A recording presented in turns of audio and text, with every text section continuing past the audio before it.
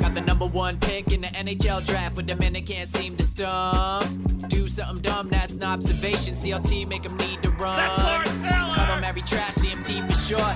Wonder if we best once you peep the score. Up at the crack of dawn, top stories of the morning. While you're yawning, grab your coffee, rise and shine with 8:80 a.m. This is Drop Time. We provide highlights from your favorite teams. Got Dave and Rick making plenty of picks. It's Rule 76. I told you the weather was going to be great yesterday. Oh, what a glorious weather day, because it feels like that's about all we have. We are D&R, ESPN New York. Today, what do we have? CMT 745, Mel Kiper Jr., 8:15, stuff you missed, 9:15, and a lot of interaction, a lot of conversation, a lot of Yankees, a lot of Giants, a lot of Jets.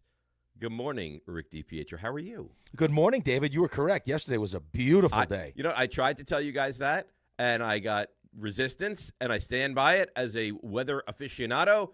Gorgeous day yesterday. Gorgeous day. I don't think it made up for what we had to endure over the weekend. I never said that. Well, you said, well, we have that. We have that going for us. Well, which we is had nice. we had that going for us. I didn't say it made up for the Giants turning the ball over 5 times. Yeah, I mean, listen, you were absolutely correct.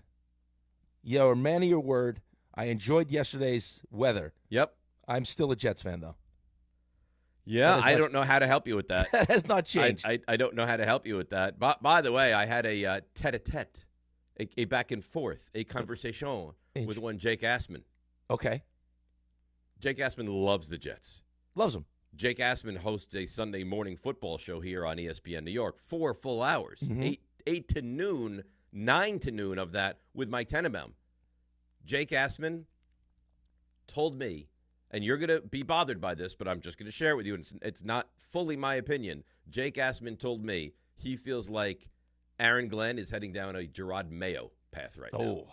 Yes. So we're already doing that 5 weeks in, Yeah, huh? because Jake believes, and I don't know that I believe this. In fact, I wouldn't say I do believe this, that the Jets quit on their head coach on Sunday. Already? That's what he feels. All right. I mean, listen, that's his opinion. On the head coach. I don't know if I share that opinion. I don't think that they've quit on the head coach, but I think when you try to coach the way that Aaron Glenn coaches, I think there's a chance if you don't have results, there will be players that tune you out. Right? If you come in as, call it what it is, as kind of a hard ass, right? And you don't have the results, or players personally don't have results. Yeah, I mean, there's going to be a level of frustration. It's like, I mean, we need to. I don't care who the player is. I mean, every player. I even think the best of players, they'll accept coaching. I think that they want to be coached, as long as that coaching helps them get what they want, right? Either personally or team wise. We all want to win, right? I mean, we all want to win. We all want to have success. Course. So if you can give me whatever it is, some kind of edge to make me better, then, I'm in. But if you can't, you know what I mean? What exactly are we doing here? Yeah, I think that's the question a lot of Jets fans have right now. I mean, you're the only winless team in the NFL. The Giants are not much better than you. I think today we start with, because this could be it. I don't think it will be, but this could be it. Yankees, right? Game 3 tonight. 3rd time they're facing elimination, but different animal. Because you didn't get whooped by the Red Sox. You got whooped in 2 games by the Toronto Blue Jays. Yeah, and I think there was a level of confidence still from their manager. I mean, after they lost that first game, he's like, they fully expected that they would bounce back in game 2 and win game 2. I think if you're a Yankees fan, you should have had a level of confidence. Right. I mean, we needed a split. Yep. We need a split, right, going into game 2, and we have our ace on the mound. So why would you not have had? I mean, no. See, I hate. Here's my biggest problem with you sometimes. Okay. Is you don't always listen the right way. Red Sox series, not this series. Oh, okay. Red Sox series, I think there was a level of confidence. After they lost game 1, Aaron Boone kind of came out and was like, I apologize. I didn't that's hear you fine. say Red Sox series. Listen, that's fine. It's early in the morning. That's fine. I should have done a better job. That's on me. I'll take the blame for that. Red Sox series, I remember as we broke down that first game, Aaron Boone, we played some sound. He was confident. We're going to bounce back in game 1. Game 2, I fully expect us to win game 2. So I think this is a little different, like you mentioned, because you got your doors blown off in the first 2 games. But Carlos Rodon's going, pitched well. I mean, wasn't great against the Red Sox, but was good. Was fine. Serviceable. Yeah. The real daunting task now is we got to win two at home, and then we got to go back up to Toronto, where Max Fried hasn't had success. No, and we haven't had success. No, and you've heard the rumblings, and good on Michael Kay for shutting them down. Toronto's cheating. Oh, okay, right. You heard this yesterday. I heard right? that. Yeah. I mean, it's got to be Carlin something. Discussing it as a possibility. Not that he was saying they are. He said make it make sense. Well, Toronto. I mean, they had the best record in the American League, or tied for, but they had the tiebreaker. I mean, this is a big-time offensive team. So now we're going to play the game because they hammered us. Now we're going to play the game of they were cheating. Well, I think just when you have like Max Fried, right? Max Fried's been awesome. Like the little spurt there where he wasn't Max Fried, but for the most part he's been awesome. So when Max Fried gets hit around the way that Max Fried gets hit around, and it's happened, I mean, he has not pitched well in Toronto. It's like, well, what exactly is going on here? But is that what we are now? Like if a team hammers us in their home ballpark, now they're obviously cheating. Well, I think we're always looking for excuses. Stealing signs is one, like involving a video component and garbage can. That's cheating. Right. If you have a guy at second base and you see the signs, you're able to communicate that to the batter. That's not cheating. That's baseball. Right. I don't think you're wrong, and I don't. My first thought wasn't, hey, Toronto's cheating. Like, I watched Toronto play baseball all season long, and this is what they do. Right? I mean, I guess the difference in this series so far is how many home runs they're hitting. I mean, 5 home runs in game 2. Right? Still putting the ball in play. What, they have 15 hits? Still don't strike out, but, I mean, 5 home runs. So, I mean, they have more home runs in this series than they have strikeouts. But, I mean, it's just the Astros did it. And once the Astros, unlocked that door of, hey, at home we found ways to cheat, I guess your first thought now in baseball is, well, if you're having this much success against someone as good as Max Fried, there's got to be a reason why. That's wild to me. I guess that's it. You know what? It's also easier than saying they're just kicking our butts, right? Right. It's easier. Well, there has to be a reason. What are they doing? They're cheating, so that must be the answer. Rather than they're out there and they're literally crushing us. Right, they're locked in. Like Max Fried didn't pitch well, didn't have his best stuff, and they're locked in. Yeah, listen, man. I mean, the Yankees tonight, and Carlos Rodón especially tonight, has a huge opportunity. I think just Carlos Rodón in general. I don't think I know one Yankees fan, including the two on this show, that truly, like, deep down in their heart of hearts, believe in Carlos Rodón. No, I know Ray does not. I don't at know, all. I don't know where. RJ, are you? What's your take on Rodón? Like, do you have confidence in him, or are you still in a wait and see mode? I have confidence in him for a quality start. I don't have confidence in him to go.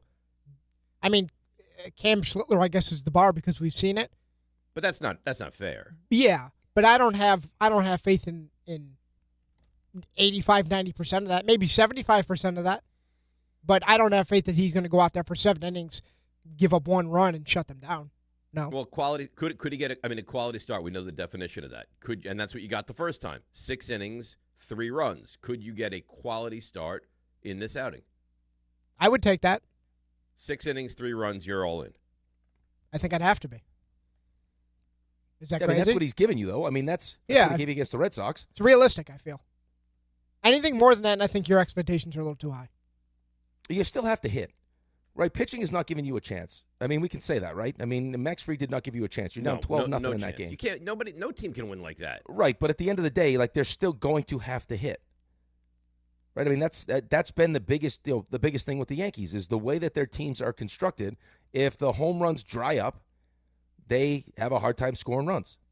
Well, they haven't. I mean, in this series, I know that there was window dressing in Game 2, but when it mattered, they weren't scoring runs. They were, it was 10-1 in Game 1 and 12-0 at one point in Game 2. Is that accurate?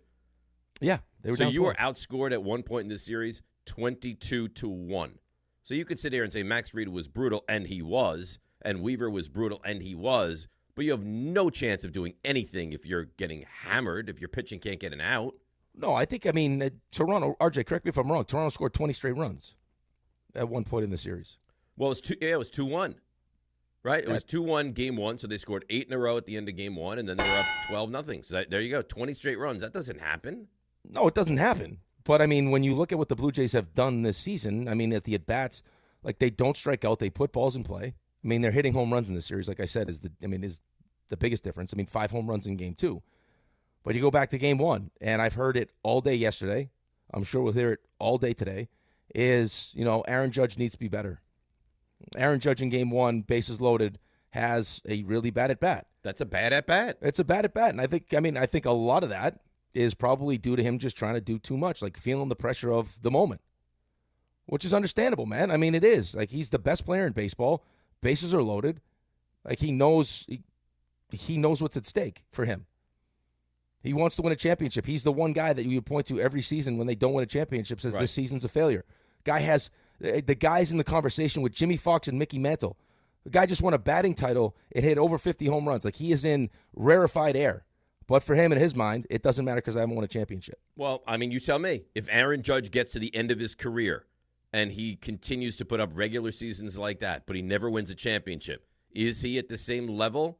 Is he he's an all-time Yankee, but he's not DiMaggio, he's not Jeter, he's just not. No, he's a better player than Derek Jeter, but you won't think of him as that Mount Rushmore guy because I think, especially with the Yankees, and maybe I'm wrong, I think you need to win a title.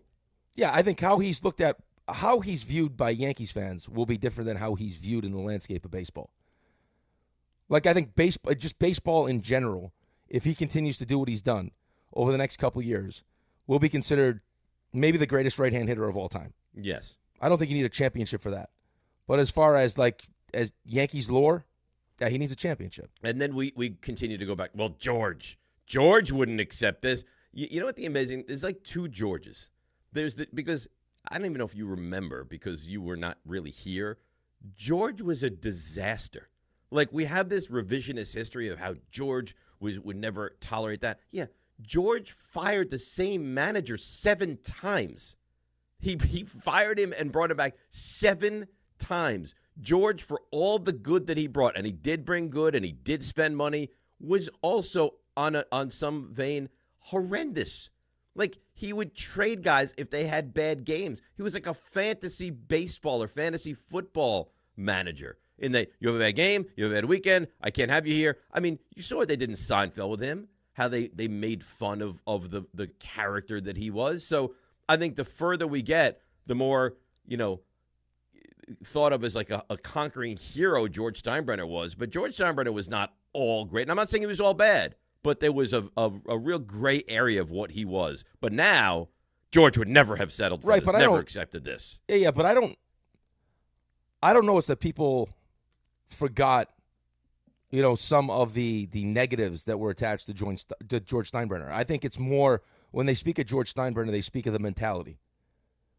That it was all about you have to win mentality. It was all about championships. If you don't win a championship, it's a failure. Right, but it's not. I don't even know if it's necessarily like if you don't win, it's a failure. Like, that was his mentality. Listen, I know that was his mentality, but I'm saying even if you were if you get to the World Series and you lose to a better team, is your season really a failure? No, your season's not really a failure. No. What I mean is that I think now what Yankees fans have a hard time with is that Hal runs this like a business, right? Like, we've gone from a business to, I'm willing to do whatever it takes. It's what frustrates Ray about Jerry Jones. I think that you're right. There's a different definition of winning now, right? Like, winning business-wise that's what a fan doesn't care about winning business-wise. A fan cares about one thing and one thing only. That's just winning games, winning championships. And when you treat it like a business, it frustrates a fan base, especially when you spent your entire existence. Like, the reason why we're above all these other fan bases is because of the number of championships, and all we care about is championships. Right. You guys are happy making the playoffs? I think that's fair. I think that's very fair. But I'll tell you another thing. I don't think there's any way that Boone and or Cashman would still be here if George were running things. He would not accept 16 years without winning a championship. Right, probably not. No, probably not. And I don't know if that's a good thing or a bad thing. Yeah, I don't know. Like, I was listening to, I heard some of A-Rod yesterday. He did an interview, and he was talking about how you need continuity. He's like, teams with the best players don't win championships. The best teams win. He said that was part of the reason why. Now, this could be kind of taking some of the blame off of himself for not performing in the postseason, but he said the reason why it took them as long as it took them to win a championship, they didn't win until 2009, was because they didn't have the continuity. And once they built up that continuity and became a great team, that's when they finally won. Yes. Now, I don't know if you want to buy into that or not. But I think go ahead. No, I think there is a fine line between being, knee-jerk, over-emotional, which I think George was definitely that, and then just like at a certain point being like, hey, we've given this as long as we can give it. Your philosophy doesn't work. Like, let's move on. But does it not, like, are we at the point where we say Cashman's philosophy, Boone's ability, it doesn't work? Like, it has been 16 years. Right, Does but I it think not? it depends, right? It depends on what your definition of success is. Like, go back to, I'll take this as my own personal experience. So when Charles bought the Islanders, he didn't know hockey. He was a basketball guy. So Milbury became his hockey guy. So whatever Mike's opinion was, it kind of became Charles's opinion. Now, as Charles, watched more hockey and got more comfortable, they would go back and forth. But I think that we could make Hal and Brian, they call him he's like a Steinbrenner. He's like his brother, right? Yeah, he's like the next son, yes. I think that Brian Cashman has talked Hal into, hey, the postseason is a crapshoot, right? Like, that's his mindset. It's not championship or bust. It's like, hey, let's get to the postseason and, we'll see what happens. But you need to know, what's the definition of success for Hal?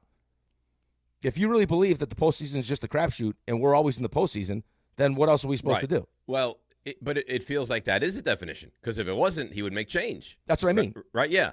But then on the flip side, if I'm talking to Hal, I'd say, all right, Hal, if it's such a massive crapshoot, then why have the Dodgers won 2 championships in the last 5 years or 4 years even, right? They won in 20 and they won in 24. And you'd have to say, and even RJ would now have to say this, are the favorites to win another championship. So if it is such a massive crapshoot, why we have the real potential that a team is going to win for the 3rd time in 5 years? Doesn't that dispel crapshoot? Yeah, I think it does. But also, do you think that the Yankees spend a lot of money, but are they spending at the level that the Dodgers are spending at right now? It's not far off, is it? The way they're spending it is different, right? The fact the Dodgers defer everything. Right, but look at how many the Dodgers are a better team. That's my point. Right, but is that because they're willing to spend as much money and defer money and all these different the ways to get around, around actually just dumping all the money? Look at that team though. You got Snell, you got it's just top to bottom the amount of depth that team has. The Yankees I don't think the Yankees are as good as the Dodgers. They're not as good as the Dodgers. I but wholeheartedly agree with that. Is that because you're not willing to spend or be creative the way that the Dodgers? The Yankees aren't going around deferring all this money like the Dodgers are doing. Well, maybe they should be. Yeah, but that's not a Brian Cashman thing, though. That's a Hal Steinbrenner thing. So how do you fight? If that's something that Brian Cashman wants to do, or, hey, Hal, why don't we get creative here? We need some depth here. Let's do some different things. Mm. And he's like, no, I don't want to do that. I don't want to defer. I'm not deferring $680 million for Shohei Ohtani. Listen, but then you're always going to be at a disadvantage. Then you are the other teams in comparison to the Yankees. Right. Well, but that's what you saw with Juan Soto. I think that becomes the conversation. I think depending on what happens with Aaron Judge, that'll be the conversation. And then the other part of this will be, would we have been better off doing whatever it takes to keep Juan Soto? Because with Juan Soto, you were in the World Series. Right, but you also had I don't think you faced a team as good as Toronto last year. Listen, and I completely agree with you. If you sign Juan Soto and you don't bring in Max Fried and Garrett Cole goes out, what's your season look like? Well, are you even in this position now?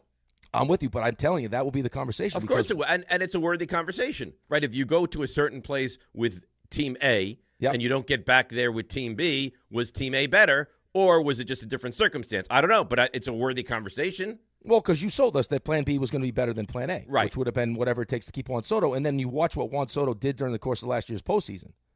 Right. And you saw what Juan Soto did during the course of this regular season. Right, but for a Yankees fan, they'll just – because Juan Soto had a great season for them regular season, but it was really postseason where you make they fall. Well, because if Aaron Judge isn't going to be – now, Aaron Judge numbers-wise has been great, but it has – how impactful has it been? That's – I've already heard that a million different times, right, that at bat in Game 1.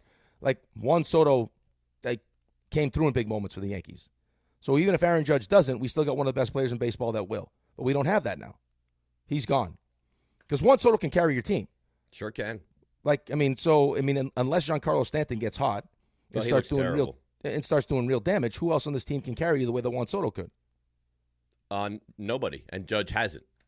Right. So that, I mean, again, I think those will be the two. And, of course, always the, Aaron Boone stinks, let's fire him conversation. Right, which doesn't make any sense through this series. All right, so let's break. We'll come back. We'll get into a little football, continue with the baseball conversation. 800-919-3776. CMT. No CMT sandwich today. Or Sangi. Sangi. Like Sangi. That doesn't exist. Unless you're a fan of the open-face sandwich. Because that will happen. You go to a diner, you get a nice open-faced turkey sandwich. Who says no? Little gravy, some mashed potatoes on the side. Who says no to that? So yeah, today's a Buster Mel CMT Sangui. Oh, the Sangui. And you know what's amazing is I said the what? You're like, yeah. You were like defensive of it. Like, yeah. The Sangui. I think you're convinced you said sandwich. I wanted to say sandwich, yeah. And you said the Sangui. Listen, when you sleep 3 hours a night, sometimes you think you're doing something and you're not really doing it. Right. You know what I'd like? I'd like you to go up to that area in the front of the diner. What do they call that area? I think it's the counter. And order a Sangui. I get some kind of like a Spanish sandwich. You know when you go to a diner and you can sit up by the flat top? What is that called? The counter? Counter? Yeah, the counter. Give me the Sangui. It'd be some kind of like weird sausage. You go up in that area where they have the flat top and the muffins and all that, and you order yourself a nice Sangui. You know what's sad, though, about beautiful. that whole thing? I'll tell you right now what's sad about that whole thing is. Yeah. That's like one of my great childhood memories, is doing that. Like I tell you about my grandfather's store all the time. Yes. Yeah, like one of my great childhood memories is sitting at that counter, eating a sandwich or a Sangui. Yeah. And somehow managed to just, like, the whole counter thing just escaped me. Yeah, the counter thing escaped you, and then years later you called it a Sangui. Welcome to DNR. All right, so let's take a break. We'll come back. We have a lot to do, a lot of Jets, a lot of Giants. Mel Kiper is going to join us. Maybe a little college football with him as well. Rangers open tonight. A lot going on. DNR with you, ESPN New York.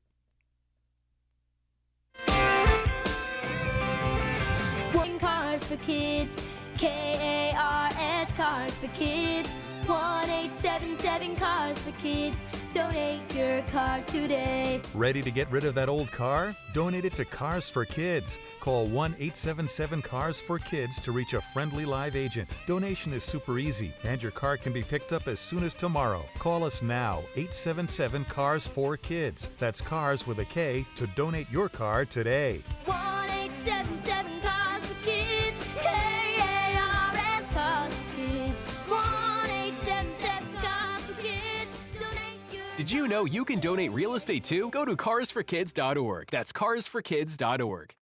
Morning, Zoe. Got donuts. Jeff Bridges, why are you still living above our garage? Well, I dig the mattress, and I want to be in a T-Mobile commercial like you. Teach me, Saldana.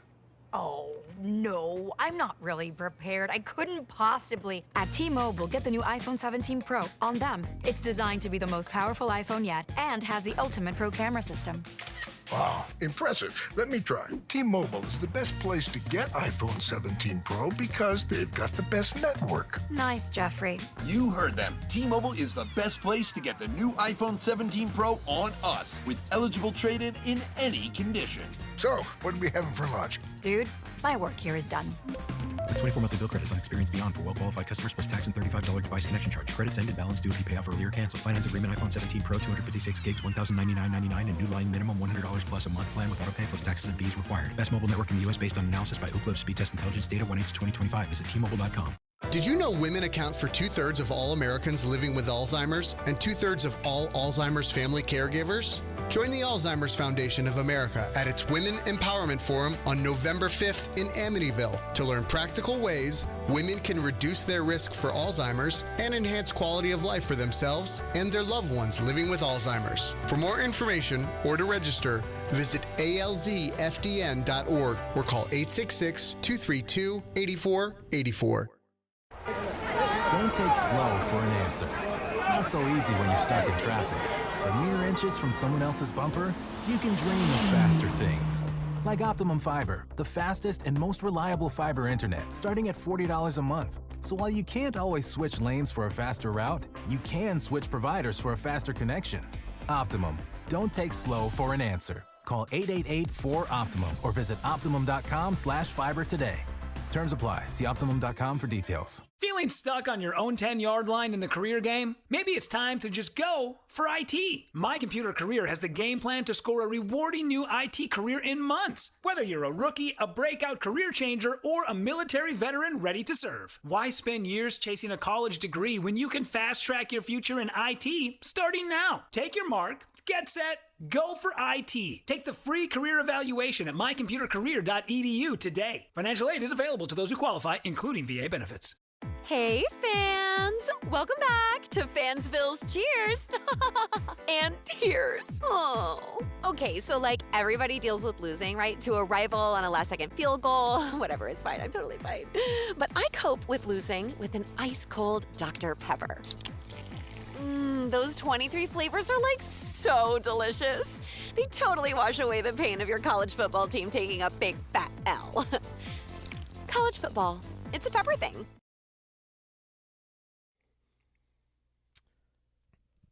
By the way, DNR with you, ESPN New York. Every once in a while, you pat yourself on the back. Watch this. Pat myself right on the back. Why? Because I told you something seemed wonky with the Jets and Giants spreads yesterday.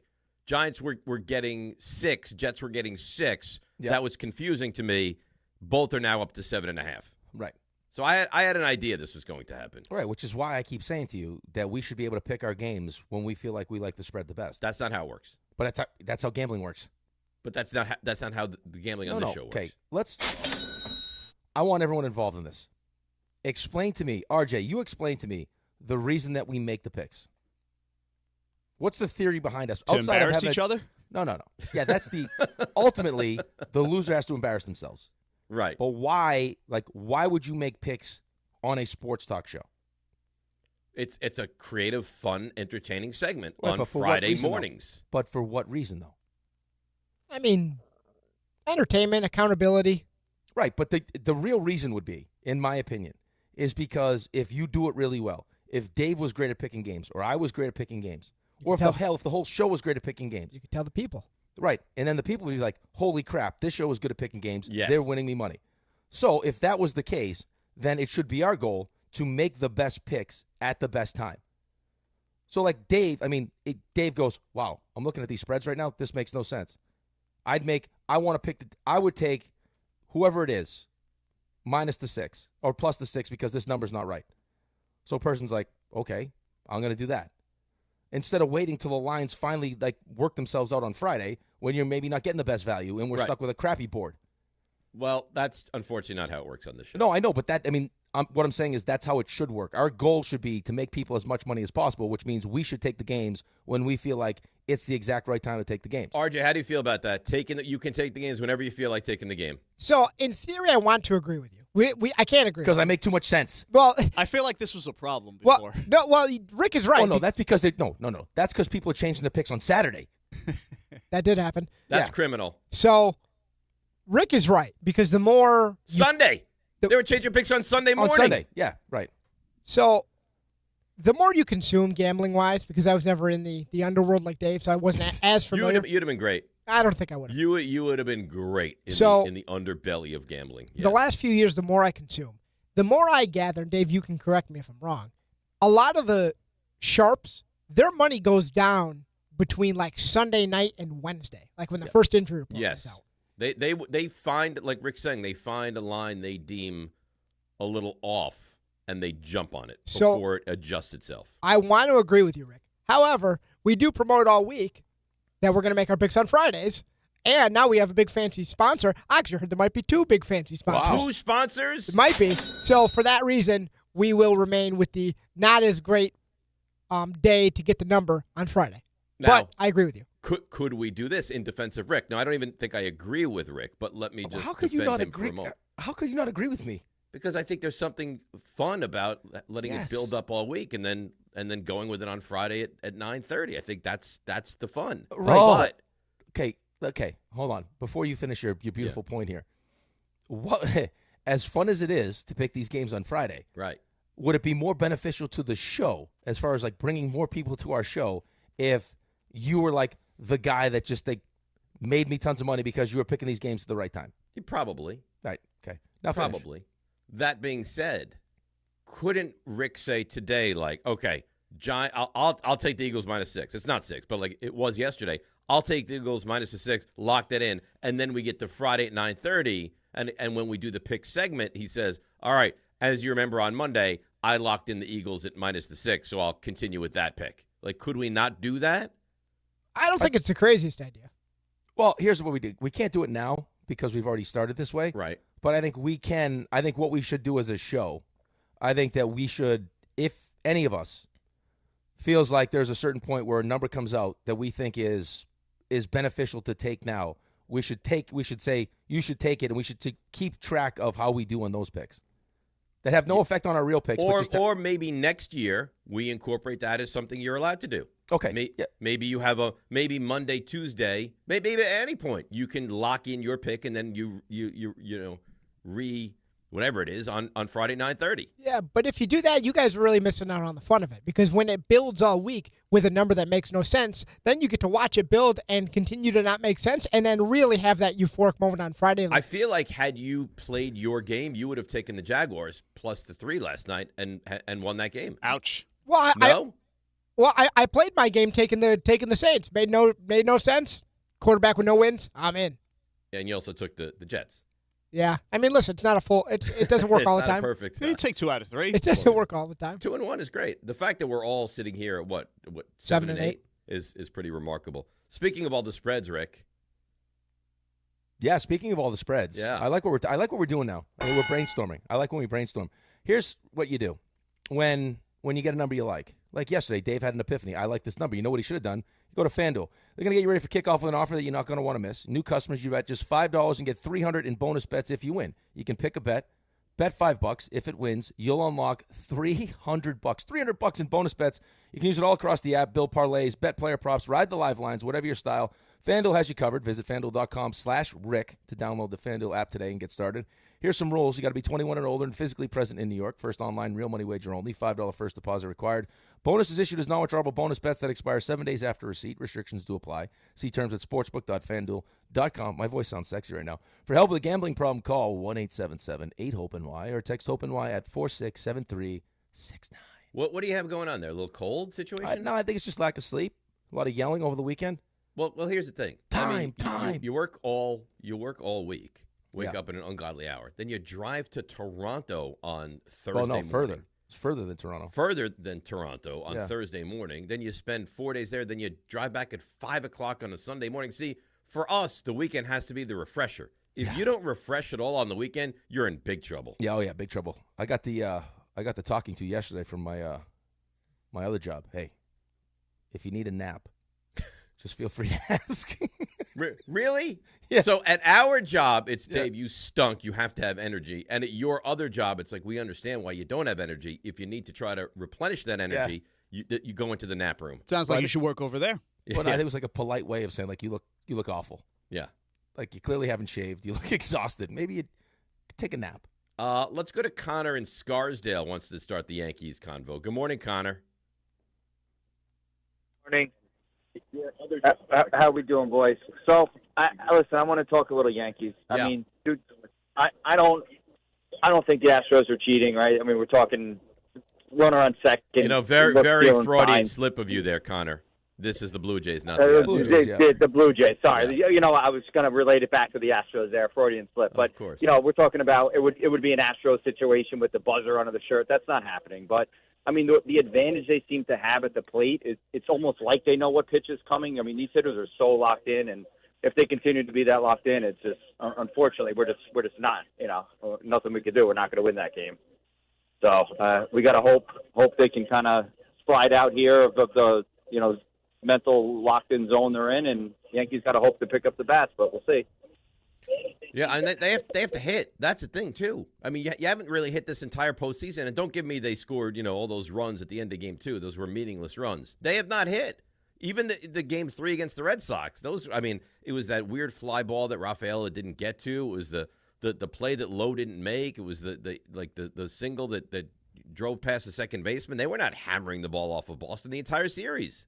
No, I mean, they haven't. And, this is what Toronto has done. This is why Toronto's been such a hard matchup for the Yankees, is they put balls in play, which stresses their defense, and they don't strike out.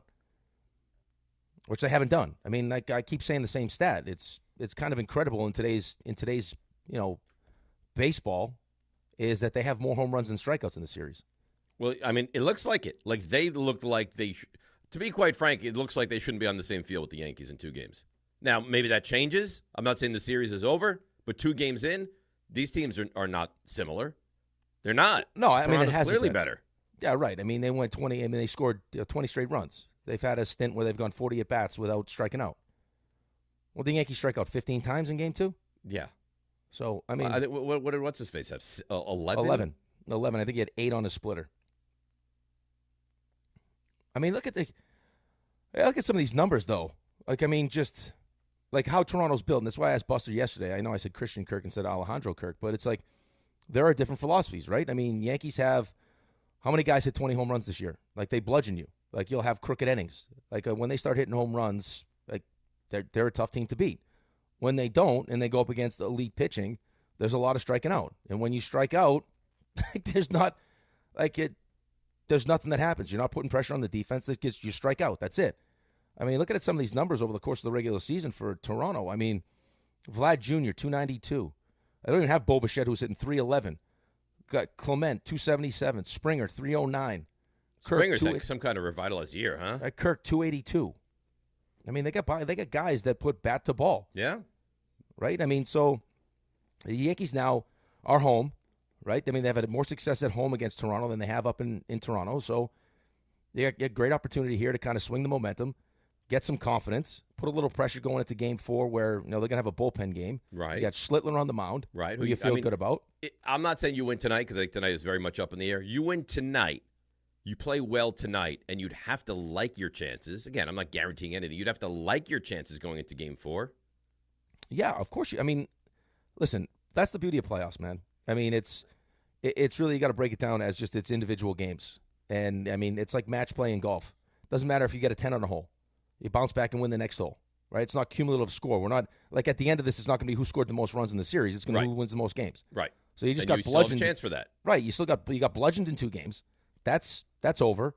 Toronto did exactly what they were supposed to do. They beat you up at home, and now you return the favor here at Yankee Stadium. That's exactly what you need to do. All right, what we need to do is take a quick break, come back, more Yankees, get to your calls. We'll hear from Aaron Boone, 800-919-3776, and then we'll morph into some football, maybe even a little hockey today. It's DNR with you, ESPN New York. There's nothing the voice in our head obsesses over like our health. But with over 100 lab tests and insights, Function can help answer the questions like, why am I so tired all the time? How can I get better sleep? My friend was telling me about magnesium gummies she takes. Know if my heart is work stress affected? It's time to up my cardio. If my mom has something, how would I find out? It's time to get some blood work done. A Function membership gives you a comprehensive health check with results tracked over time. Find out what you're made of at functionhealth.com. Ballybet Sportsbook. Yo, Ballybet stacked for football season. When it comes to sportsbook apps, it's undefeated. Ballybet. Check out that brand new parlay zone. Here's the kickoff. Build your bets and place them right on your phone. What? Live bets, daily boosts, and promos. Increase your odds so you can win more dough. Touchdown! Ballybet's the play. Make game day more fun and download it today. Must be 21 plus, New York only. Gambling problem? Call 1-877-8-HOPE-NY. Ballybet Sportsbook and Casino. Download it. Is college even worth it these days? At Empire State University, it actually is. They are SUNY's leading online university. Flexible, affordable, and built for real life. With more than 120 degree programs, you can study what matters most to you. And students agree. They're ranked #1 in student satisfaction among SUNY schools. Whether you are finishing what you started or starting fresh, your goals are within reach. See for yourself. Visit SUNYEmpire.edu before the next term begins.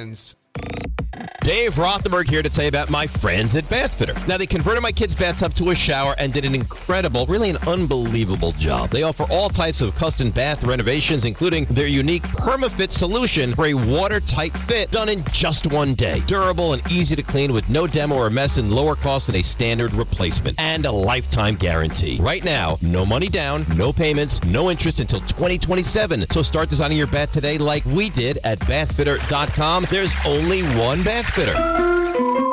The Fox Nation Patriot Awards returns for a new year. Are you ready to get the show started? Join host Sean Hannity and special guests and be part of the celebration live in New York. Tickets are available now. Go to foxnation.com/Patriot Awards. The following is a paid advertisement for the Wellness Company. Hey there, it's Michelle Smallman from Unsportsmanlike. I'm thrilled to be joined by Dr. Drew from the Wellness Company. And Dr. Drew, you have something very exciting to talk about today, the medical emergency kit. Tell us a little bit about this. It is exciting. Look, I have been fighting to try to protect the patient-physician relationship my entire career, and we have lost.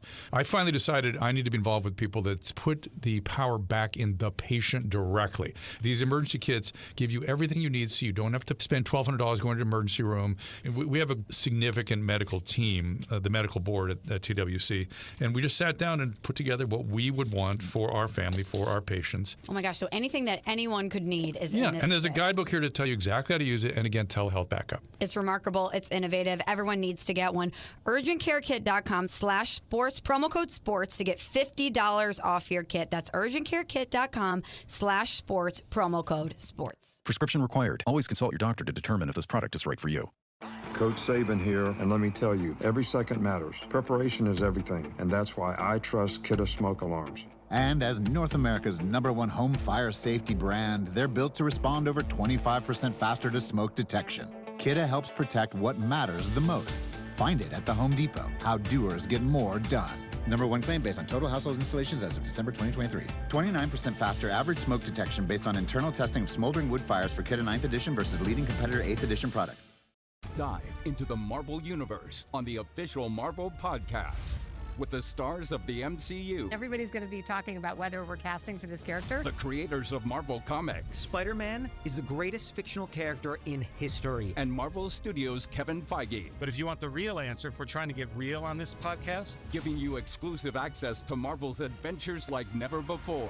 The official Marvel Podcast. New episodes every Wednesday wherever you listen to podcasts. From the regular season to the Super Bowl, ESPN New York is your destination for football. We've got crazy fans.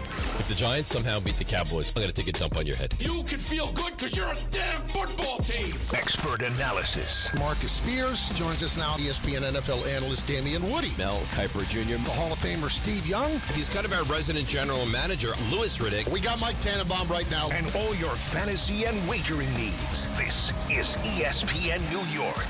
We are football.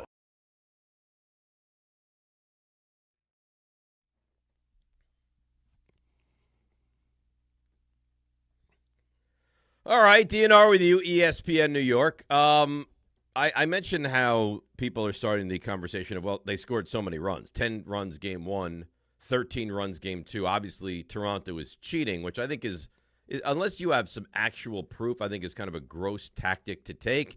And Michael Kay, who hosts the show from 1 to 3 here on ESPN New York and is the voice of the Yankees, had a real problem with that. Here he is yesterday on his show. You're 1-8 in Toronto. I'm just talking about the Yankees. You're 1-8. And if something is in fact untoward going on, figure it out. Figure it out. You got swept in July there in a 4-game set that changed the whole course of the American League East. That's where the Blue Jays took over, and they never relinquished. Figure it out. If you think that they're doing something weird or they're doing something illegal, figure it out. Don't sit back and woe is me. Come out and say it. If you think that something is happening, come out and say it. Give me specifics. Otherwise, shut up and play better. You're insulting a team that has shown you from the entire season on they've done a really, really good job playing baseball. They don't strike out. They put the ball in play. And they don't strike out on the road either. They put the ball in play. They make the plays defensively. But you're going to hint and intimate that they're doing something illegal. That's on you. If you think they're doing something illegal, you had all year since July to figure out what it is. All year. So I love his impassioned, lecture, firstly. And secondly, doesn't it kind of fly in the face of everything if they're also not striking out on the road? Of course. So the problem is, and this is this way all over, it's almost impossible for people to say they're better than us. Or they just kicked our ass because they're a better team or they played better than us. People can't do it. They can't say it. No, like even for an athlete, though. I mean, it's never easy to just admit a team's better than you or a player's better than you. Well, maybe there's got to be other reasons. Yeah, so the case point, at home they hit 271. On the road they hit 260. But it's not like 260 is. I mean, 260 is good. No, 260 is good. Yeah, I mean, OPS at home 788, OPS on the road 734. So that's not a huge discrepancy. No. And now, if you have something, I agree with him. Right. If you have something, let us know. Right, but I also don't know if it's just that easy though. Right? Like, I mean, just figure it out. Well, I mean, what if you can't figure it out? Then they're doing it very well, aren't they? Well, that's what I mean. I mean, if they are cheating, like maybe you can't figure it out until someone that tells you exactly what they were doing. I mean, I would like to believe if you knew what Houston was doing at the time they were doing it, then you would have said like, this is exactly what they're doing. Right, they're cheating. They have a buzzer system. There's a trash can involved. Right. They're cheating. Right, and you could have stopped it at that point, but you didn't because you didn't know. I'm sure at the time you suspected something, and you couldn't. Like they were good at it. No one was going to say anything, and then finally you figured it out. But what do you think would have happened? Oh, if they were cheating? No, I believe they were. Houston I'm talking about. If when Altuve hit the home run and is rounding the bases, they rip off his shirt, and he has a buzzer system under. Oh, he gets kicked out. They all get kicked out of baseball. All of them. But they just won the series. So do they not advance now? Like, what happens? Yes, they're done. So they're not allowed to play in the next series? There's no coming back from that. Buzzer system, there's no coming back. You're done. I mean, that's over. I mean, you can't. Come on, man. I know it's a bad look for the game. It just doesn't make sense to me that he was so. You do not touch my shirt. Do not rip my shirt. Because I got a tattoo. Come on, man. Stop, please. Let's go to Stamatis in Astoria. Good morning, Stamatis. How are you? Hey, good morning, gentlemen. How you feeling today? Good. Excellent. Listen, I wanted to go back on something that Rick was talking about before about the Yankees. Look, as you know, I'm a Met fan, but I want to kind of defend the Yankees a little bit here. So you guys are talking about the Dodgers and, basically their MO of what they've been doing, and if the Yankees are not willing to do the same. I kind of don't think that's fair. I think that the idea that what the Dodgers are doing right now I like to compare it to steroids. It's like GM steroids. It's like, it's like it's not illegal yet, but it feels illegal. It's like every time you got a notification this past offseason, they were signing everybody under the sun. But so why? But it's not illegal, right? So like it's not if I get caught doing this, I'm gonna get suspended from baseball. I'm gonna be a pariah. It's what the most successful team in baseball is doing right now. So if you want to be, if you want to keep pace with the best team in baseball, and you have the funds to do it, I mean, how are you defending it? I mean, the question is, do you have the funds to do it? I mean, they're doing things because they have like 4 billionaire owners that merged, and the Yankees treat their product as the business. And I think that's where the problem lies in baseball right now. And if I'm the Players Association, I think that I'm pushing to tell Manfred to get some of these, not to stray off the subject, but like a team like the Pirates, right? Great fan base, beautiful stadium, best pitcher in baseball, and they don't spend a nickel, right? So, if you turn around and tell them, look, I don't know how you force an owner out. I don't really know you have how a floor. Stamatis, what you do is you have a salary cap floor. But all of a sudden that means you're going to have a salary cap ceiling, which is not necessarily what players want. And the Yankees are going to be neutered, not against the Dodgers, of course, but against other teams. Now, this advantage the Yankees have kind of ceases to exist a little bit, Stamatis. And the Mets. Right? Forget the Yankees. Too. Forget the Yankees. The Yankees have kind of self-imposed their own salary cap with the luxury tax. It's the Mets that will get affected. If Steve Cohen's willing to just drop money, that'll affect how much money he spends. No, again, I'm not calling with an answer. It's more of a question. It's like, how do we, and so I just gave you the answer, though. Stamatis, I just gave you the answer. It's a salary cap. So when baseball shuts down, when they get locked out, this is going to be the conversation.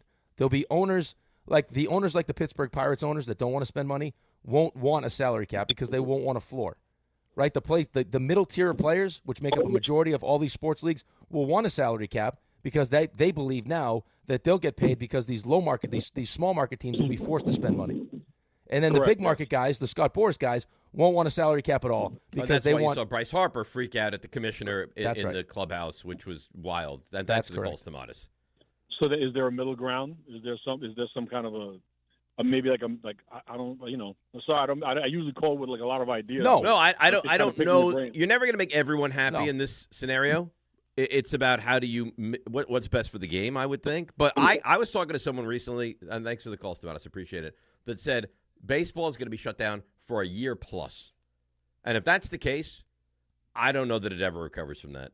Well, here's the thing, though. We also, when I asked Buster that question, believes that group of players that aren't the Juan Soto's, Bryce Harper's of the world are going to win this one.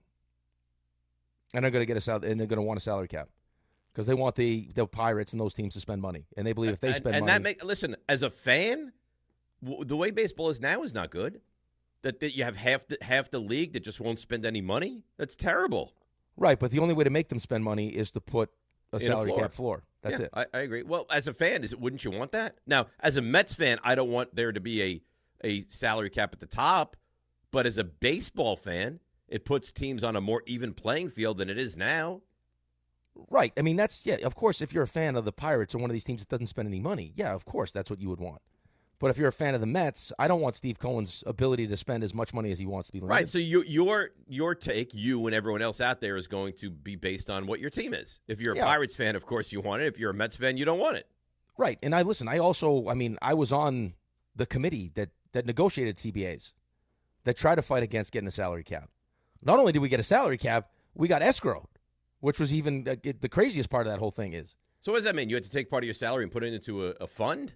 They would take our money, yeah. We would just every 2 weeks, they would decide what percentage they would take out, and then at the end of the year, whatever they lost, they'd make up the difference, and then we get whatever money back.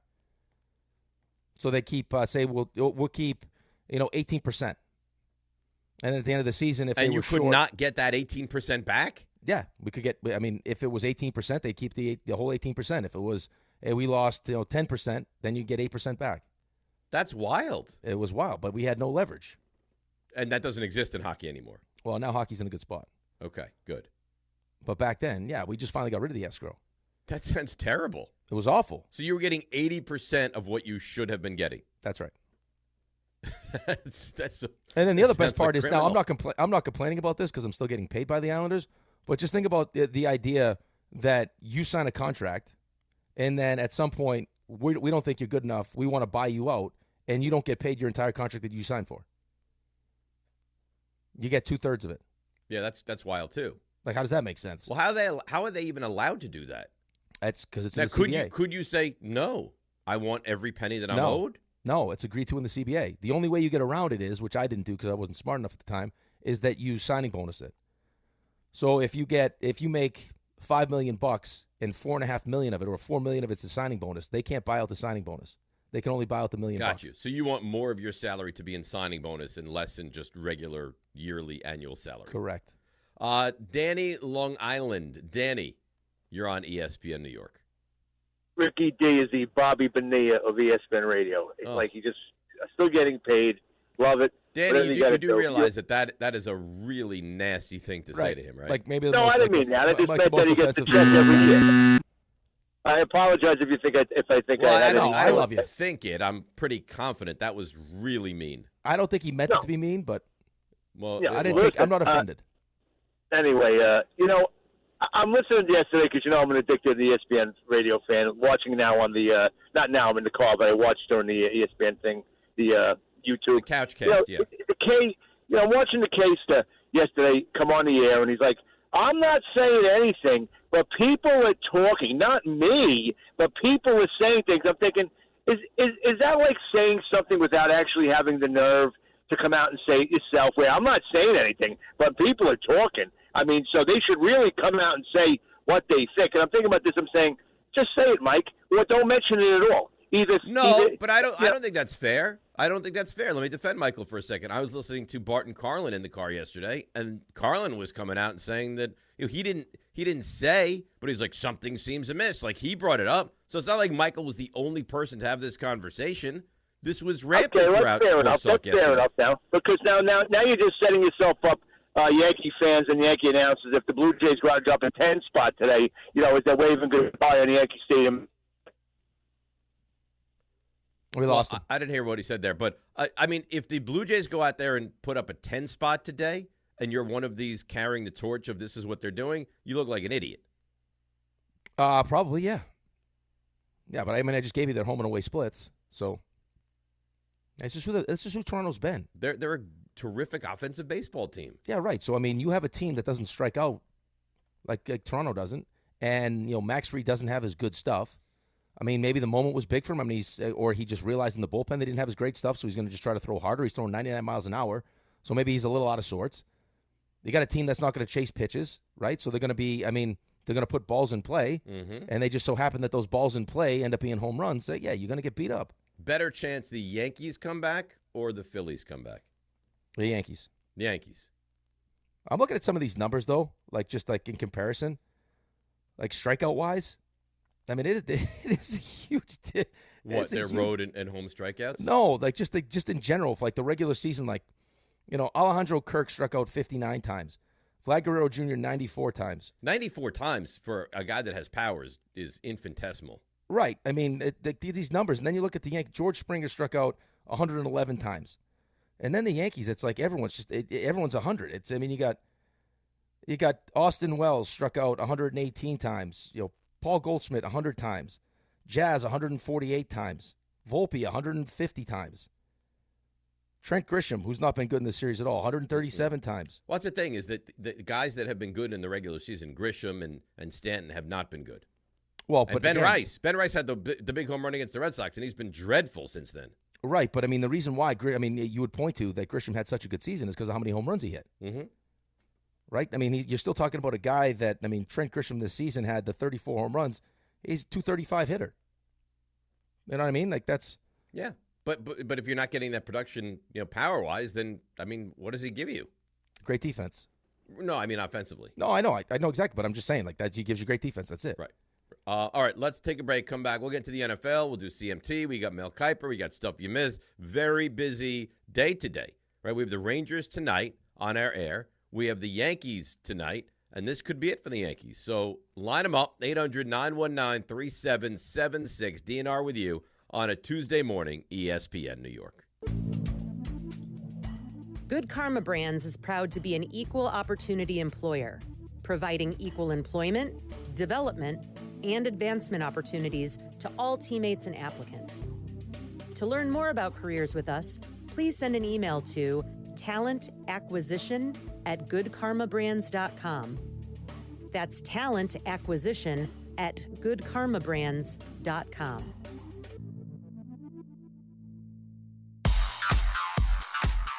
All right, let's see what's happening on the roads on this Tuesday and bring in Debbie Duhame.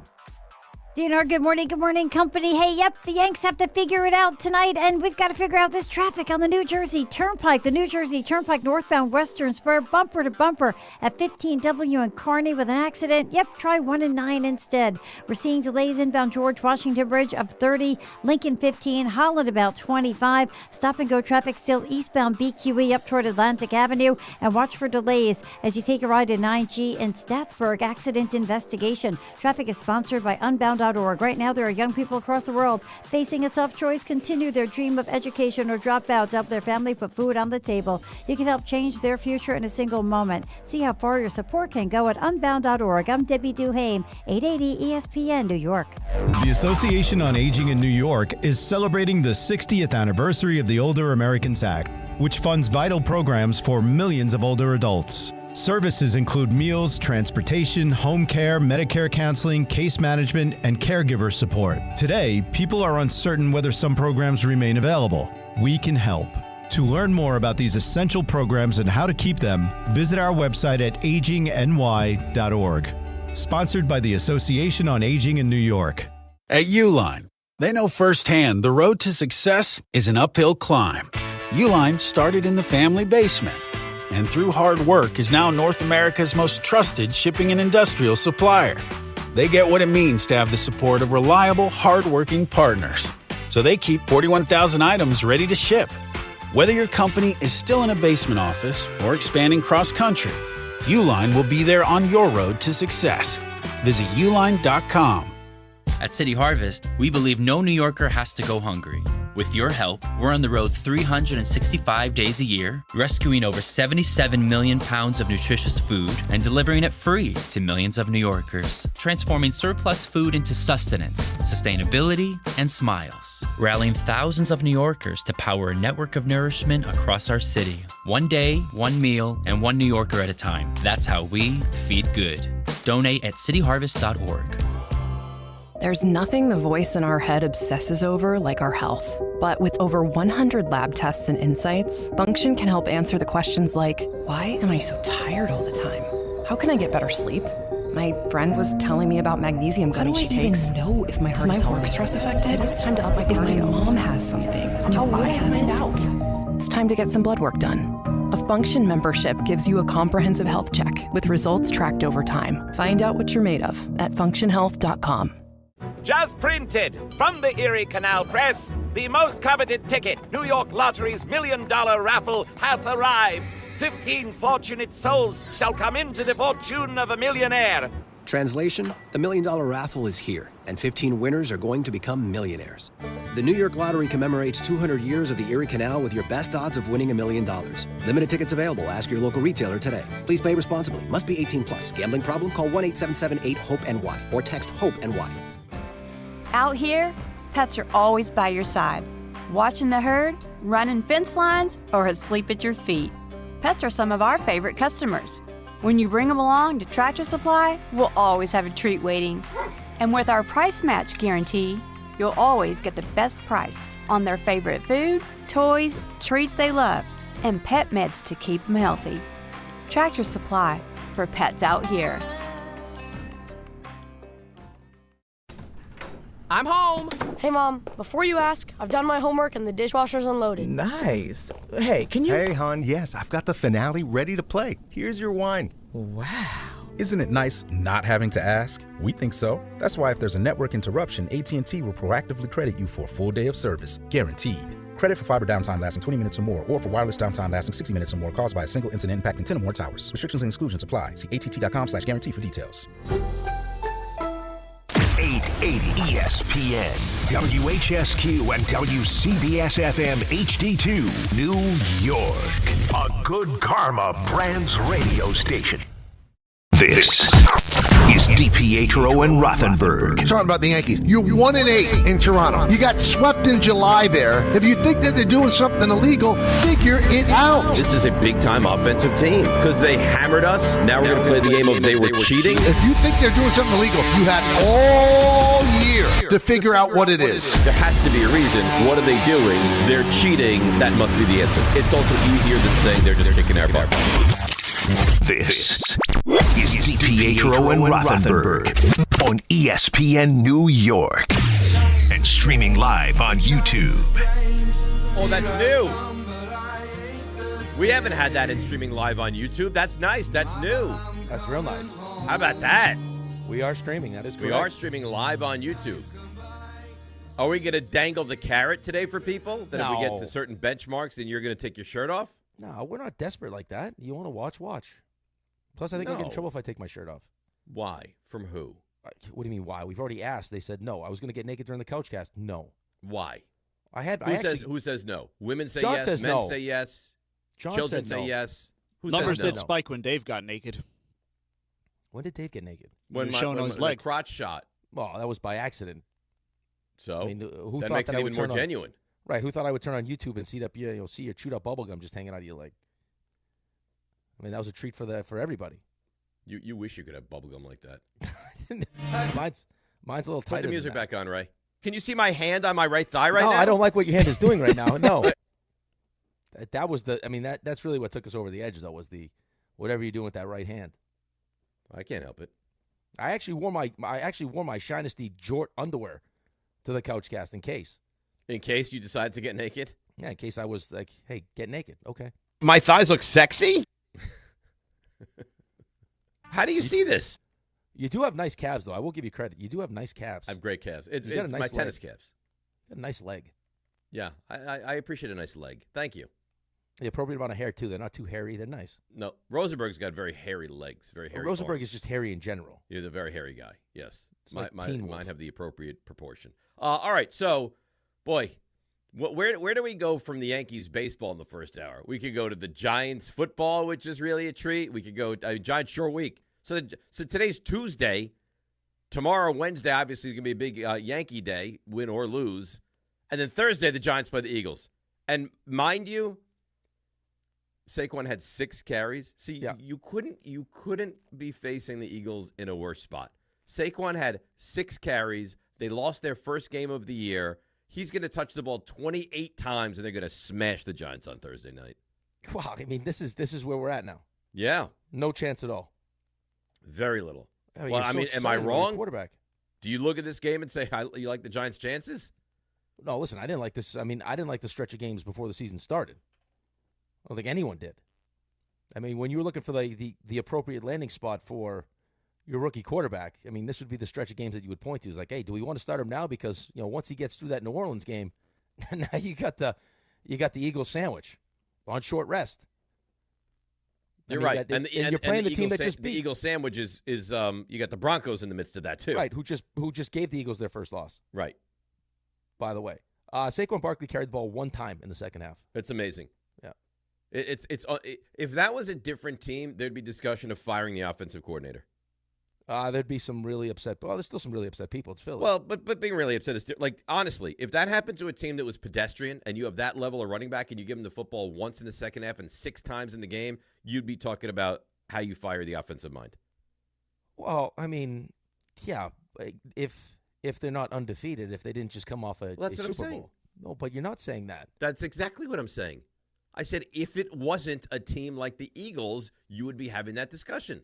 It's exactly what I said. Yeah, okay. Yeah, you're right. I mean, if it was a bad team and you had Saquon Barkley and you ran him 1 time in the second half and you lost, yeah. Right. My point is you're going to see a healthy dose of Saquon on Thursday night. I maybe I'm wrong. I don't think so. Like, I didn't think Jackson Dart performed badly against the Saints. No, I don't think he performed badly. I mean, you're actually seeing your offense go out early in games and score points. I mean, it looked good early. And then I think you get hit in the face with the reality that, without Malik Neighbors, we don't have a lot of great options, especially if, our second option that, so everyone knows, is making $12 million, as Dave likes to point out. You can laugh all you want at me for that. You kept him over Saquon. Is trying to actively sabotage your team, then you're going to have some trouble. And RJ, you didn't respond yesterday when I threatened you with physical violence. I'm so annoyed at you for this. I'm so angry at you for sitting there telling me, what is this? And stuff is happening. Before you strangle RJ again. Oh, wow. The camera's great right now, too. This is from Shams. Did you see this? I did not see it. Big news! Jazz hands! This is titillating. All right. This is from Shams. Okay. New York has emerged as the only team Giannis desired outside of Milwaukee in the offseason, sources told ESPN and the Knicks. And Bucks engage in talks for a window of time. Oh. That would have been interesting. Inside the clouds, leaving Giannis's future hanging in the balance. Oh my goodness. Yeah, but I mean he's not a Knick. Not yet. Right, but so, I mean, he's not going to be a Knick this season, so stop getting titillated and let's just focus on the team that we have now. That's fine, and I'm excited about the team we have now. I can get titillated. We've got a real opportunity this season. I mean, you tell me right now, you don't think the Knicks should go to the NBA Finals? No, I do think the Knicks should go to the NBA Finals.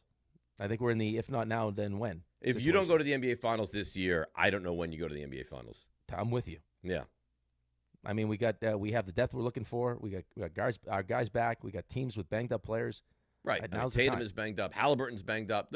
Honestly, and I don't want to spend a ton of time on the Knicks today, but this story, promotes that for a moment.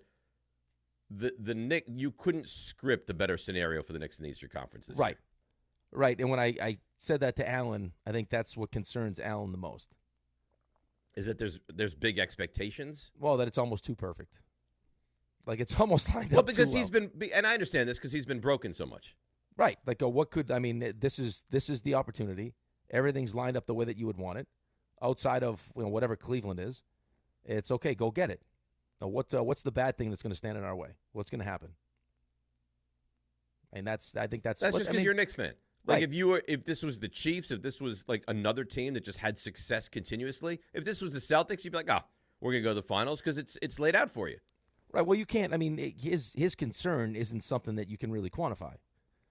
Like, it's not like, hey, here's a couple things I don't like. We don't have this kind of depth or this and that. It's just, I'm a Knicks fan. I've been hurt so many times. Well, why do you not like the Knicks? Just because I'm a Knicks fan. That's it. Right, exactly. So you're scarred. It'd be like, I know you can't even imagine this, when the Jets get good. Oh, no, it's exactly what happened to the Jets. I mean, the Jets haven't been good like the Knicks have been good, but, I mean, we got Aaron Rodgers. Everyone's fired up, and 4 plays in, he pops his Achilles. Right, because you can't have nice things. We definitely can't have nice things. Yeah, I don't know how you deal with the Jets. Anyhow, let's get back to the Giants a little bit, and if anything breaks with this Giannis stuff, which I'm sure it won't, but it's an interesting story. We can get to that a little bit later. Yeah, I said to you moments ago, I don't think Dart played poorly.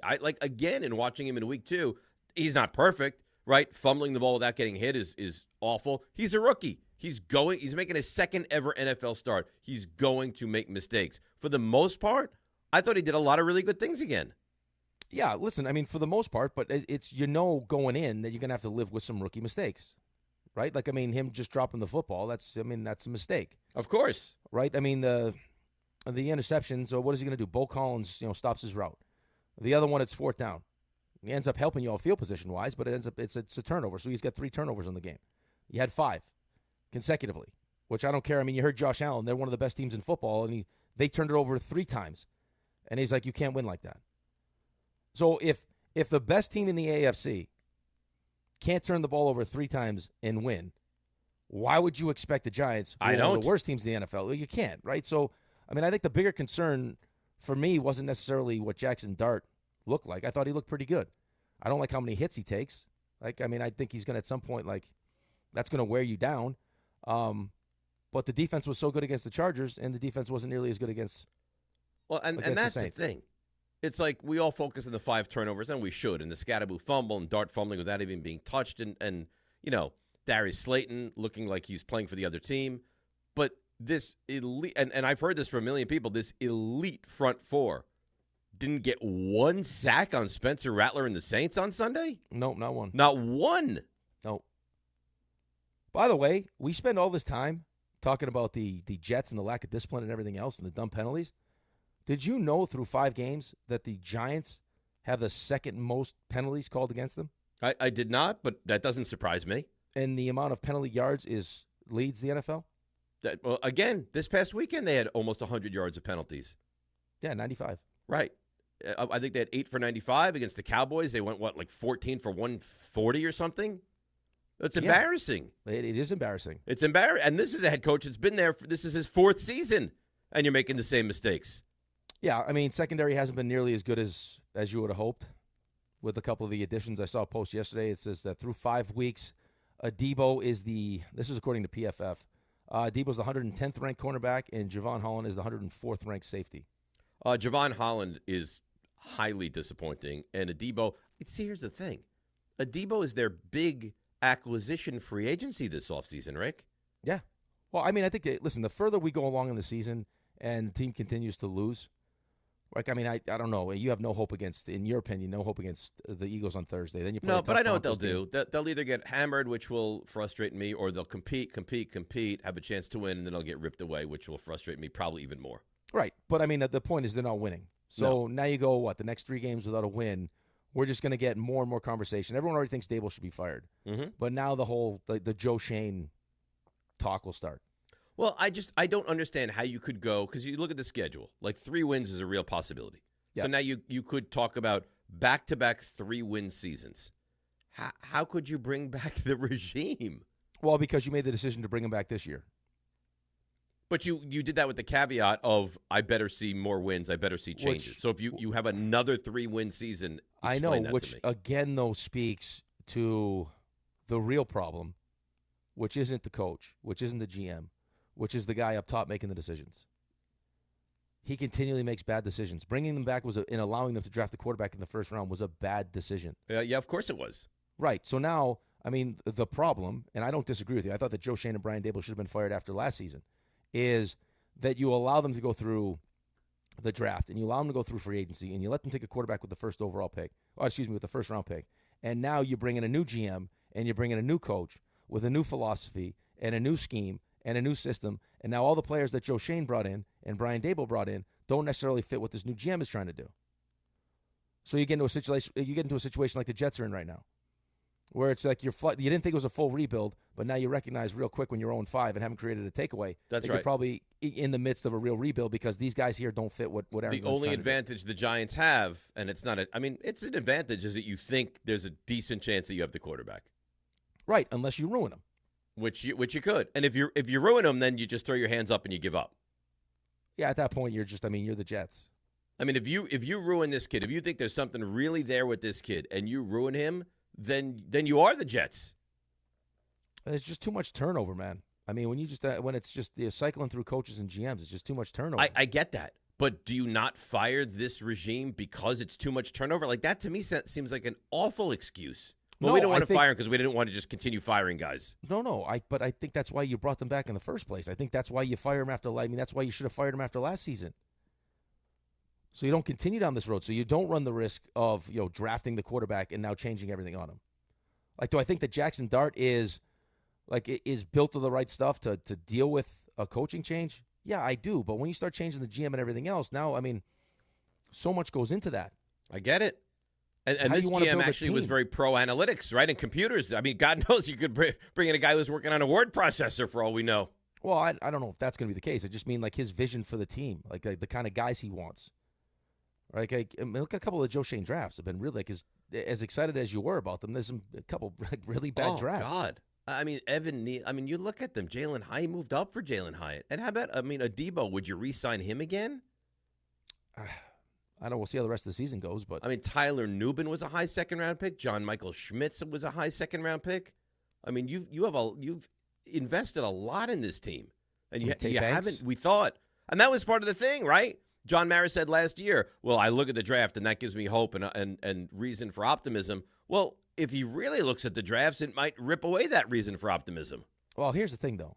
I mean, if you go from Dave Gettleman to Joe Shane, like we had Dave Gettleman talking about he has a computer, like we have computer folks. Like, of course you can't even make it up. Like, of course you think the process, like, and then all of a sudden now you see Joe Shane who incorporates all these different things. You're like, wow. This is great compared to what we have. Of course, and I actually think it is, but that's not saying anything. Okay, I mean, think about that. This guy was we have computers. You have teams that are like breaking down the analytical formulas of plays and runs and all this stuff, and Dave Gettleman is just patting himself on the back because the Giants now have computers. Right. Yeah, but I mean, you hired Dave Gettleman because he was familiar with the organization. That's exactly why. And he would do what you asked him to do, which was try to, give it one last shot with Eli. Right. And that worked out well, right? It worked really well. Really well. All right. Let's stop it, Ray. Let's get to the calls. We'll get to the Jets. We've got Mel Kiper. We have CMT. It's DNR with you. Busy, busy Tuesday. ESPN New York. The Fox Nation Patriot Awards returns for a new year. Are you ready to get the show started? Join host Sean Hannity and special guests and be part of the celebration live in New York. Tickets are available now. Go to foxnation.com/Patriot Awards. At City Harvest, we believe no New Yorker has to go hungry. With your help, we're on the road 365 days a year, rescuing over 77 million pounds of nutritious food and delivering it free to millions of New Yorkers, transforming surplus food into sustenance, sustainability, and smiles, rallying thousands of New Yorkers to power a network of nourishment across our city. One day, one meal, and one New Yorker at a time. That's how we feed good. Donate at cityharvest.org. Just printed from the Erie Canal Press, the most coveted ticket, New York Lottery's $1 million raffle, hath arrived. 15 fortunate souls shall come into the fortune of a millionaire.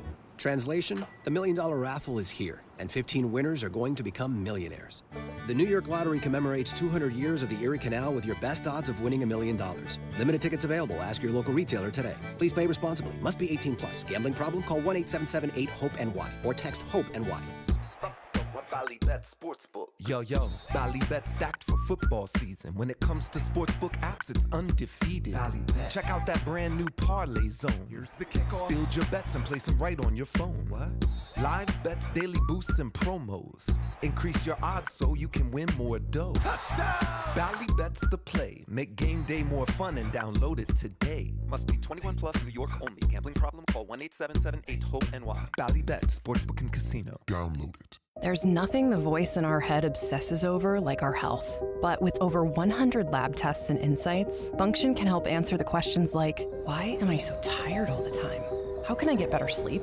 My friend was telling me about magnesium gummies she takes. know if my Does my work stress affect it? It's time to up my If my cardio. mom has something, do How would I I have find it? out? It's time to get some blood work done. A Function membership gives you a comprehensive health check with results tracked over time. Find out what you're made of at functionhealth.com.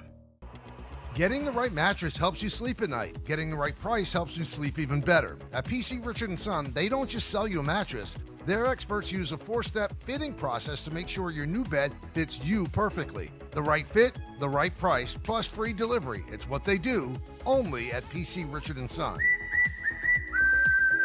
Free delivery on mattresses $199 and up. Excludes Manhattan. See stores for details. This college football season, show your school spirit every time you pay. Introducing college-branded Venmo debit cards. Rep your team on and off the field with custom designs that let everyone know who you're rooting for. Whether you're tailgating, grabbing snacks for the watch party, or celebrating a win, you can unlock 15% cash back at ESPN, 1 free year of Perplexity Pro, and more. This college football season, score more with the Venmo debit card. Get yours now in the Venmo app. Learn more at venmo.com/collegecard. Max cashback varies. Terms apply. The Venmo MasterCard is issued by the Bancorp Bank N.A. He's coming. He's coming. Here he goes. Surprise! Your table saw broke. Also, the warranty expired weeks ago, so you need to pay for a new one out of pocket. At Progressive, we know small business owners don't usually like surprises because they cost you money. But a good surprise that could save you money? Getting a commercial auto quote from Progressive. Oh, and the replacement part you ordered doesn't fit, so it's completely useless. What a waste. Surprise yourself. See if you can save in as little as 8 minutes at ProgressiveCommercial.com. Progressive Casualty Insurance Company and Affiliates. Actual price will depend on product and subscription plan. Featured products are compounded drug products, which the FDA does not approve or verify for safety, effectiveness, or quality. Prescription products require an online consultation with a healthcare provider who will determine if appropriate. See website for details, restrictions, and important safety information. Want a boost in and out of the bedroom? Hims has you covered. Introducing a new 2-in-1 approach to level up your game. Tadalafil for better bedroom performance and zinc for testosterone support. Put it all together and you've got what you need to turn things all the way up. Getting started is simple. Just go to hims.com/joy to start your free online visit. Through Hims, you can access ED treatments including pills, chews, and more. 100% online. No office visits, no pharmacy lines. Just fill out a simple intake form and a licensed medical provider will determine if treatment's right for you. If prescribed, it ships free and discreetly to your door. Find affordable treatment options at up to 95% less than brand names at hims.com/joy. That's hims.com/joy, HIMS.com/JOY.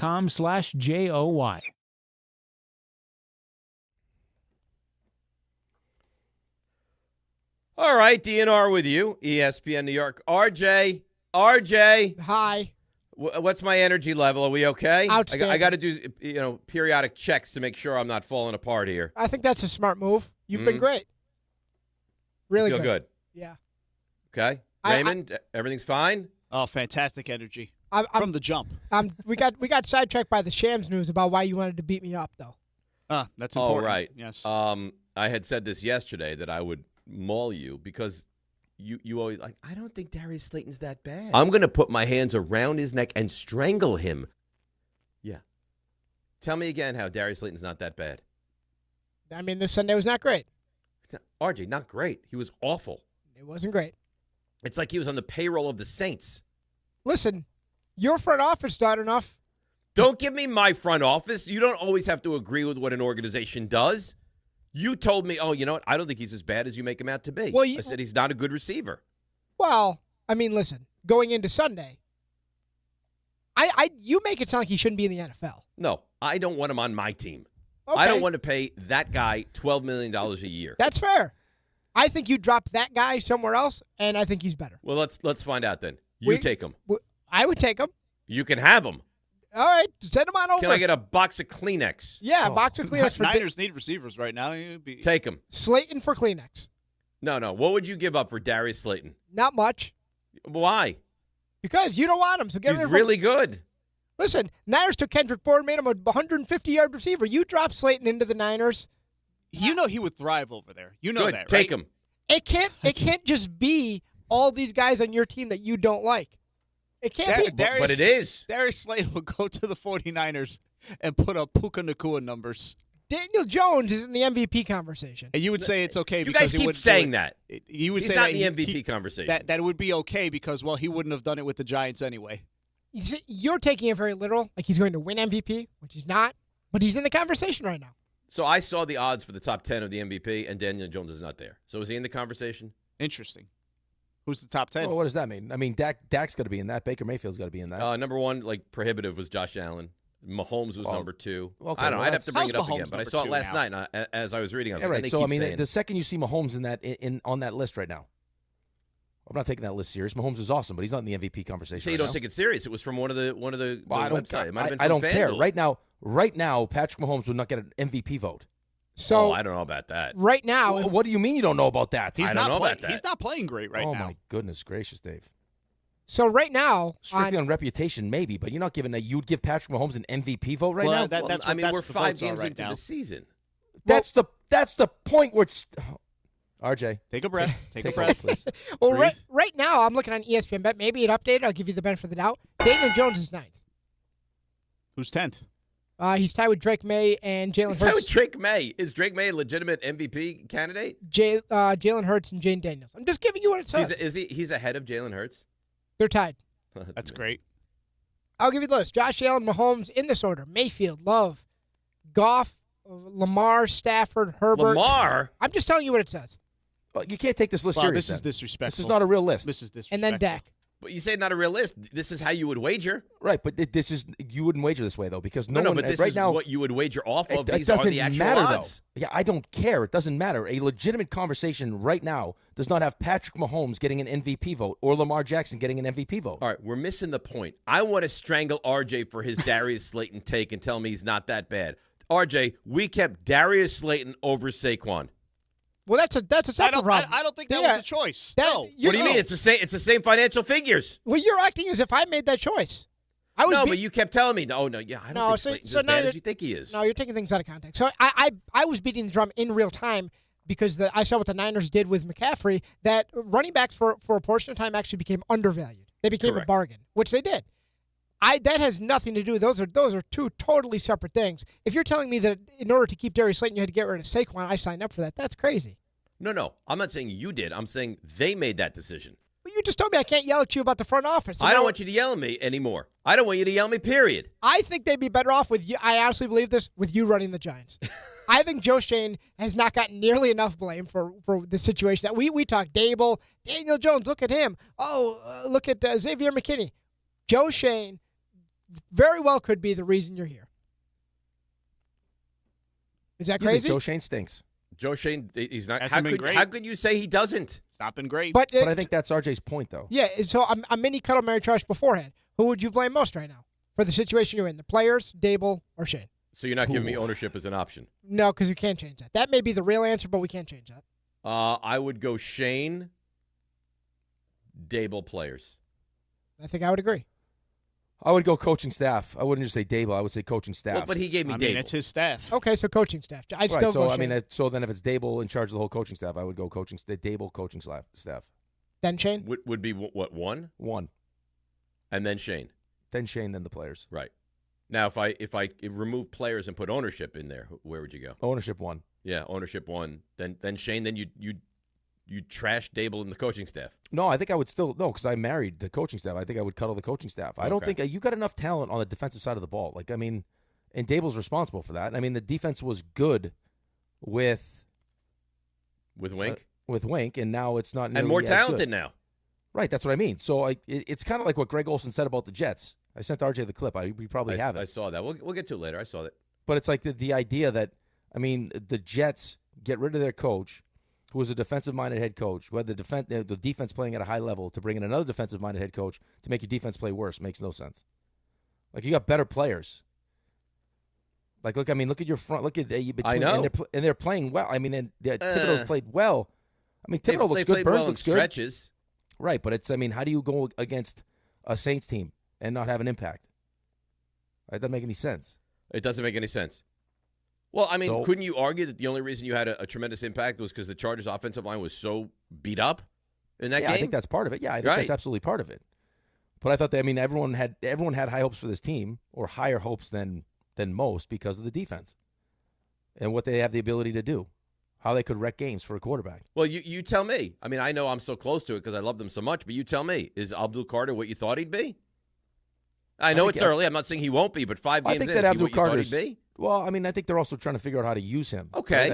I think that Abdul Carter's going to be a really good player. I agree with you, but 5 games in, I maybe this is me. I put unfair expectations on him. I thought he was going to be like, wow, like special. Yeah, but you're talking like strictly sack numbers and stuff. I mean, you look at his pressures and everything else. I mean, he's he had the one game where he had a impact. ton of pressures.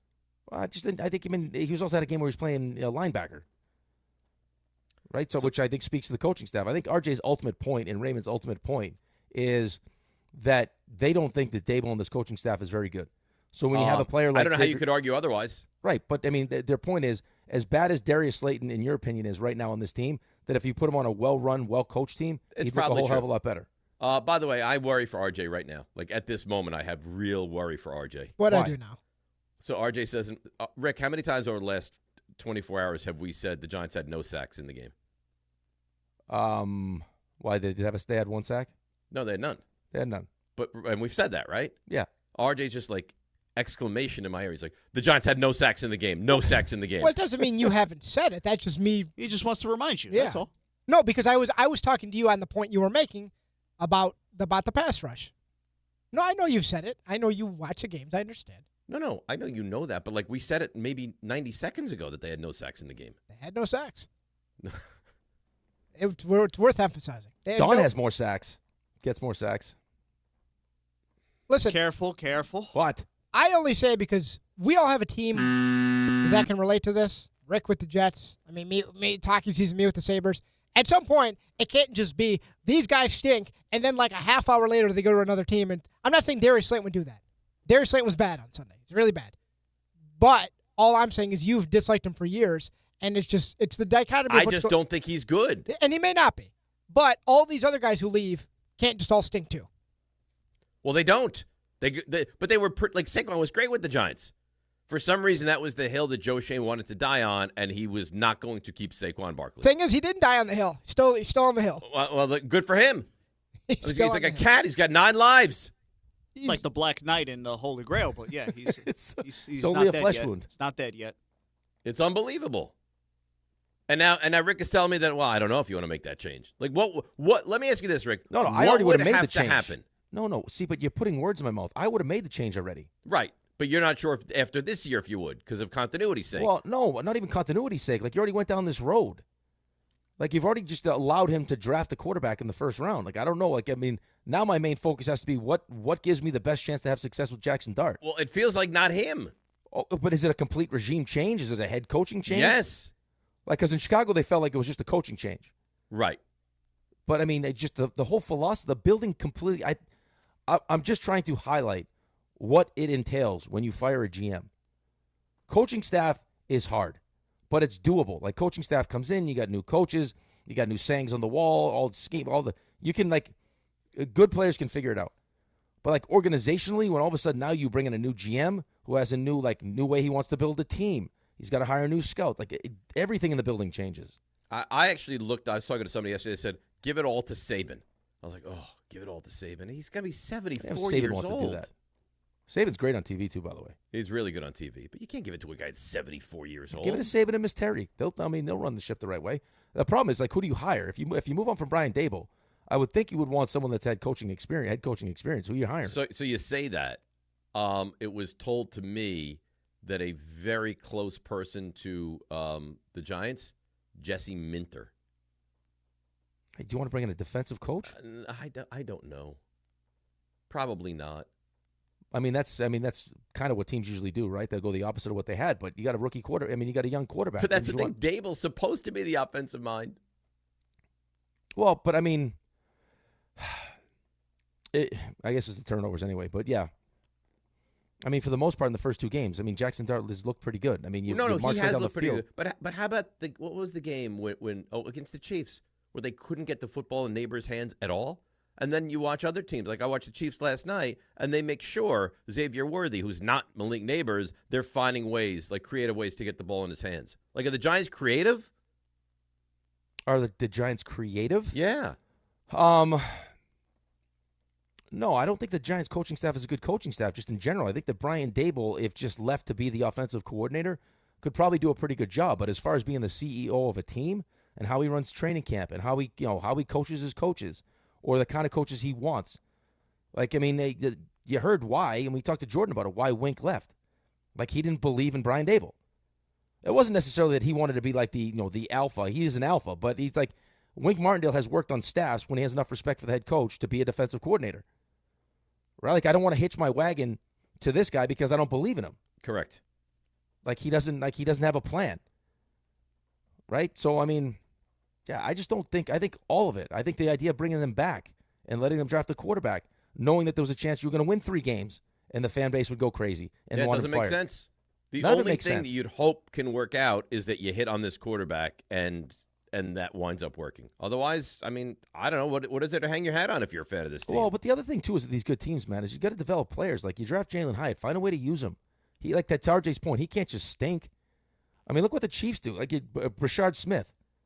You see that kid? That kid looks like a mini Tyreek Hill. I mean, how fast he is. Like, develop Isn't it guys. amazing that the teams that have it always figure out a way to make, guys look competent, and the teams that don't never can? Well, but that's why they stay good. Right? I mean, yeah, it starts with the quarterback, but that's why these teams stay good. They draft players for certain reasons and then develop them. Like, you brought Jalen Hyatt here for a reason. Now, has he developed the way that you would have hoped, with his route tree and everything else? No, probably not. But is that his fault or is that your fault? Does he just stink? Does Darius Slayton just stink, or is they not being coached properly? That's what you got to figure out. You can say what you want about this season. You had maybe the worst season in the history of your franchise that's been around for over 100 years, and you brought the coach and GM back. That's right. And let them draft the quarterback in the first round. That's right. Now, the only saving grace is that maybe this quarterback is going to be so good that even the stink of what this regime is can't ruin him. Right, but how long does that last? I don't know. I mean, it's falling apart in Cincinnati now. Yeah, because you don't have Joe Burrow and it all falls off. But even when they had Joe Burrow last year, they didn't make the playoffs. Right. All right, let's break. We'll come back. We got CMT. We got it all. We got Mel Kiper on the other side. We got Jets conversation. You think the Giants conversation is rough. Wait till we get to the Jets. DNR with you, ESPN New York. Hey, let me ask you something. Would you seat your 3-year-old child on a windowsill? Would you seat them beside a lit fireplace or by the deep end of a pool? One last question. Would you seat your child in a car seat that's not correct for them? Car crashes are a leading killer of children ages 1 to 13. Secure their future. Seat them in the correct car seat. For more information, visit safercar.gov/the right seat. Sponsored by the New York State Governor's Traffic Safety Committee. At Uline, the prevailing opinion is, if you don't live it, you don't believe it. The people at Uline believe in hard work, and they live it by being there 24/7 to answer your call, having 41,000 items in stock, and offering same-day shipping from 12 locations across North America. Business owners, sellers, buyers, shippers, and packers believe it. Uline is the hard-working, dependable source for your shipping and industrial supplies. Visit uline.com. This fall, don't sit on the sideline because of pain. If you're tired of waking up stiff, fighting neck, back, or joint pain, and missing out on the things you love, it's time to take action. Call Dr. Jay Shaw at Sandwell Pain, New Jersey's top pain specialist. Dr. Shaw is the Ivy League trained, double board certified, and laser focused on one thing: getting you back in the game. Living pain-free, no surgery, no cuts, no downtime. Just precise image-guided treatments that deliver real results. Whether it's sciatica, nerve pain, migraine, or chronic joint pain, Dr. Shaw will personalize a non-surgical game plan just for you without pain medication. Same-day and next-day appointments are available with offices in Woodbridge, Livingston, and Inglewood. Most major insurances are accepted, so what are you waiting for? Don't let pain keep you out of the action this season. Visit Sandwell Pain to text, call, or book online. You'll wish you met Dr. Jay Shaw a lot sooner. Relief starts today, and victory over pain is closer than you think. Okay, all signed up. Easy. Now let's run payroll. What the? Hey girl, I'm you with more gusto. Nice. Who's that? New social media manager, hired and onboarded with gusto. And spoiler, we're kind of famous now. Wait, we're famous? Oh, well, I'm famous. Payroll, benefits, and HR. Designed and built for small businesses. Choose a future with gusto.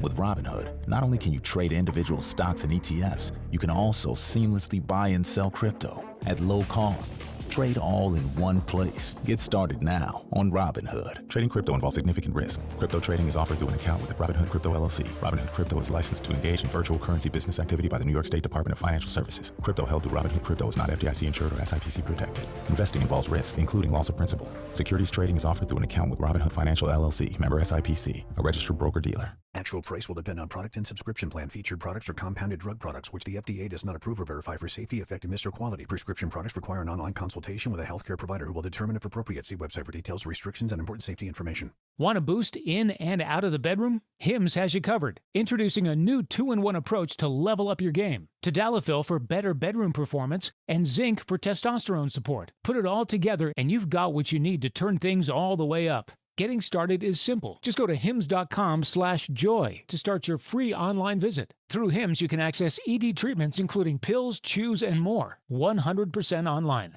No office visits, no pharmacy lines. Just fill out a simple intake form and a licensed medical provider will determine if treatment's right for you. If prescribed, it ships free and discreetly to your door. Find affordable treatment options at up to 95% less than brand names at hims.com/joy. That's hims.com/joy, hims.com/joy. In the city that never sleeps and never stops talking sports, ESPN New York is always on. Now you can live and breathe everything New York sports wherever you are. On your radio dial, on the ESPN New York app, and streaming live on YouTube.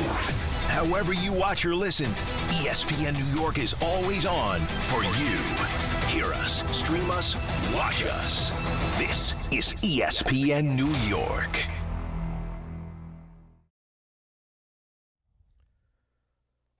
All right, now DNR with you, ESPN New York, as we roll along on a Tuesday morning. Bart and Carlin come your way at 10, and then, of course, it's the Michael K. Show, and then it's DHR, and then we have the Rangers on this very station, which I'm very, very excited about the start of the Rangers. And Yeah, then you should be. And then we lose Ray for a little bit. A new coach, new captain. Yeah. New faces. Yeah, I'm excited about it. Start fresh. I'm excited for hockey. I can't wait. McDavid Of just course you re-up are. for a couple years. I'm excited. I was talking to someone over at the Islanders the other day. Excited to compete. It's going to be good. Listen, hockey season's the best. It's a long season, though. 82 games is a lot. Didn't they increase it this year? 84. 84 And the new CBA is 84, yeah. That starts now? Next year. Next year. Yeah. So 82 this year, and then we extend to 84. Next year you might lose me in early September. Does the season start earlier next year? I think so. Less preseason. I mean, guys come to camp in shape anyway. I mean, hell, they start preseason games like the second you walk in the door. They start preseason games. So what's the difference? Yeah, I guess it probably doesn't matter all that much. And you never, with hockey, you don't really look and say guys are out of I mean, you probably see that, but as a fan, you don't really see that. Well, no. I mean, guys now, like back in my day, guys would use, I mean, some guys would come to camp not in great shape. But nowadays, I mean, these guys take 2 weeks off and then they're right back at it. It's amazing. This is a different mindset. Well, it's also really, I mean, when are you going to take time off? Well, usually guys would rest. I mean, there is something to be said about letting your body heal up after 82 games. Absolutely.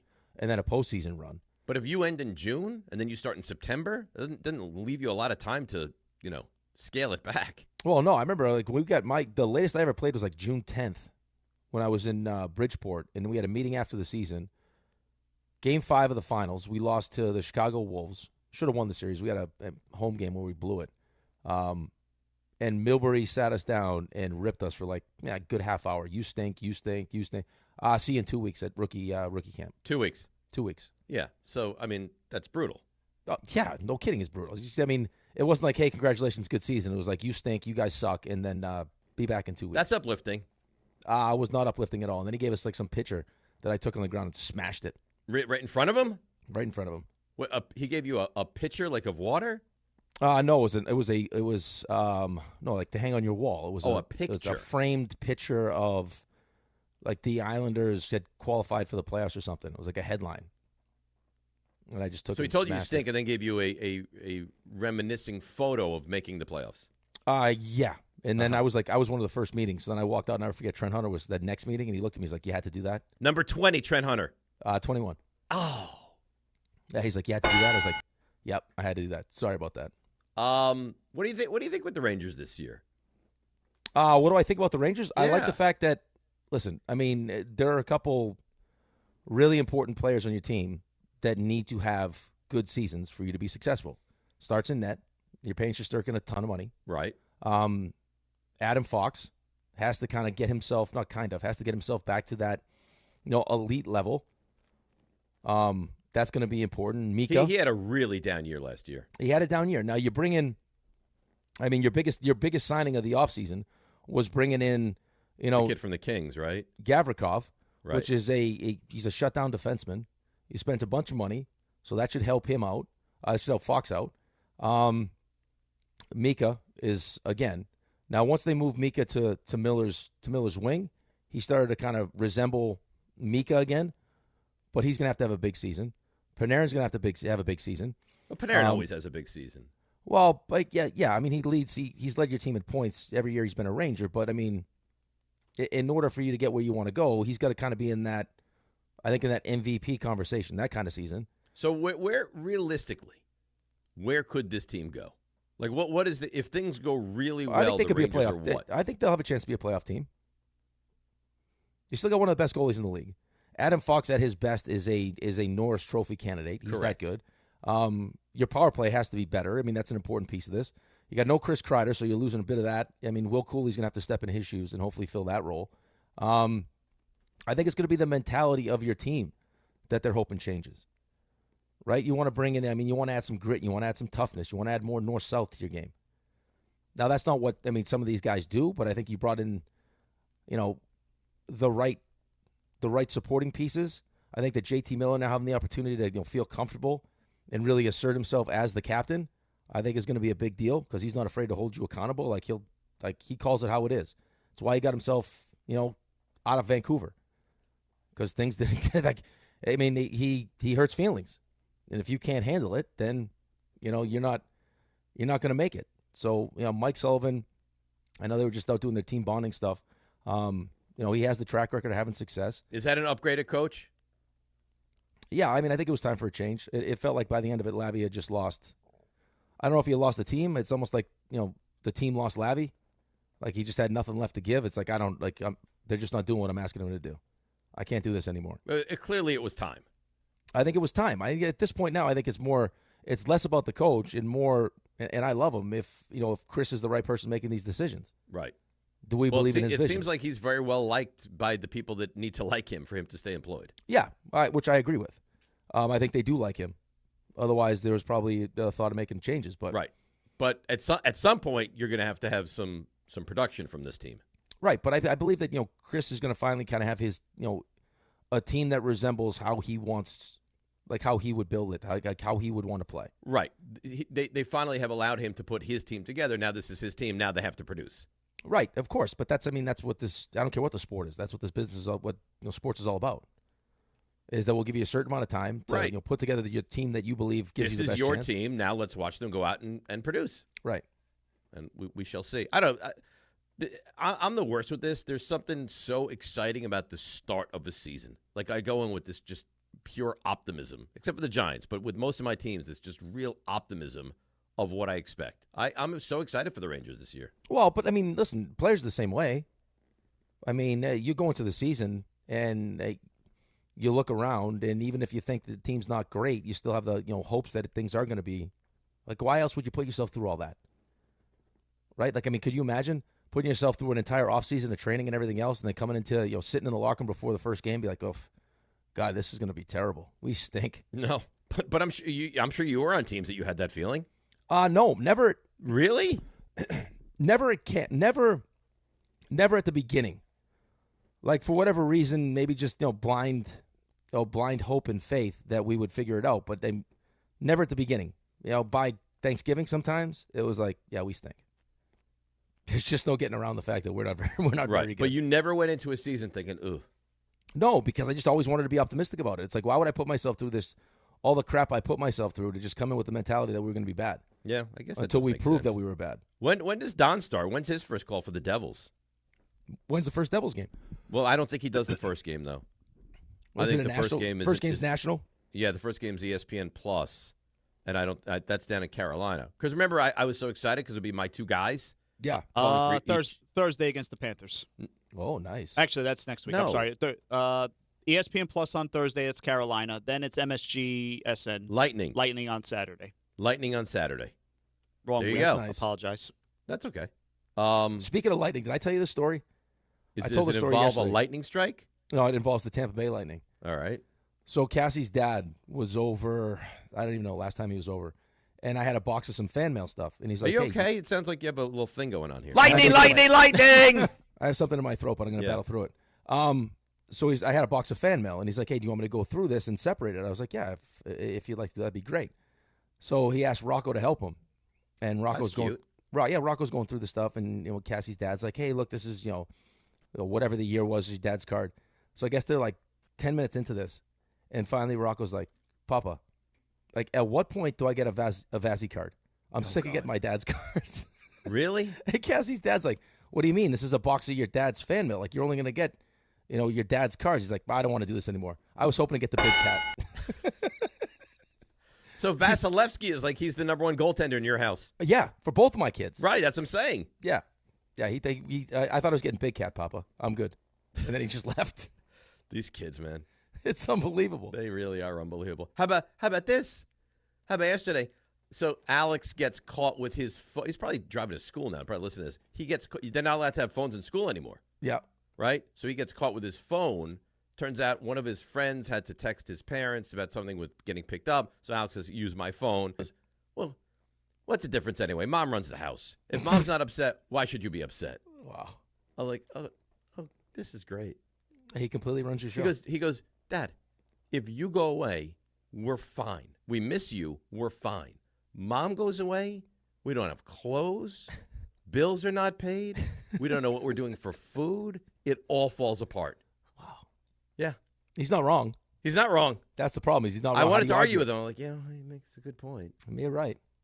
Well, I guess what you got to do, though, you got to get Sherry on board. You got to be like, "Listen, Sherry, I'm going to be mad at Alex right now. You need to pretend to be mad at Alex so I can actually hammer home this She point." would do that if I said that, but we just don't feel like it's that big a deal. But yeah, I understand. But I got no hand in this house right now. No. There's a real chance you're sleeping in the basement here. I could get cut.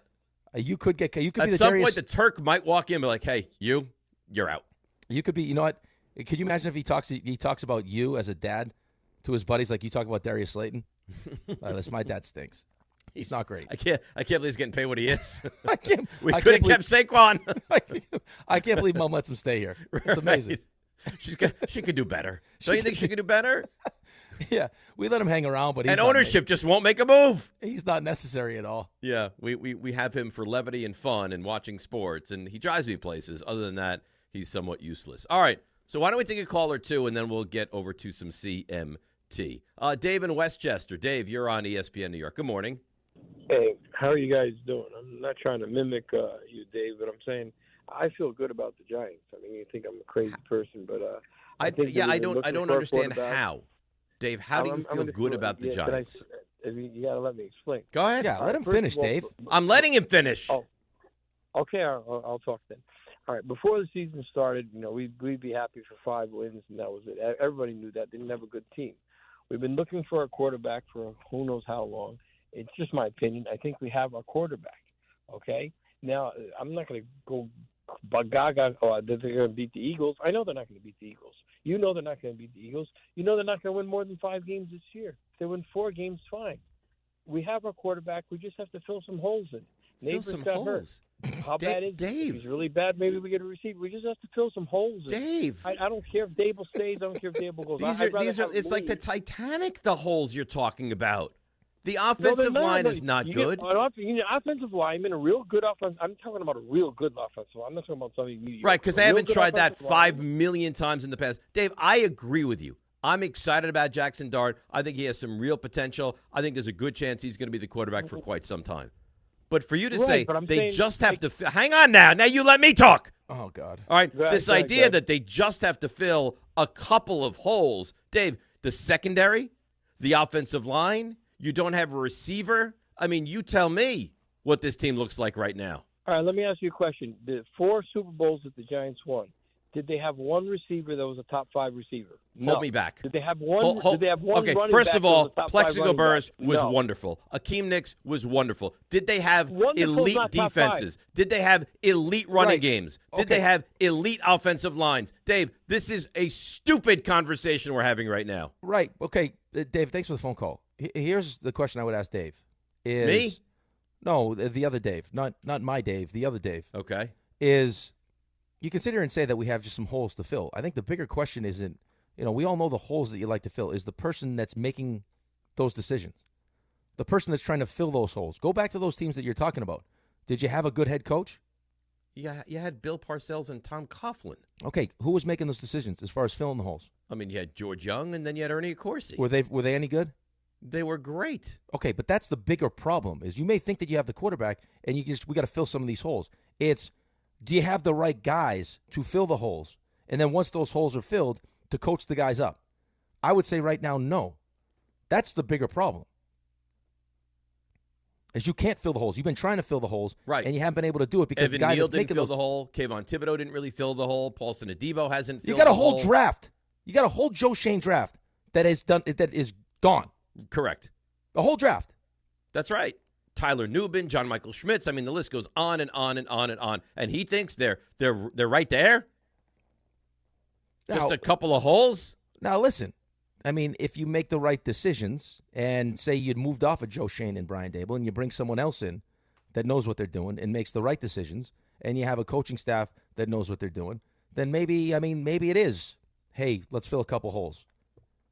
But right now with this current regime, I don't think it's that easy. Well, it doesn't feel like they're just a one offensive lineman and one cornerback away. I just don't understand how smart people, or I'll give them credit for being smart people, sit in a room and have conversations and not think that what's happening right now could have been a possibility of the season. Yeah, I don't know. I don't get it. Like, I mean, this would have been that schedule. Like, if me and you, who aren't getting paid all this money to run football teams, this would be a conversation that would obviously come up. Like, if you were Joe Shane and I was the owner, I'd be like, hey, or no, not even Joe Shane. If I'm ownership with my group of people that I trust, trying to decide whether or not we're bringing Joe Shane and Brian Dable back, I mean, my first question to you would be like, hey, what happens if we win 3 games? What's our plan? Yeah, well, what's our plan? And people say, well, the schedule doesn't come out till May, so they didn't know. You know exactly who your opponents are going to be. Right. You know what divisions you're playing. You know what other teams finished in last place. You knew that you were going up against the Niners. You knew. Yep. So don't use that as an excuse either. By the way, you talked about the Bengals and Joe Burrow. Do you see the number on the Bengals-Packers this weekend? 14.5. 14.5. I'd take the Packers. You would lay the number? Yeah, I'd take the number. Wow. Packers coming off a tie. Coming off a tie. Cincinnati can't help but turn the football over. They stink. The number that said the sketchy number is Kansas City giving points to Detroit at home. 1. No, that's now changed. It changed already? I have Detroit -1 now. It was when I looked at the TV probably 10 minutes ago. It was Kansas City -1.5. Yeah, that to me feels like a game that I would not get involved with. No, but I was just surprised them coming off a loss. Detroit on this short week, right? Crazy run. They're on a short week that they be. Yep. I have Detroit -1. So now. Big money came in on Detroit immediately. I guess so, because I think I had seen Kansas City as the favorite as well. Where are you looking, Dave? I just looked on ESPN.com. I had one at KC 1.5. So this thing's moving all right. It's moving all over the place. I am on FanDuel right now. I'm on ESPN Bet. I mean, if I asked you to pick the game, I mean, who you putting money on? You're probably putting money on Detroit, no? Yeah, but I don't think I would get involved with that game. Like that, I don't know.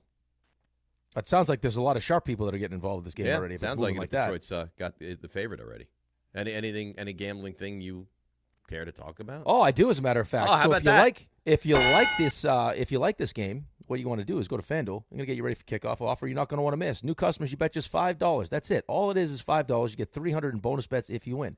You pick a bet $5. If it wins, you'll unlock $300 in bonus bets. You can use it all across the app. build parlays, which John loves to do. Bet player props, ride the live lines, whatever your style, FanDuel has you covered.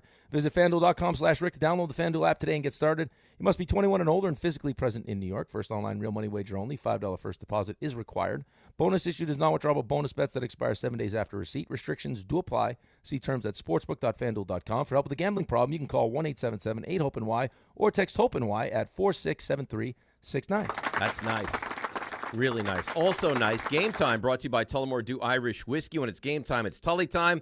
Rangers drop the puck on the season tonight at the Garden, 8 o'clock against the Penguins, while the Yankees fight for their season at the Stadium against the Blue Jays, 8:08. And that's Game Time brought to you by Tullamore Dew, the original triple distilled, triple blended, triple cask matured Irish whiskey. Be sure to grab a Tullamore Dew or try the new Tullamore Dew Honey during today's action. Glasses up to enjoying Tullamore Dew responsibly. Also want to let you know that you're listening to DiPietro and Rothenberg on WHSQ, WCBS FM HD2 in New York.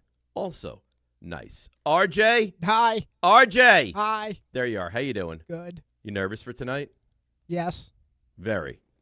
I think they win, but nervous, yes. Okay. So if they win, I think you'd have to like their chances in a game 4, no? Just win game 3 first. Yeah, I mean, I suppose. No, but I'm just, like, I'm looking ahead. Like, if they were to win this game tonight, I'm not saying they do, if they do, you'd like their chances in game 4, no? Yeah, I also like their chances in game 2. That didn't go well. It didn't go well. I mean, if you remember back during with the Sox series, they're down 1. You asked me if I was nervous, and I said, I am, but I'm very optimistic. I don't have that same optimism right now. Well, it feels like you're battling a different animal This feels like it will end. We're just have to figure out when. I'm sorry. You asked me during the break if it made a difference. How many games? Like if they get swept 3, if they get it back to Toronto and lose in game 5. For me, I mean, some people say it's a results-driven kind of industry. You lose. That would make a difference to me. Because the Yankees lose 7-2 tonight, or Yankees lose 4-3 in game 5. Big difference. Completely different for you. I mean, it doesn't mean a ton going into the offseason because there's certain changes that need to happen regardless. But I would like to see some fight. I would, even if it still results in a loss. We can get back to this a little bit later because I think it's a good conversation. Are you ready with your CMT? Yeah. Oh, let's go. To cuddle. I'm servicing 3 times as many people as he's able to get to. To marry. Not everyone can afford to take off work and pay whatever it costs to get a foursome. Or to trash. Let the wild rumpus begin. That. Want a meat stick? Is the question. Yeah, meat stick. That's funny every time. It gets me every single time I hear that, it puts a smile on my face. By the way, that pick 6, it's on ESPN right now for the Jags last night. It felt like he should have been caught like 6 different times. Yeah. You notice he's holding the ball high and tight. That was like at the 8 end? yards, 8 yards into the end zone. That was nice. You notice that? That was nice. So Aaron Glenn, we're gonna get right to it here. So if I see the Cardinals debacle one more time, well, you're gonna see it again. Yeah, it's not gonna go away. You're gonna see it again in like 15 minutes on SportsCenter. So what are you doing? Don't show it. I mean, you might snap. What's Jonathan Gannon gonna do? He'll punch a guy. You might suplex him This twice. is what I'm gonna do to you about Darius Slayton if you continue this. All right, let's get to CMT, please. Put me in a good mood, RJ. Well, this is not a good start. That's a lot of pressure. I'm going to put my hands around his neck and strangle him. So, Aaron Glenn was speaking yesterday, saying he is very confident. He's positive. The team is not lost in terms of his message. Everyone's still united. All those things. But Aaron Glenn talked before the season about being a different team. Penalties, turnovers, all those things. So far, not true. But big ships turn slow. Very slowly. But I want to ask you, in fairness, who do you blame most for where this team is at right now? And I'm not going to go with my normal triumvirate of choices, where I'd go front office, head coach, players. Please don't include ownership here. No. I want to see if there's actually validity to what Glenn was saying before the season. Who do you blame most? These players? The current staff of coaches, Aaron Glenn and his coaches, or the previous staff of coaches that just embedded too many bad habits? Oh, that's a good question, RJ. So the players, the current staff, or the former staff? Yeah, maybe you take Glenn's side. Maybe he's right. I'm going to marry the players. Or maybe not.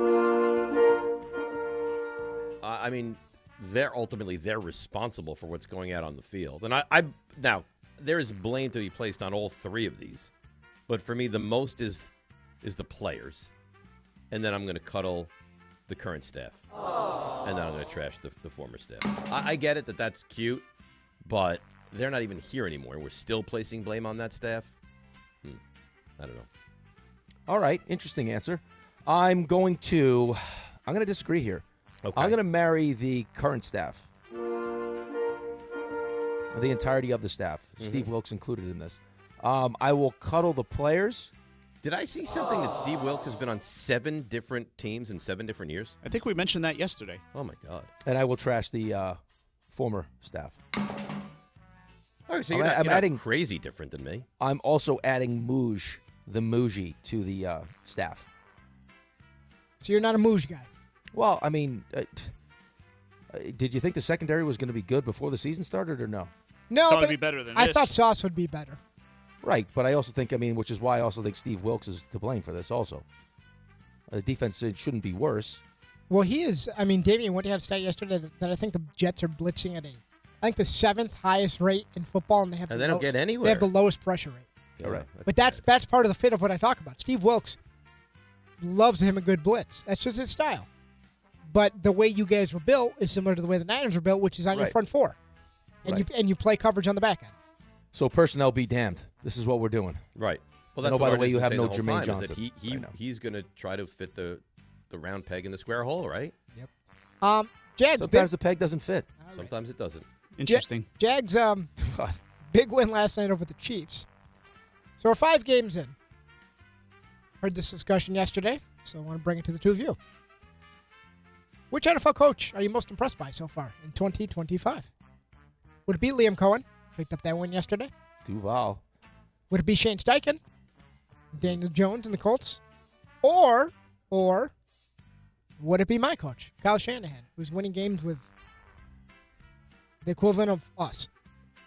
Cool. It's a nice Respectful question. to poor Mac Jones. It's a nice question. It's a nice question. Really Mac nice Jones question. looked like he was going to pass away the other night. He may have oversold that a bit. It was just a cramp. I mean, he's vomiting. He's holding his He's knee. like forcing himself to throw up. Cramps suck, man. I'm telling you right now. Yeah, you're right. Cramps are terrible. Suck. That Charlie horse, the one in the calf, where you think you've destroyed your calf. Oh. Yeah. Dude, I had a full body cramping situation. It was the worst How's thing that ever. possible? How does the entire body cramp? Dude, they Well, had to how do you carry me- think- they had to how do you carry think, me off Dave? the ice. It's because like a jackwagon, they're passing out like caffeine pills, and the guy goes, "You want to play good or you want to play great?" I said, "What do you think?" And I took too many of them, and by the start of the third period, I was in the fetal position. I was on my skates but couldn't move. Took like 7 bags of IV. They couldn't they had to hold my toes from cramping up. It was terrible. I mean, I guess caffeine pills is better than alcohol, but yeah. Yeah, and then how about Before this a one? game? Can't drink alcohol.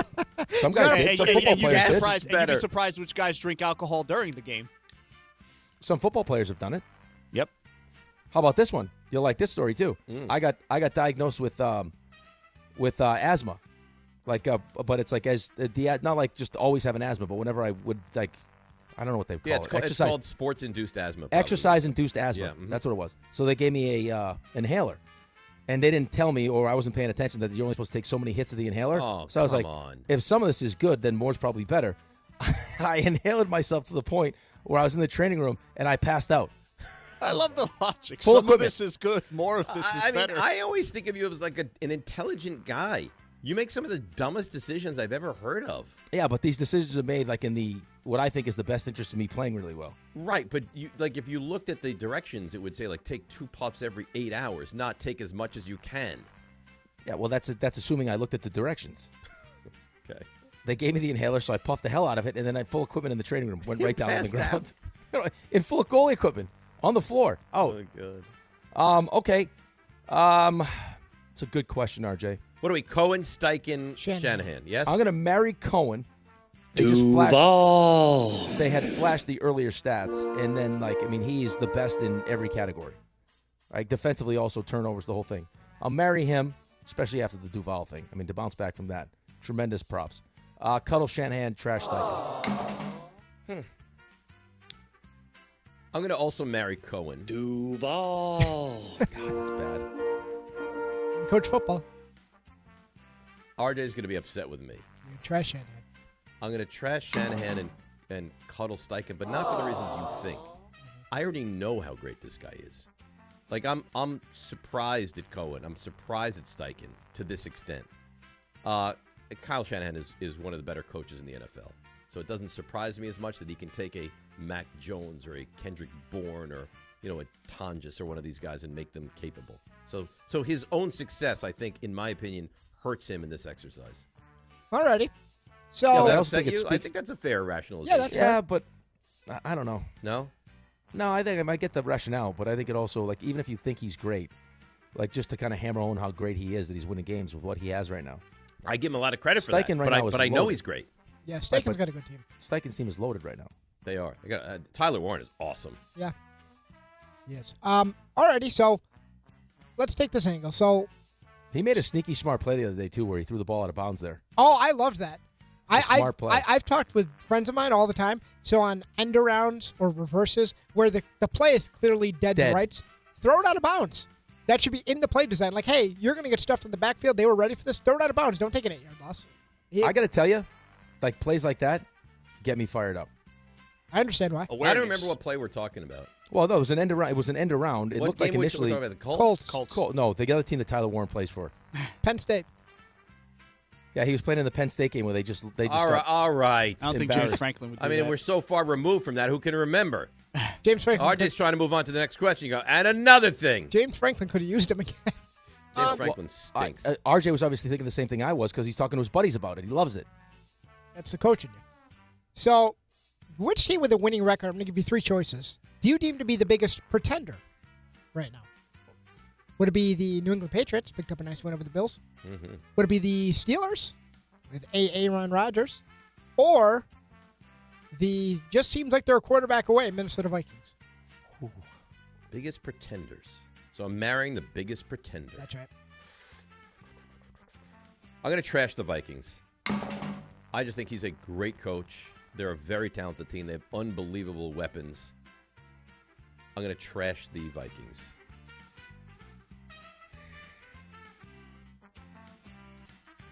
I think that's a bad trash. Okay. You're welcome to do yours in a moment.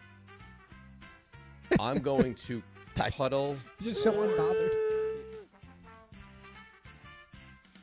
I'm going to cuddle the Patriots. I'm going to marry the Steelers. I don't think you could be any more far off with your answer. Nice. Okay. That's fine. Well, I mean, this answer we stinks. don't do this together. You do your own. RJ, does that answer stink, or is it just me? It may, but it's troubling. Not troubling to him. He truly doesn't care what other people think. No, he why doesn't would care I at all. care? His son told him he's useless in his own home, and it didn't bother him. Didn't phase him one He's bit. trying to One motivate bit. you. Yeah, you do. You bring nothing to the I'm table. not sure what's more entertaining, when he's got his heels dug in and like he yells at you for having the different take, or when you tell him his take is completely wrong and he says, yeah, whatever. Couldn't you Well, what just? do you want me to do? Oh, Rick doesn't like my take. Let me change it? No, I don't want Or you want me to I have don't want you conviction of what I change. believe? I want you to do exactly as you're doing. I'm just saying, like, both You want me instances- just to cater to Rick? Okay, Rick, how should I do it? What would make you feel better? Couldn't you just hear Alex at the dinner table? Dad, I need more. Okay. No, I'm good. Yeah, Get a job. You're welcome to have your opinion later when you answer the question. You did say it very politely. Here's why I tell you. You said your take stinks. It was and very now because I me don't- jumping you. Because I don't think that you put the appropriate amount of thought into your answer. Well, I think we all it was know that great Kevin. thought. No, we all know that Kevin O'Connell's a great coach, right? We all accept that. Justin Jefferson's awesome. They got good weapons. Now they're banged up right now. The reason why I'm going to marry the Minnesota Vikings is because I don't trust Carson Wentz. And J.J. McCarthy, hurt again, when healthy this season, has played 7 bad quarters and 1 good quarter. Not to mention the fact they're in a division with Detroit and Green Bay. I'm going to cuddle the Patriots, and I'm going to trash the Steelers because I think the Steelers have a chance to actually win the division with how Baltimore's struggling right now. That's the appropriate way to answer that question. Okay. It's well Well, thought how out. about this then? From now on, you can just answer the questions. Because No, apparently, don't try to get yourself I'm a out of hack. CMT. Well, no. I don't think I'm able to participate the way you want. Well, we'll find out here. So You're very. I tell you what, you're very judgmental. I just liked Ray's answer earlier. Why do we do the picks? Mainly to embarrass each other. That's the real answer. That's the show. True. RJ, did I answer the question the way it was intended to be answered? It could be taken any way, but you answered it the way I would have answered it. Thank you. I think you both answered it the way it's intended to be answered. Look at especially because Dave was so dismissive. That's good. All right. That's great. a good. No. So my answer apparently is garbage. Something's wrong with me. Don't ask me Am in I the future. talking in another language right now? I just told him it's good. I don't want him to change.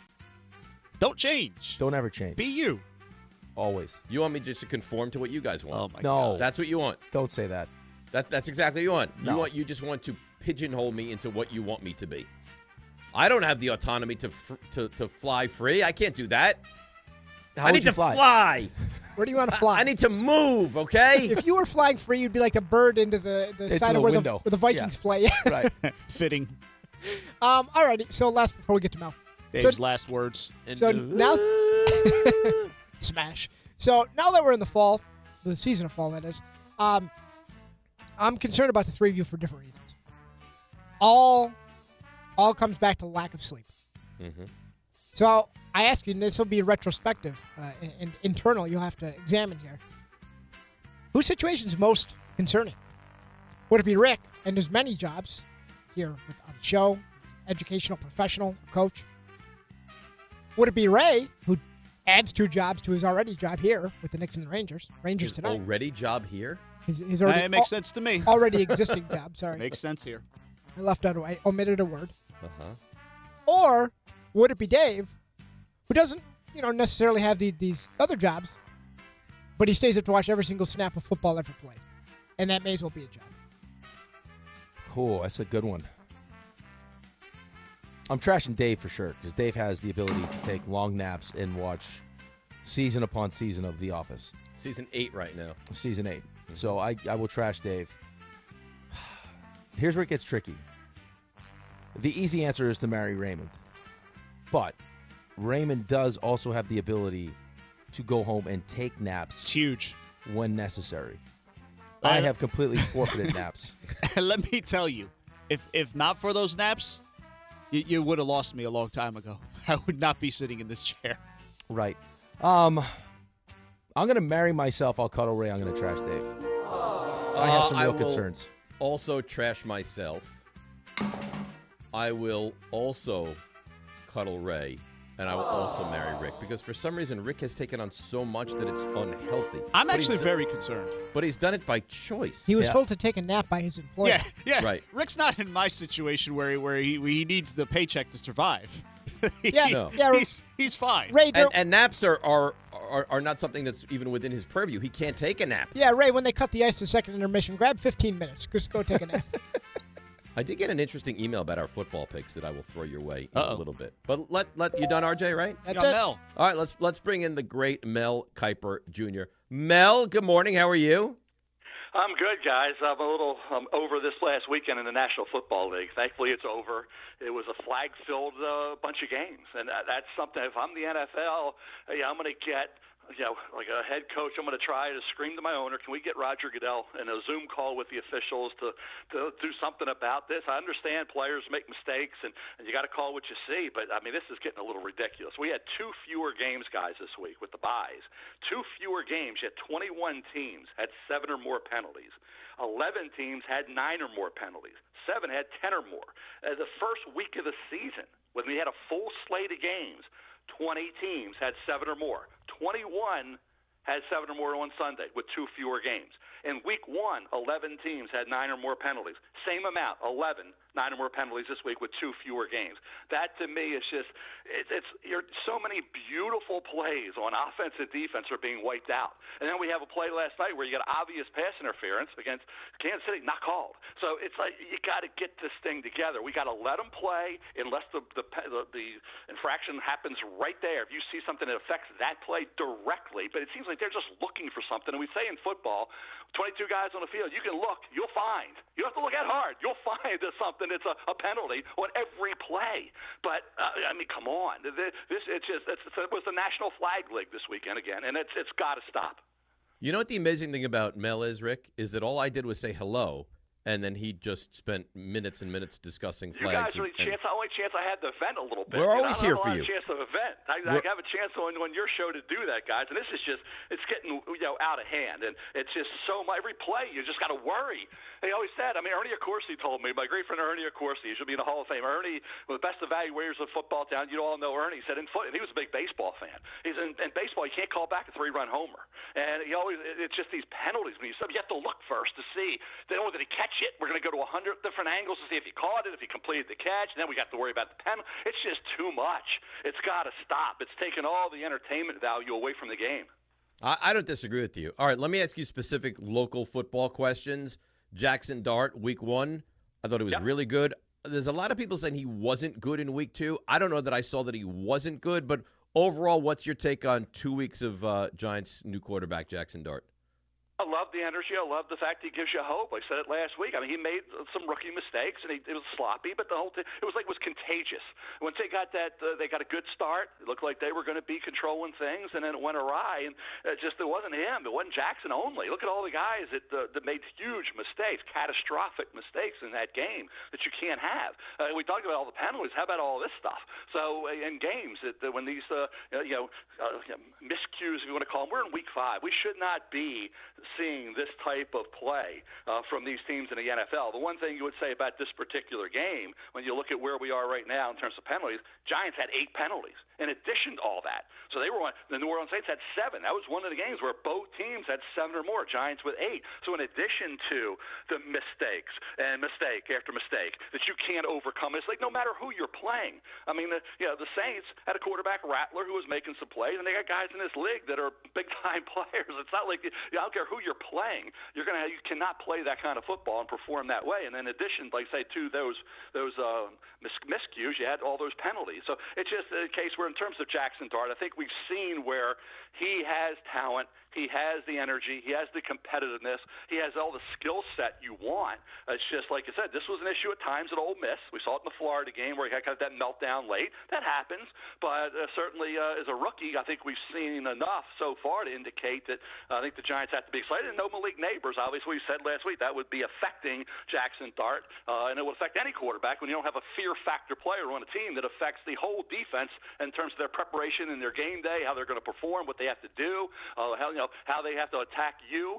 Changed the whole dynamic. So I'm still moving along with Jackson Dart. You got to believe so far that they have to internally feel like, hey, we got the right man for the job, and maybe this will save Brian Daboll and say, okay, I can move forward. I got to have him because I can do what I did with Josh. I can do with him, and they retain some continuity here rather than making all these changes and trying to go a different direction with a second-year quarterback who would have to learn another offense. That would be the worst thing for Jackson Dart. So just keep Brian Daboll, let it roll, and let's see in year 2 where people in this country now, when you get to year 2, guys, they expect, what do they say? I want my quarterback to play at a consistently high level. In year 2, they will demand that from Jackson Dart, and let's see if that happens because, like I say, I don't want to be changing systems every year with a young quarterback. All right, Mel, so let me get this straight because there's a chance that Dave's head explodes, and everyone that's listening to our show right now and watching it on YouTube that it's a Giants fan might go crazy here. If the Giants win 3 or 4 games, you would still bring back Brian Daboll? I would. I'm into continuity, guys. If you brought Brian Daboll here to be the head coach, Joe Shane to be for a reason, and it hasn't worked, okay? But this is their quarterback. This is their quarterback that they now have. They thought it was Daniel Jones. He had that one really good year, and they just didn't work for Daniel Jones, but it's working in Indy. And obviously let Saquon go and all that. The offensive line, everything around the quarterback, and Neighbors' injury is compounded things. So, yes, I don't care what they win. And you want to see how they compete. That's the main thing. Do they quit on you? Is there continue to be fight? That's the word. Are they fighting for 4 quarters? Are they out there with a purpose trying to do that? Because that tells you about their feelings about the coaching staff and their head coach. So you just sort of watch that. We're only in early October. We're in mid-October coming. Are you kidding me? We're not even to that point yet, and we're talking about all this stuff. But I really do think with Jackson Dart, Brian Daboll needs to be there because, like I say, then you're really screwing up your quarterback. It's like a different language, learn a different language. You don't want want that in year 2. And then the new coach comes in, and Jackson Dart's not. Maybe that's got to. They didn't love Jackson Dart coming out. Maybe he wasn't the guy that they. So that's not their guy. And so if Jackson Dart has some struggles, they want to get their. Everybody wants their own guy. Let's give Brian Daboll a chance to develop his own guy, and give Jackson Dart a chance with Daboll to see if he can be that kind of quarterback. Because guess what? If Dart's not that guy by year 3, I don't care who the coaches are cutting the cord with the quarterback. Quarterbacks don't have 4 or 5 years in this league anymore, unless you're in Green Bay where you can sit for 3 years, and that's their philosophy. Let them sit. They did it with Aaron. They did it with Jordan Love. Nobody else in this league is going to do that. So by year 3, Jackson Dart's got to be playing at a really, really high level, no matter who the coach is. Rick's right. I feel speechless. I don't know what I'm supposed to say because I just – and I know your take, so you're just going to argue back, but I don't know how you could win 3 games again and be like, yeah, let's bring them back just because this is the guy. Like, if he shows good things, wouldn't other coaches around this league want to get involved with a young quarterback who's showing you real potential, Mel? Well, if he's showing you real potential, they may be winning some games. Well, maybe. Jackson Dart – not turning it over and doing things, but young quarterback's going to turn it over. You're going to have good days and bad days with young quarterbacks, no matter what. You'll have it with second-year quarterbacks. You'll go back to Josh Allen in year 2. People are still calling Josh a quarterback you can't win with. They were in year 3. I mean, it took till the 2020 season, and even after that, they were still saying overrated. I mean, these people, once if they don't like somebody, they're never going to give it up. But in terms of Jackson has shown that he's got talent and he's got competitiveness, and he's that team seems like they believe in him, okay? It's because of the way he plays. So, no, I'm not cutting the cord, because what you do is you take Jackson Dart back to being a rookie again, and you don't want that. You want to keep progression, and you get progression by continuity. You can't. I would say, what about I say? If you listen to the fans, you'll be sitting with the fans. I understand fans. I understand frustration. I'm in Baltimore, guys. This was a Super Bowl or bust team, and look what they're doing.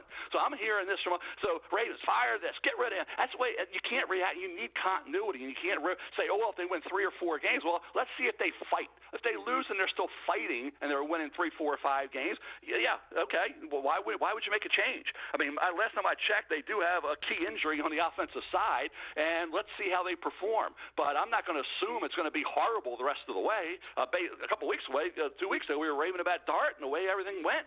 And in the start of that game last week, I think you guys felt pretty good, and then things went awry. But I'm big into young quarterbacks staying with the person that they're with from the get-go and giving them a chance to work together and see if they can develop and be Daboll and Dart together can get this thing going in the right direction. Well, if you believe in continuity, you're not going to like my next question, because we're already taking phone calls here in the show about Aaron Glenn. We're 5 weeks in, they're 0-5. No takeaways, which is historic. Give me your take on what you're seeing from the Jets so far this season. I'm seeing a team that's overmatched. And like I said, I think with Aaron Glenn, people say, why would you fire Aaron Glenn after one season? I don't care if they win 1 game. They have the first pick. Justin Fields, he's been in different systems every year. He's an example of what you don't want. If I was Justin Fields, and I said this last year, so I would have stayed in Pittsburgh.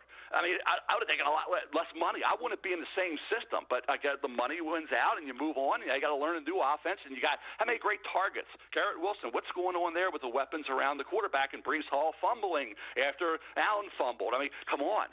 So again, I think you can't do it. Aaron Glenn made some statements. They all, coaches went, we're not going to do this. We're not going to be defined by that. We're going to be defined by this. We're not going to turn it over. We're not going to do this. Well, that's just a coach talking about what he believes in and what he wants his team to look like. It hadn't happened. So we don't hold that against Aaron Glenn, because in year 1 with this talent level, they're not getting in. Now, I understand on defense they should be better. I get all that. I'm sitting there saying, what the heck's going on here? You got better players than you're showing. And then Aaron Glenn's a defensive guy. He was a great defensive player in this league. So, but I'm not cutting the cord after year 1 with a head coach. And everybody was raving about going into the whole process thinking, Aaron Glenn's going to do this, Aaron Glenn's going to do that. Can you at least give the guy 2 or 3 years? A head coach 2 or 3 years? And people bring up Mayo. They wanted Vrabel. That was a different situation entirely. There was nobody here to say, hey, we got to go get that coach. I don't know who that is, but I'm not. If I did all that due diligence and check with everybody and all these great minds that Aaron Glenn's the guy, I don't know if you could put Bill Parcells in his prime with this team and how many games they'd win. I can't tell you that. But sometimes the coach isn't the difference when the talent level is not what it needs to be. And then the turnovers happened in these 2 games. You saw Braylon Allen fumble. You saw Breece Hall fumble. Things happen. But no, I'm not. No matter what happens, I'm not cutting the cord with Aaron Glenn. And guess what? You got a game on Saturday, guys. Indiana at Oregon, 3:30 Eastern. Watch that game because this Dante Moore, quarterback Oregon, against Fernando Mendoza, quarterback Indiana, formerly of Cal. These will be your top two quarterbacks in this draft. They're going to be one. They're going to be two. Lenora Sellers, South Carolina, plays LSU Saturday night. Watch that game, too, to watch Sellers. He'll be in that 2-3 spot fighting with those guys. That's your three best quarterbacks right now. And I want to see Dante Moore, who I believe is going to be the number one pick in the draft. That's just a statement now. Can change in a couple weeks, but right now he would be the number one guy. Fernando Mendoza is going to be right there with him. It's a top 5 guy, probably top 10 at worst. So those two quarterbacks on the same field at Autzen Stadium, 3:30 Eastern on Saturday. I think all Jet fans should be watching that game to see those two quarterbacks. And then at night, take a look at LSU South Carolina with Lenora Sellers. All right. And also Garrett Nussmeier, who has not played that well this year, to warrant being in that discussion as one of the elite quarterbacks. Mel, you're the best. I mean, I don't agree with everything you say, but it doesn't mean that I don't think that you're phenomenal. No, I get it. I understand. Hey, believe me, I've had Jet fans I've talked to yesterday and Sunday night as well as Ravens fans. I talk to everybody. I always try to, I'm not saying you have to be the voice of reason, okay? There's plenty of voices of reason I respect in the NFL that are good friends of mine. They're the voice of reason, and you have to kind of step back, guys, and take the emotion out of it, take all that out of it, and just say, okay, what's right for this team? What's the right thing to do? And once you give somebody another year to see progress and you don't, then you can feel good. Not feel good, you never feel good about firing anybody or making changes, but you feel like, okay, we went as far as we could go with this coach. We gave him every chance, okay, and we had to go a different direction. That's not the case right now. Brian Daboll has now his quarterback. Let's see what he can do, not just in year 1, but in year 2, and hopefully moving forward into year 5, 6, 7, okay, which it would have been with Josh in Buffalo had he stayed there. He could have still been the coordinator, right, with Josh. He left because he got a head coaching job opportunity. But I think with Daboll, I think you got to give him some time with Jackson Dart to see if he can right this ship. All right. Well, we'll see how this season goes, how many wins they get, and what it looks like, and then we'll continue to have this conversation with you. Mel, we appreciate you. We'll talk to you next week. You got it, buddy. Take care, man. All right. There you go. That is Mel Kiper Jr., who annoyed me today, to be quite frank. He did.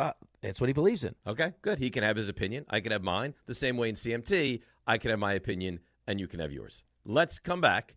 We'll get into the Jets. I haven't even touched on them at all today. 1-800-919-3776. Big day. Every day now is a big day in New York sports. Today, big day. DNR with you, ESPN New York. All right, let's see what's happening on the roads. Here she is, Debbie Duhane. Hi, Dave. Hi, Rick. Hey, you got to believe that they're going to get this issue resolved on the Cross Bronx soon. The Cross Bronx eastbound at Jerome Avenue. A car fire extinguished, but it's on the shoulder. Watch for a lot of activity there. That's causing delays of over an hour at the inbound George Washington Bridge. Lincoln 20, Holland 25, 3 eastbound out by the Meadowlands, a stalled truck. And the Whitestone Expressway south at Northern Boulevard. It's an accident. Alternate side suspended. Metered parking rules in effect. Sponsored by Positive Coaching Alliance. Got issues with youth or high school sports? Positive Coaching Alliance can help. PCA, a national nonprofit, offers more than 1,000 free online resources for youth and high school sports coaches, parents, students, and administrators. Visit PCADevZone.org. I'm Debbie Duhame, 880 ESPN New York. You know so much about who you are. But do you know what makes your body your body? With over 100 lab tests and insights, Function can help you know the truth. Because you know you're made of grit, wit, and a good heart. But just how healthy is that heart? You know you're made up of all the places you've called home. You know you're made of your mom's sarcasm. And now you can find out if you have her thyroid too. You know you're made of college all-nighters and 30s early-nighters. But those still don't explain your sleep issues. You know that you're made up of good meals with even better conversation. But are you actually absorbing those nutrients? A Function membership gives you a comprehensive health check with results tracked over time. Find out what you're made of at functionhealth.com. Just printed from the Erie Canal Press, the most coveted ticket, New York Lottery's $1 million raffle, hath arrived. 15 fortunate souls shall come into the fortune of a millionaire. Translation, the $1 million raffle is here, and 15 winners are going to become millionaires. The New York Lottery commemorates 200 years of the Erie Canal with your best odds of winning $1 million. Limited tickets available. Ask your local retailer today. Please play responsibly. Must be 18 plus. Gambling problem? Call 1-877-8-HOPE-NY or text HOPE-NY. Ballybet Sportsbook. Yo, Ballybet stacked for football season. When it comes to sportsbook apps, it's undefeated. Ballybet. Check out that brand new parlay zone. Here's the kickoff. Build your bets and place them right on your phone. What? Live bets, daily boosts, and promos. Increase your odds so you can win more dough. Touchdown! Ballybet's the play. Make game day more fun and download it today. Must be 21 plus, New York only. Gambling problem? Call 1-877-8-HOPE-NY. Ballybet, Sportsbook and Casino. Download it. Getting the right mattress helps you sleep at night. Getting the right price helps you sleep even better. At PC Richard & Son, they don't just sell you a mattress.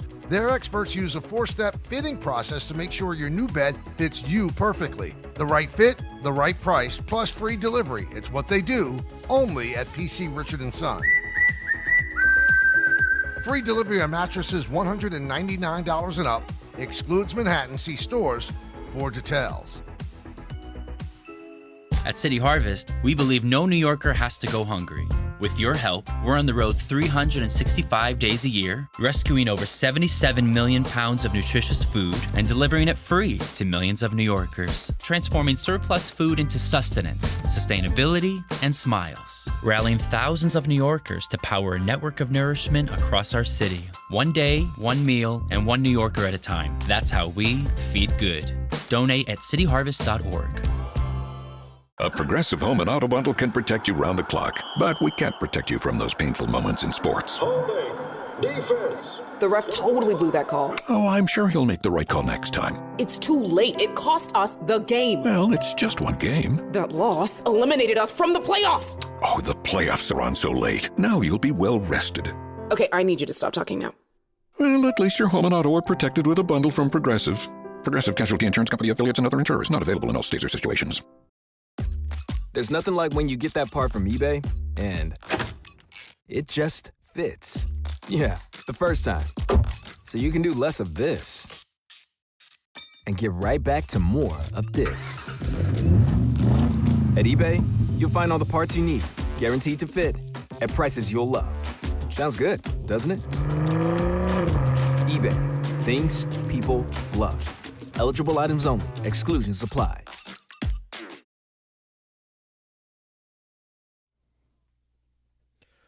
All right, DNR with you, ESPN New York, little Van Halen to bring us back. Huge day in New York sports in the 8 o'clock hour. Rangers with their opener on the season, 8 o'clock, game you can hear right here, of course. And then Yankees, and this, I mean, bigger than the Rangers, Yankees tonight to keep their season alive against the Blue Jays. So this is big, and it's great. It starts at 8 o'clock, so you'll get to stay up nice and late tonight. Yeah, nice and late. That's fine. Yep, beautiful. I actually have an 8 o'clock baseball game tonight also. Who? I do. You in a league. So let me see if I understand this now. Yeah. You have this job. Yeah. You have another job. Yeah. You coach all your children in whatever sport they play. This is no. Before you ask me the question, this is not. I'm not playing baseball. No. Oh, that's what I heard. No. I'm coaching a game at 8 o'clock tonight. Well, what? How? That makes no sense. How old are the kids playing? 12U. No, this is ridiculous. It's what do you want me to tell you? It's ridiculous. I know it's ridiculous. So Milo's what, 10? He's 10, yeah. And he's going to stay up till 11:30 tonight? No, it's a 2-hour limit. All right, so game is at 10. He gets home, cools down, 11 o'clock. Probably. They should not be starting children's baseball, and that's what it is at this point, at 8 o'clock. I couldn't agree with you more. So you get home at 10:30, maybe 10:45. Yep. And then you have to now sit down and watch. But the Yankees will still be going on. Right.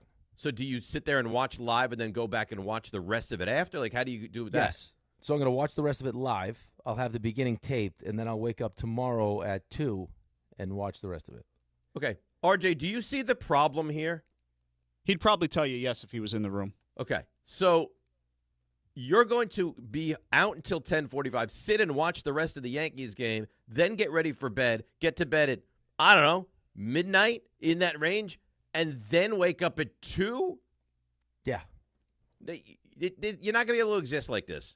Probably not, but I mean, we right need now to have I an have intervention. No choice. Raymond, set up an intervention. I have no choice right now. What do you want me to tell you? Well, why'd you schedule this 8 o'clock game tonight? I did because it's fall baseball and there's no weekends. 8 o'clock? I said I would do. I wanted to do it at 6. I'm at the mercy of the other coach's schedule. What am I going to tell you? That is wild. Do you think I want to be playing at 8 o'clock? I mean, it's cool to play under the lights, but on a Tuesday night, no. But, it'd be dark by 7. Get right under the lights. Well, listen, you start at 6. Let me talk to him. You get some of the lights at the end of the game. I'm happy. Like 5:30 would have been good. Oh, my God. That's terrible. All right. Well, speaking of terrible, the Jets have been awful. Only winless team in the entire NFL. Aaron Glenn was asked the question, do you worry about the here we go again mentality? I know for a fact our players are bought into what we're doing. So that's why I know it's not a here we go again. Because every day we emphasize it, every day we talk about it, and we attack those things every day. And the players attack them too. I am not worried about that part of the here we go again. If you guys heard the players talk and you guys see what their mindset is, and they feel the same way that we do as coaches, there's no such thing as that for us right now. We just got to continue to play, to continue to work. We got to work. I got to tell you. That stuff sounds great in the offseason. When you're 0-5 and you look like you look, that kind of, bravado doesn't land great, I wouldn't think. Well, no. I got to tell you that forget what he said. What I watched on Sunday felt like a whole hell of a lot of here we go again. Mm-hmm. Once he fumbled that football, it felt like, here we go again. Well, in watching all the Steelers was not here we go again. But everything else felt like a lot of here we go again. And for him to just take the mic and be so demonstrative, like, how could you think here we go again? How could we think it?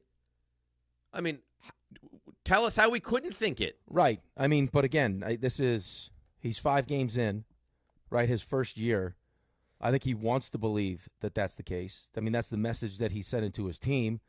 I would like to believe that his best players, right, I mean, Garrett Wilson, Sauce is supposed to be one of your best players. Both those guys got paid by him, right? Like he paid those guys that they would be bought into what he's selling and would be selling it to the team. But actions speak louder than words. And right now, their actions are, here we go again. First sign of adversity, we fold up. It's a losing franchise, man.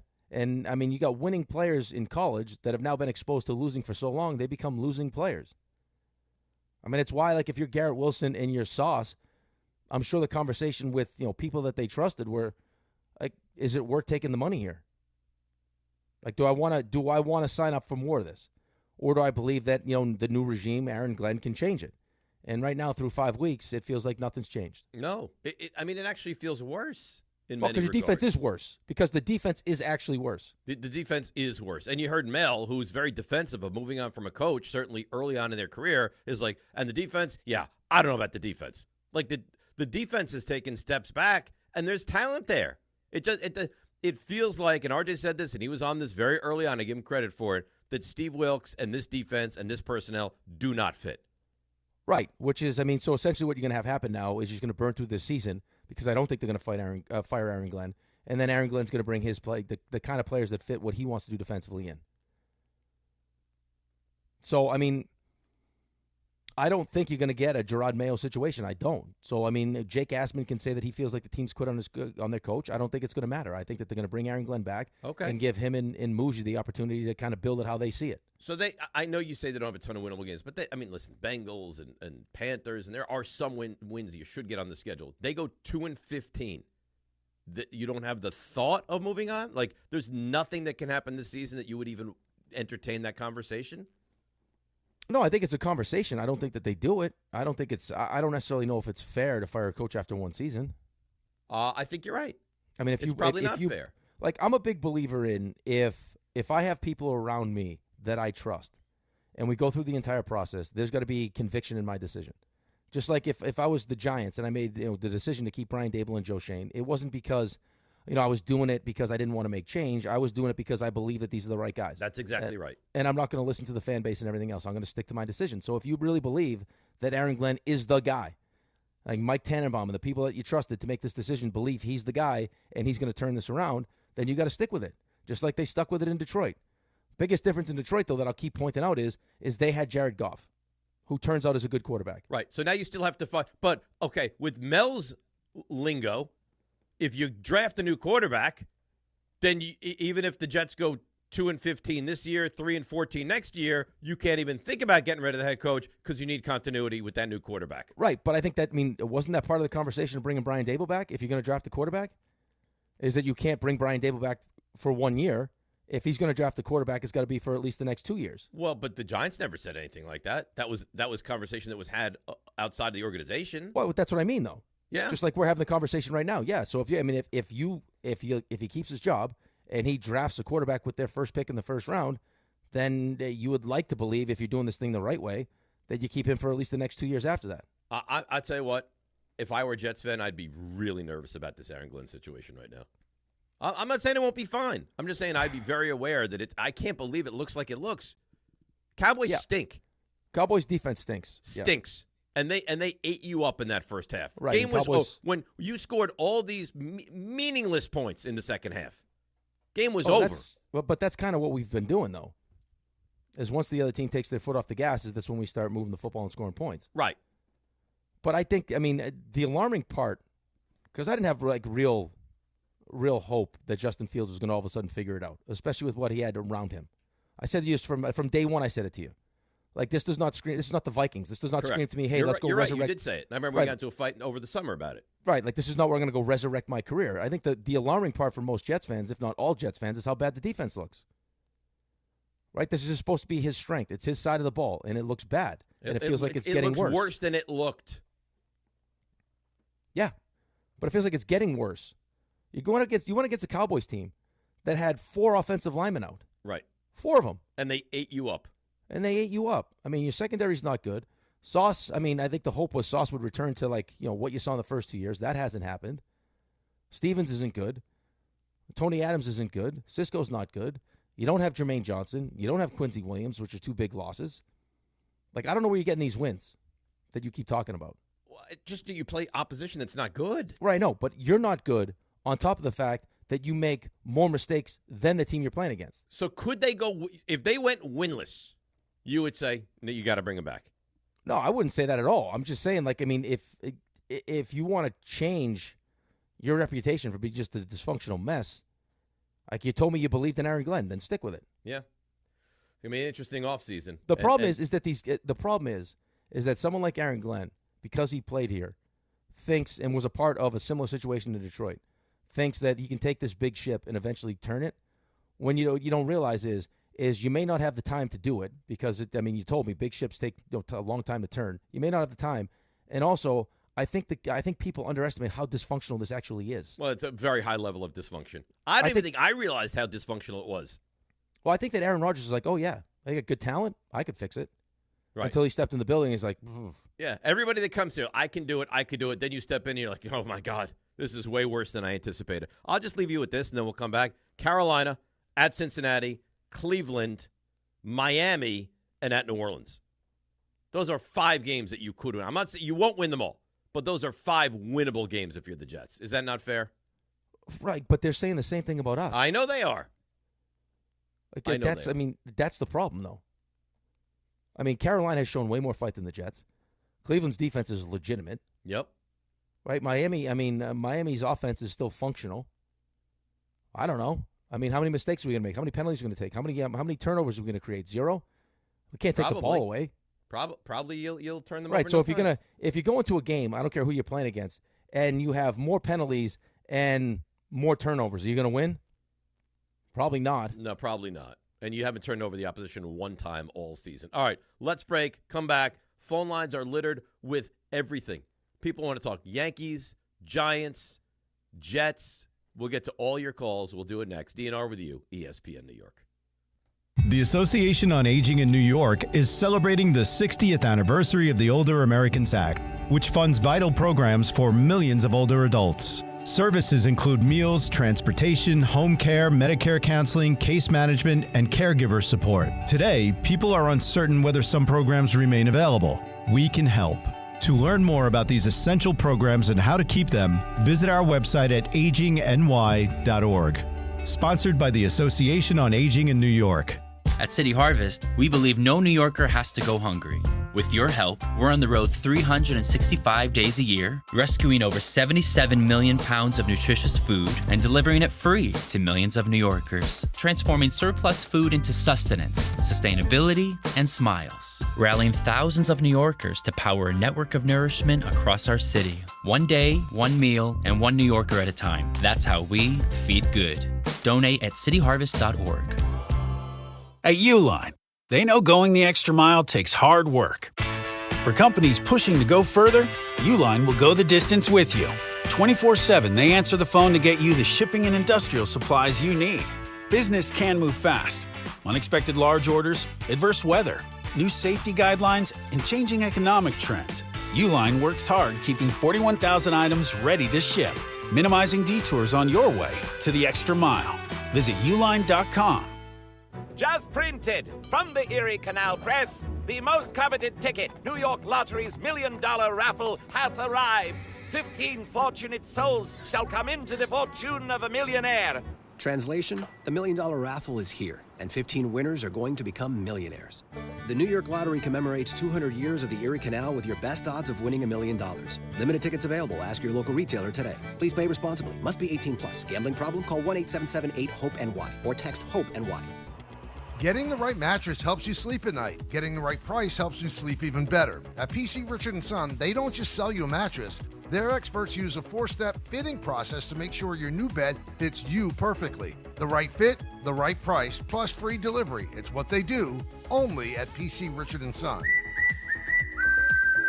Free delivery on mattresses $199 and up. Excludes Manhattan. See stores for details.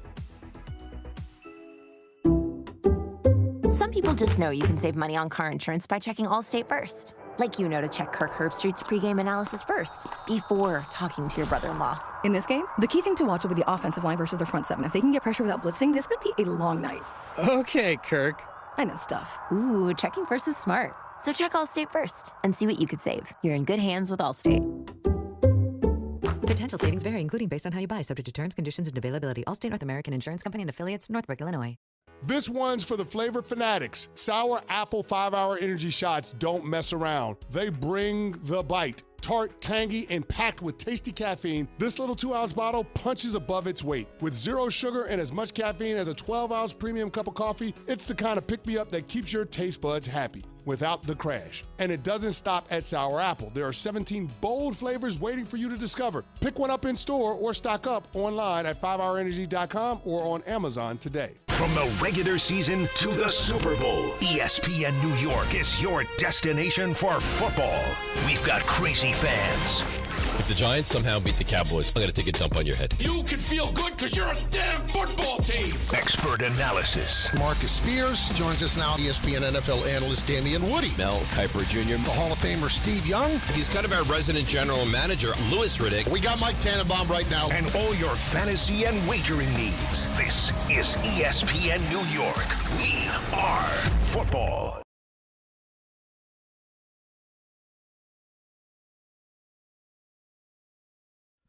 All right, DNR with you, ESPN New York. I got calls, I got emails, I got stuff happening here today.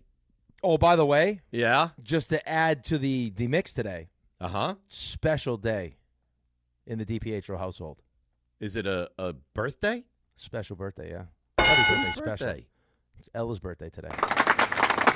9? 9 years old. That's a big deal. I can't believe it. I know. Dude, it goes so fast. I mean, I just remember, the day she was born. Yep. Till now, 9 years old, best kid ever. So happy. I was so just going to excited. say, in the limited interaction when I went to the rink that way to watch Milo, Ella easily the mature one. Easily. Really? Dude, she's like a 30-year-old woman, man. Easily. I love it. She knows exactly what she wants to do. She's like the most caring, thoughtful, she just wants to take care of babies. She's unbelievable. Daughters, especially this one, is just I blessing. think as a present for her important 9th birthday, a puppy. No. I think No. would be a great idea. No, she would go crazy. That's all she wants. Cute, sweet puppy. Woof, woof. She wants Think an about animal. isn't your goal in life to make your kids happy? I would. Woof, woof. and it's not completely up to me because if it was, I would already have done it. I would prefer to have another baby and let her help us take care of the new child than get a dog. I think relying on your 9-year-old to take care of the child would be a misstep. Well, no, I feel like people do that, though. I feel like that's I'm not saying like to just hand the baby over. No, I know to that. Ella. Here, you take care of this. But she would have a nervous breakdown. Like that's all. Like all I heard. So Cassie's sister is pregnant, and she's due right around Thanksgiving. Ella has already told us that, hey, by the way, guys, one of you is flying with me or driving me to South Carolina so I can go see the baby. Oh, this was a I'm not asking situation. This is an ultimatum. This is an ultimatum. Guys, like, I'm telling I you don't know right how now. it's going to happen, but figure it out because we're going to visit This is an Alex Rothenberg situation. Exactly right. I don't care how it's happening. It's happening. I'm going to see the baby. I have enough trust in you guys that you guys will figure it out. Exactly right. All right. Let's get to some of the callers. Let's go to Ed in the limo. Ed, you're on ESPN New York. Hey guys, how you doing? Good. I'm listening to me. 1969. I love Joe Namath. I thank him for what he has did. Let me just rant for 3 minutes. Okay, the organization is terrible. It's been terrible for years. They should have hired Rex. It's just everything. You got a 53 ladies roster. I'm tired of this team. I gave my tickets in. You know, when I had my parking pass, they had me walk around with the whole stadium so I could get to my seat. I'm tired of this organization. Get rid of them. Throw them out the league. I'm tired of it, man. I'm 61 years old. 1969. We're embarrassing. And why did anybody even showing up to these games and tailgate? We're embarrassed team. We're embarrassing New York. We're embarrassing me and PA. I'm tired of it, bro. I think we're all tired of it. And right now, Glenn is tuned out. They done tuned him out. You know? I'm sorry, Well, guys. here's the thing, and thanks for the phone. okay, No, Ed, it's I fine. understand. No, we're here for you, man. I mean, we're all tired of it. We're all embarrassed by it. Here's the thing, though, is I think that you know the thing that Aaron Glenn will do is that unless there's serious talk about him being fired, is that I'm going to be here longer than the players are. So I mean, these aren't all my players. I brought Right. some of my guys in, but you know I'm going to have to clean some things out and bring players in here that are my guys. And that's what will happen. It's That's just right. unfortunate that we're going to have to live through this. I don't think we all. But I nobody don't think- anticipated it being like this. Yes, that's and right. that's why it's so upsetting. If you thought this was going to be a 2-win team and they were going to stink and be an embarrassment, as awful as it would be, at least you could wrap your arms around it because you'd think the expectations are non-existent. There weren't great expectations, but they would win 6-7 games. Rick, the over-under was 5.5. There's no way they're going to get to 6 wins this season. Right, but I also think this goes back to the conversations that we've had since we started doing the show together. I mean, Jets, Giants, I don't care what it is, how it looks. Right? Like, I mean, there are wins and there are losses, and it's how it looks. Like, I mean, the Steelers lost, right?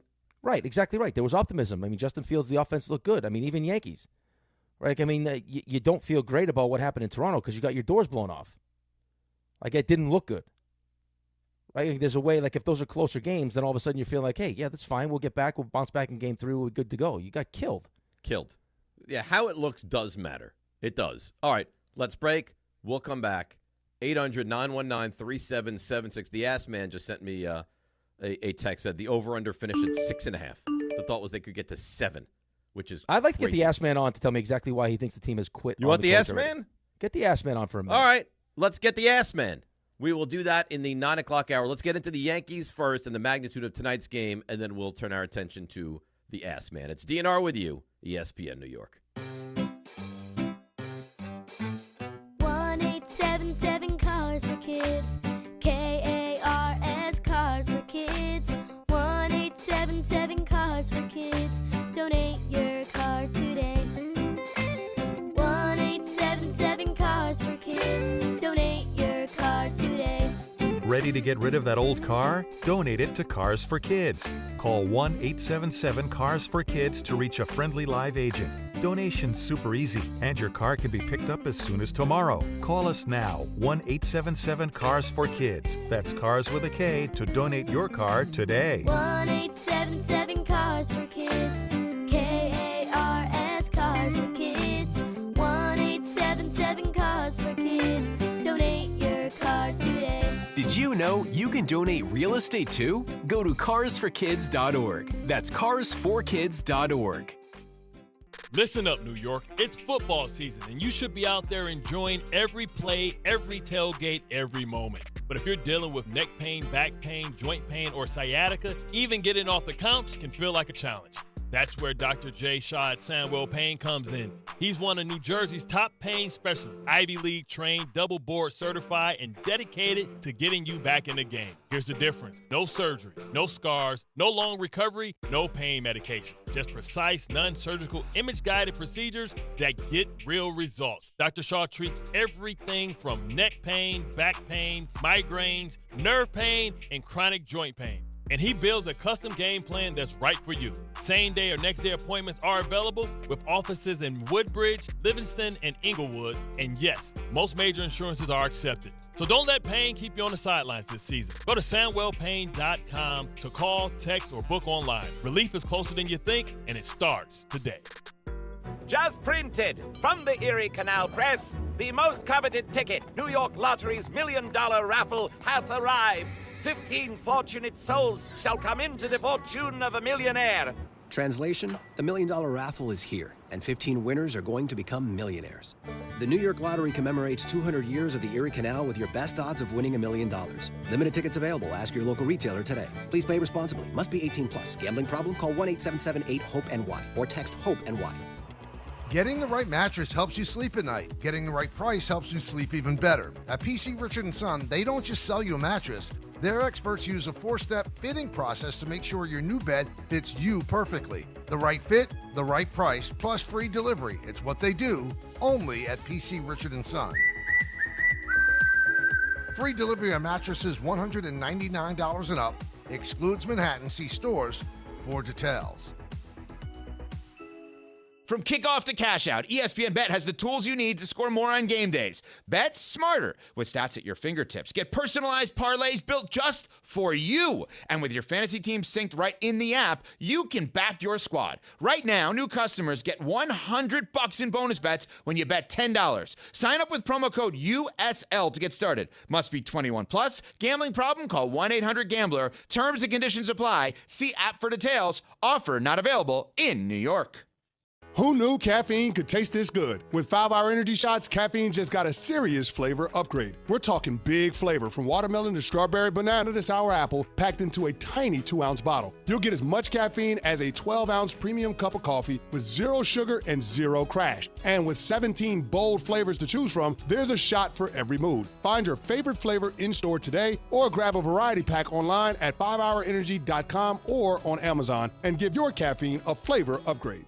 Hey, this is Jalen Brunson. Jalen Brunson for 3.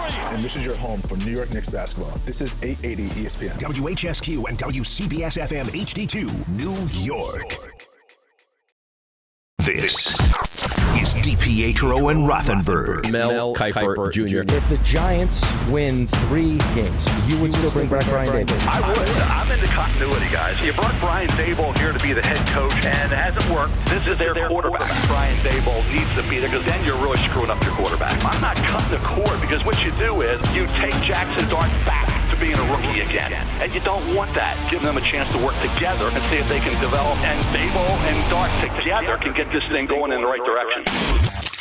This is DiPietro and Rothenberg. I feel speechless. I don't know what I'm supposed to say. On ESPN New York and streaming live on YouTube. What an awful soundbite that you had to bring back. I didn't do it. Bring him back. No, I'm not blaming you. I'm blaming RJ. RJ did it with a purpose, for a reason. I know what you want to do. He wants to incite you. I don't. He thinks your energy level is low. Is that what you think? You have to tell me now. That's a respected football mind. Who has an awful, disgusting take. Listen, it's not what I would do, but he clearly, it doesn't come from nowhere. I don't think that's solely Mel's opinion. Maybe most of it is, but I bet you. No, I don't agree with you. I think that is Mel's opinion. You don't think it's solely with a hint of if he knows what might happen? No. You don't think somebody has said something to him? No, I think that's what Mel would do. I think the reason why I asked Mel that question is because I've heard Mel before not really appreciate how teams handle young quarterbacks and the lack of patience for their coaches and also the. See, the problem is the Giants have put themselves in like half-pregnant situation. 100%. Is you already didn't like the coach when you brought in the quarterback. Right, but so what do you do, though? Do you make could you potentially make it worse as opposed to make it better. I think would Mel's point would be because I mean we all recognize that if the quarterback can play at a high level, he can take a dysfunctional team and make it functional.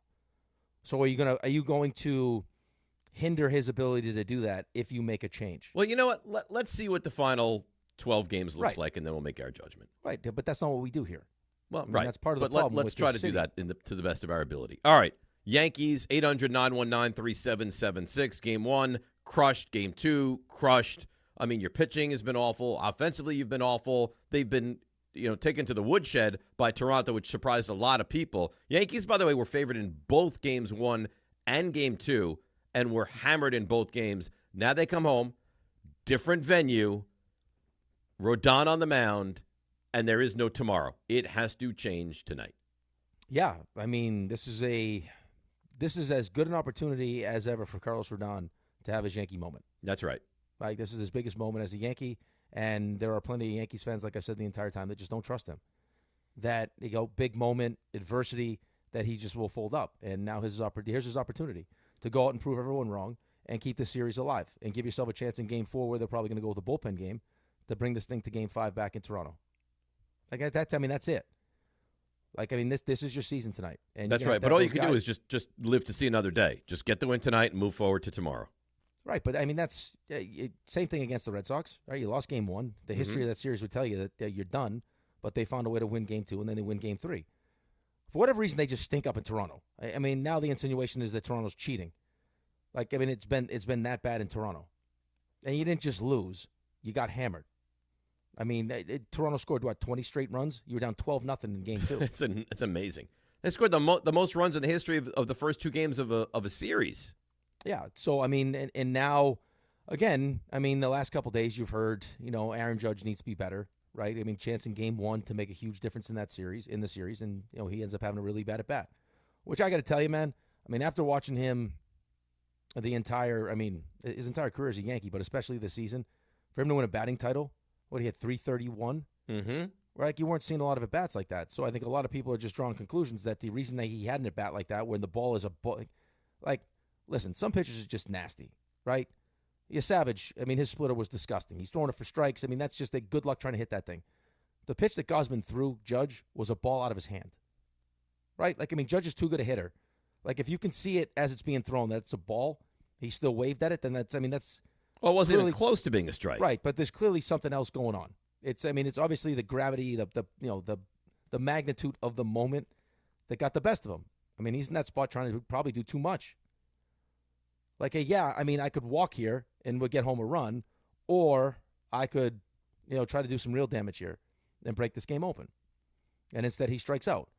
But, I mean, Derek Jeter the other day, and he's not wrong. I mean, as much as we want to put all this on Aaron Judge, that's not baseball. Like, they asked him in the I think it was the post game, like, who needs to step up? And he just read the lineup. He's like, Goldschmidt needs to step up. Judge needs to step up. But no one's gonna sit here and blame Ben Rice. No one's gonna sit here and blame Goldschmidt. It's just not how sports I know, but works. It's not. But his point was it's not fair though. It's not fair. But that's where we are. You know what? He is the captain of the Yankees. He is the best player in baseball. He puts up prodigious seasons. The fan base has the expectation that this guy is going to rise in the biggest moments, and he hasn't been bad this postseason. But that, I think you would say, was the most important at-bat he's had this postseason, and he failed at it. Right, but then you also go back to the run he drives in against the Red Sox is an error. He gets credited for the hit, but Duran's got to make that play. He does have to make that play. Right, I know, but that's where we're at now with this whole thing. Is that until he comes through and they win a World Series, this will be the conversation. Now, I think the interesting part about tonight is, because we've already lived this we've already watched this movie, is Shane Bieber has reverse splits. So what do you do lineup-wise? Because we did this against the Red Sox. Yeah, Jazz didn't play and Rice didn't play, and you lost the game. So what's the mentality? Don't you have to go down with your guys? I would say that you probably do, but I think you also have to take into account. Like, here's the reason why I didn't necessarily love it in the Red Sox series. Jazz is your everyday second baseman, right? He's not a platoon player. No. Right? He's a big part of who you are. Also recognizing that worst case scenario in that game, like we talked about before the game actually happened, is Crochet is so lights out that it goes lefty to lefty. right? Like, I mean, it's going to be Crochet goes to Chapman. And now you're going to get, you're going to get stuck in a weird spot. And then Boone doubles down on the mistake by not just throwing Jazz in for defensive reasons when you're down 2-1. So now you're naked against Chapman. Like, so I want right-handed bats available to me when I get to, like, if this game is tight late, I want a right-handed bat I can go to with Chapman instead of having a left-handed Jazz up against the which tough is the exact matchup that you tried to avoid in the first place. Right. So, I mean, and then you're also taking into account who gives me better defense. How am I prioritizing defense at third base? Ryan McMahon is not a good, offensive player, but he's a hell of a defensive player. So, like, I'm probably with you. I would go down with my guys. But if it's glaring and Ben Rice hasn't looked good, do I go with Goldschmidt, who's got, I think he's 3 for 6 in his career against Bieber? I mean, do I make that decision? And Rice has not looked good in the series. All right, so either way, I mean, it's going to be you make the decision, and then it's going to be on the player to go out and make you right or make you wrong. Right. I mean, ultimately, it's on the players. It always is on the players. I know, but everyone wants to blame Aaron Boone. Well, but that's why I get frustrated sometimes because, I mean, in baseball, like, for me playing hockey, right, it's like, hey, you're the starting goalie, you're going to play. Like, now they do it where you're not playing back-to-back games, but it's not like, hey, I don't know if I necessarily love your numbers against this team. We're going to keep you out. No, if I'm the starting goalie, I'm going to play the game. Baseball, it's like, I'm going to line you up in the perfect spot. Like, if you're coming out of my bullpen, I'm putting you in your lane. Like, they're trying to make it as easy as play. And I know it's not easy, but it's like, I'm going to put you in the most ideal situation humanly possible. That's right. And then you fail. It's my fault. That's right. It's amazing that in baseball, we've morphed into, if the players don't succeed, it's the manager's fault. It's crazy, not really the player's fault. I mean, what a day to be a player. He shouldn't have put me in. Well, he put you in right. They actually have it down to where your pitch, the path of your pitches is supposed to miss his bat, and you still can't figure it out. Right, and now he'll get blamed for it, and not you. Yeah, right. That's good living. That's great living. Let's get to the Yankees calls, 800-919-3776. Edgar in Bloomingdale. Edgar, good morning. You're on ESPN New York. Good morning, boys. Dave, you were talking about it before. I'd rather lose tonight than get heartbroken in Toronto. That's crazy. Oh, stop. I'm sorry. That's Don't do that. crazy. Give yourselves a chance. How much heartbreak the Jets, the Knicks last year? How much more heartbreak could you go through? Try being a Mets fan. I mean, I can't. A Jets fan. Yeah. Oh, an Islander fan. All right, that's. I don't want to hear about your heartbreak. Rick, and you're not even sleeping at night. How are you going to survive, Dave? If you need a co-host, I got you. I might. Oh, that's Edgar, nice. Later in the week. That's I don't nice, know if you can Edgar. do Friday morning. It's a distinct possibility. You're going to take advantage of my death and just weasel your way right into being. You know what? It's smart business by him. How about this? Could I give you a quick cuddle, marry, trash? Yeah. Well, I think you should. Okay. Kansas City Chiefs winning division, getting in playoffs, or out of playoffs? I'll go in that order. Marry, win the division, cuddle playoffs, trash out of playoffs. Yeah, you got to win in the division, huh? Yeah. I would probably do the same. Yeah, Chargers look Chargers just lost 2 in a row, and they didn't look good. Get Rasheed Rice Raiders stink. Denver? Yeah, Denver. I mean, listen, Chargers and Denver are concerned. When the chips are down, I'll still put my money on Patrick Mahomes. That's true. But how about that chip play? What, did they threaten the refs' lives to pick up the flag? That was terrible. What did they go up? Listen, you will never referee a game again, and your kids can't listen to Taylor Swift. Pick up that flag. What happened there? We're talking about the interception, right? No. I think he's talking about the interference. Yeah. But when they the pick play, the first touchdown he's of the game. He's talking about the pick. That was the pick play. Yeah. I was going to say, I thought you meant the interception. To the refs. Pick up that flag. And they did. What they were saying, Edgar, thanks for the phone call, they were saying that the blocking took place 1 yard from the line of scrimmage, which is legal, is what they were why they were running up to the refs holding like the number 1 finger. Right. Could you imagine with the penalty conversation that Edgar wanted to get into if you put him and Mel on the radio together? That'd be 4 hours of penalty talk. Yeah. Oh, yeah. That was wild. They're like, hey, good morning, Mel. How are you? And like 4 minutes later, he's like, and 9 penalties here, and 11 here, and 7 here. Could you imagine? Like, just think about this, though. Like, he's not wrong, by the way. No, he's not wrong either. It's Tuesday. Okay? It's Tuesday. And he was that fired up. What he must have been like Sunday night? Could you imagine Sunday night? Or first thing Monday morning? Oh, I mean, he's probably just smashing pumpkin pie and whipped cream, just mumbling them to himself. Someone's got to get Roger Goodell. This is a joke. This is not the football I grew up on. Yeah, this product stinks. My Ravens stink. Too many flags. He's not wrong. wrong. Is gone. The plan is gone. There are too many flags. Yeah, well, I mean, we got two of the teams that are most responsible for that. Oh, yeah. No, we're terrific. It's unbelievable. And James Hudson's like the poster child for flags. So the plan's gone. The plan is gone. This is crazy. What? The Yankees could salvage something if they rebound in the series. Not even winning it. Okay. If they win tonight, win tomorrow night, and go to a Game 5 on Friday and lose a tightly contested game, you'd feel a lot better than if they go out and get hammered tonight. Yeah. Yes, you would. Right, but I don't think that was his point, though. It's not like he was guaranteeing that you lose Game 5, though. Like, he's talking about, like, reviving your hopes. But even if I told you you're going to lose Game 5, you can't just say, I'll give it to me tonight. Well, but what's the difference, though? I mean, either way. I mean, you're just delaying the inevitable. Well, but I think there's a pride factor. Getting swept is different than going to 5 games. What does that get you, though? Well, it doesn't get you anything, but it looks different. Anything. Of course, it looks different, but his point was it's just going to get him excited to be disappointed again. Like, he's like, just put me out of my misery now. I'm not disagreeing with you. I would rather have, the intestinal fortitude to fight and battle my way back into the series and at least take it to 5. But, like, I think his point was more like, why get myself all worked up if I'm going to lose in Game 5 anyway? Because you don't want the season to end tonight. No, listen, I don't want to. We need the Yankees to keep winning because, do we want to spend every day talking about the Jets and Giants? Well, the Yankees will get a little conversation. Then the hockey starts this week, and the Knicks start in 2 weeks. You act like we're like doing all this hockey talk every day. This is our year. I beg you for hockey talk. This is our year. Big hockey talk. Okay. I'd say 30 to 40% of the show becomes hockey. From your lips to God's ears. I'm down. Yeah? You know how I feel about it. You might have to carry it. Oh, I'll carry the hell out of it. All right. Little Will Cooley conversation. We got Raymond. Hey, listen, we got Raymond watching all these games. Raymond's at every game? Every game.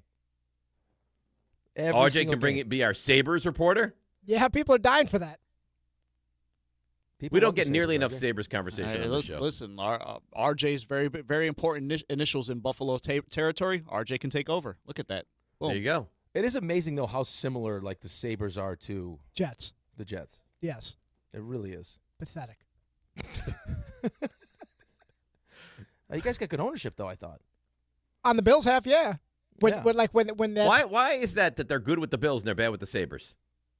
Well, to the point why was James Dolan bad with the Knicks but good with the Rangers? Yeah, to the point you were talking about. Nobody cares about this, so I'll keep it quick. They let it ride. They hire people and they let them go. The problem is with the Sabres, there's too much letting go. It needs to be reeling back in. That's actually good ownership. Yeah, not if you have the wrong people in charge. Well, sure. That's a risk. But it's smart to believe in you, have conviction of what you've done, who you've hired, and get out of the way. Well, but I guess that's probably where I'm more passionate about it because we have a guy named Kevin Adams that runs the Sabres, and I can relate this to the Giants. When you have a small piece, like we have Tage Thompson, who maybe you hope Jackson Dart becomes, like in your world, and when you let them go, talk to me like I'm an idiot. Well, when you let them spell it out for RJ, like he's not smart. And that's the equivalent of Jackson Dart. It wasn't for you. You wanted Sabres insight. It wasn't for you. Most let him people finish his point. Please. Yeah. Anyways, go ahead. When you let them go because you have one little piece that you're clinging onto, maybe two pieces, and you give them another year. Oh, let them grow. Maybe it'll get better. I can tell you, it may not. It actually may get worse. RJ, how concerned are you flipping this over to the Jets? With that Sabres point, do you have real reservations right now about Aaron Glenn? Yes, a ton. Because, Rick, you could speak to this better than me because I wouldn't know it all. He tells me everybody's bought in. It doesn't look that way. That's my concern. Maybe the players don't fit. Maybe he's still figuring things out as head coach. He follows Dan Campbell. Dan Campbell started 0-10-1 with the Lions. Okay, the losses are one thing. The losses are ugly. They're bad and they're ugly. So I heard Sauce Gardner after the game. They were asking him, what do you think the problem is? He goes, I don't know. It keeps me up at night thinking about it. That's not great. No, that's not great, but that would be one of the players I would point to that you have to have on board with what you're selling. Listen, I don't care what any coach says, especially in sports like football that have that many guys on the roster. Not everyone's going to be bought into the coaching staff. There are going to be guys that are pissed off that aren't playing as much as they want to play. Like it happens in every locker room. But as long as you have the most important guys bought into what you're doing, you'll be fine. So if he's got Quinnen and he's got Sauce and he's got Garrett, he's got Justin Fields, like he's got the most important pieces bought in, then he'll be all right. But if you start to lose those guys because the losing continues and it looks the way that it looks, now you're in trouble. And they just paid those guys. So I mean, listen, I can't imagine that they're going to fire him after one season. I just can't. As bad as it could look, I can't. And you bring up the Dolphins. We already lost to the Dolphins. You sat there and watched it. I mean, the Jets are so bad that it made me look bad at the Couchcast. That's how bad the Jets are. So the reason you stunk at the Couchcast was because of the Jets? Yeah, I'm usually great. You put me in a live situation, I usually flourish. But you put me in a live situation having to watch the Jets, and even I stink. They're killing you. They're killing me. RJ? Hi. How you doing? I'm good. That's nice. You ready? Yeah. RJ, bump these numbers up, would you please? I mean, you've been slow with the bumping. Watch on YouTube now. Go right now. And Rick will get naked if you do. I'll do that. I'll give you the bounce. Bet you will. There you go. Bouncing. Look at those babies bouncing. There you go. All right, go ahead, RJ. Now. Walk-up three-pointer. He got it. See ya. Put him in the box. The you missed. Yeah, we're on YouTube. Subscribe. Check us out. ESPN New York. You'll find us. I had a plank off yesterday. How long did you go for? Last for? I won it for this. I won it for the station. I won it for the show. For the station. Well, who were you going up against? I was going up against one of the girls' hockey players. And did you win? You said you won it. Of course I won. How long you go for? Over 3 minutes. Oh, that's impressive. Thank you. Were you, by the time it was done, were you in bad shape? No, I could have went. I didn't Really? have to win any longer. Yeah. You're amazing. Thank you. If I do like a 90-second plank, there's big trouble on the other end of that. The fact that you can do 90 seconds, I'm proud of you. I can. It's good for you. Are we gonna get? By the way, I just saw the Ass Man. Are we gonna get the Ass Man on YouTube with us? Oh, we're finagling. Surprise. Wow. Yeah, he's a little antsy. He's ready to go. Is that right? Hey, you didn't see? He just popped right up on the screen. Dave probably wouldn't see see that. it. Dave probably wouldn't have seen it. Popped up out of nowhere. Anyway, so we'll talk about this, but since I mentioned I wanted to play this for you. Josh Gardner was asked exactly what's the problem going on, not only with the defense, but with the team. Don't know what it is. Like I told you, it's been keeping me up at night. I don't know what it is right now. That doesn't sound great. Not at all. Well, here's the problem, though. And this is when coaching staffs lose players, is you're supposed to be the one that gives me the answers. Right? Like, what do you hear about Bill Belichick, why he's the greatest? Every single player that's ever played for him, they may not like him, but they always say, there's no team that's more prepared. It's like we had the answers to the test before we took it. That being said, that might not be the case anymore. I don't think he has necessarily all the. Maybe it's. I don't even know. This is not a great end to the whole Bill Belichick legacy. No, not even a little bit. But for Little Bill's killing it. I guess. Little Bill, he may have to stay, needle that thing up once in a while, but he's rolling in it. Good for him. Sure. Oh, dear. Wasn't that the story? He shoots that thing right up. So, anyways, the Jags beat the Chiefs last night. Jags are 4-1. You got Trevor Lawrence, who made, I don't know if it's one of the best throws of his career, but that throw down the sideline. Did you hear what Aikman said about that throw? Yeah, we were watching it, yeah. Aikman's got no time for anything right now. What did he say? What did he say? Yeah. He said, Troy said this. He said, that throw, fantastic. No, that's not what he said. So don't belittle me, all right? I knew you didn't know, which is fine. But don't say, yeah, of course we know what he said, because you had no idea. No, I had no idea. What he said was that I thought this was highly disrespectful. That throw reminded him of Eli's throw in the Super Bowl to Mario Manning. You can't say anything about Eli. Upset. I think that was one of the great throws of Trevor Lawrence's career. It was a great throw. Ray had some nasty things to say about Jackson Dart the other day in a private text message to me. Oh, really? Yeah. I knew it would upset you, so I kind of just kept you talking about Sunday? Yeah. Yeah, there was. So this is where. Wait, you guys are off on the side now? We're concerned about you. Are you not? Are you not? We're concerned. What do you mean? Am I not? We don't think things can be said out in the public. Okay, you know what? Here's the thing then. Take me out. No. Take me out of the group text. No. I don't want in. I want out. That was just this. Get me out. How do I remove myself from this group you text? You can't. You're stuck. But anyways, Patrick Mahomes, your team is 2-3. Any reason for concern? It sucks. You let a game slip away. Credit to them. They played hard. They played hard the entire game, and they got a lot of good football players. They closed out there at the end, and so it still sucks whenever you get a lead like that and you're not able to hold it through the rest of the game. This will be popular today. We can go around the room. Anyone want to pronounce the Chiefs dead? No. No. Okay. Very much on life support. Are you kidding? Ooh. It's not been good. Are you out of your mind? It's not been good. On life support? You feel good about what you're seeing? Good? No. I mean, listen, they should have won that game last night if Butker doesn't kick the football out of bounds. They've had several games that they should have won. Well, I mean, here's the thing. Last year they were 11-0 one-score games. This year they're already 0-3. They're losing the one-score games now. Last year was the year you could say, oh, it feels like the Chiefs have lost something, but it's still good enough. I don't know that it's good enough anymore. Your life support. You're insane. They might make the playoffs. I'm starting to doubt how far they can go. Okay. Just remember, raise the first one off the bandwagon. How far they can go are two different things. Life support. That's life support means that's like why I'm not they're in pronouncing massive trouble. That's why I'm not pronouncing them dead. Sounds like we're close though. So, I also Ray, if I'm ever on life support, I need you to come in and talk to me. You're very optimistic about life support. Also around the league, Chargers putting running back Myron Hampton on IR with an ankle injury. Colts kicker Spencer Schrader, who I added in one fantasy league. Unfortunately for him, I wish him well. His knee is injured to the point where he will have season-ending surgery. Oh. Lions corner Terrion Arnold will be out, quote, a long time, according to Dan Campbell. And Patriots running back Antonio Gibson has a torn right ACL.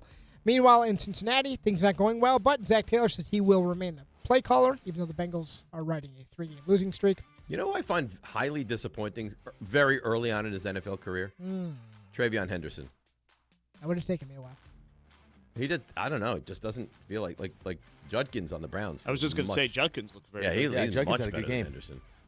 I don't know if you did that on purpose. Those are both Ohio State guys. That was a nice job. That's exactly why I did it, RJ. That's nice. Baseball. Dodgers, much to my chagrin perhaps, they run the wheel play. Well executed, too, to nail the runner third, and they now have a what do you want to do? You want to fall right on the sword? Not yet. Come on. You gave me the field. The field is still alive. So you would still take the field? Listen, I am taking the field until there's no more field. All right. So you're going to die on this hill. I'm Joe Shane in this thing, yep. I respect it. And meanwhile, my best hope for the field, the Brewers. Hammer the Cubs. Also have a 2-0 series lead. NLDS, both of them, 2-0, so they can end. But Misorowski's up there at 104. He was a little amped up last night. That's a lot. Shams earlier said that the Knicks and the Bucks had some prolonged Giannis discussions. Obviously, nothing came of it, but something to keep an eye on. John Morant of the Grizzlies is considered week to week with a left ankle sprain. Connor McDavid, nice little sweetheart deal. 2 years, $25 million extension with the Oilers. What's that, a day after they extend his head coach, so he's going to give him a couple of more years. Mark Sanchez, not good news as the story develops. He's now facing felony charges of battery and potential prison time. I think I saw it was potentially 1 to 6 years. Doubt it would get there. And it sounds like that UFC event at the White House, sounds like that's going to happen on June 14th of next year. So you could see people fighting on the White House lawn. I actually met the brains behind that whole situation.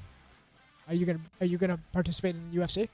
I don't think I'll participate. Participate in UFC? Can you imagine Rick with cauliflower ear? No. That'd be something. I think you should get in there. I have a lot of rage, though. I think I could, for a good 30 seconds, I could probably light it up. Why don't you just do planks against your And then I get choked out. Planking at the White House. Anyway, that is stuff you missed. That's nice. Well done. So the ass man on the other side? That's it. Yeah, the ass man already popped up, but he's ready. Oh, let's go. We bring on the ass man, and we do that next. DNR with you, ESPN New York. Make cancer screening a part of your annual healthcare routine. New York Presbyterian offers a full range of cancer screenings, including lung, cervical, prostate, colorectal, breast, and more. Regular cancer screenings could save your life by detecting cancer at its earliest, most treatable stages. Screenings are available across New York City and Westchester. Learn more at nyp.org/cancer screening. Stay amazing. New York Presbyterian. Ballybet Sportsbook. Yo, Ballybet stacked for football season. When it comes to sportsbook apps, it's undefeated. Ballybet. Check out that brand new parlay zone. Here's the kickoff. Build your bets and place them right on your phone. What? Live bets, daily boosts, and promos. Increase your odds so you can win more dough. Touchdown! Ballybet's the play. Make game day more fun and download it today. Must be 21 plus, New York only. Gambling problem? Call 1-877-8-HOPE-NY. Ballybet Sportsbook and Casino. Download it. At Uline, they know firsthand the road to success is an uphill climb. Uline started in the family basement, and through hard work is now North America's most trusted shipping and industrial supplier. They get what it means to have the support of reliable, hardworking partners.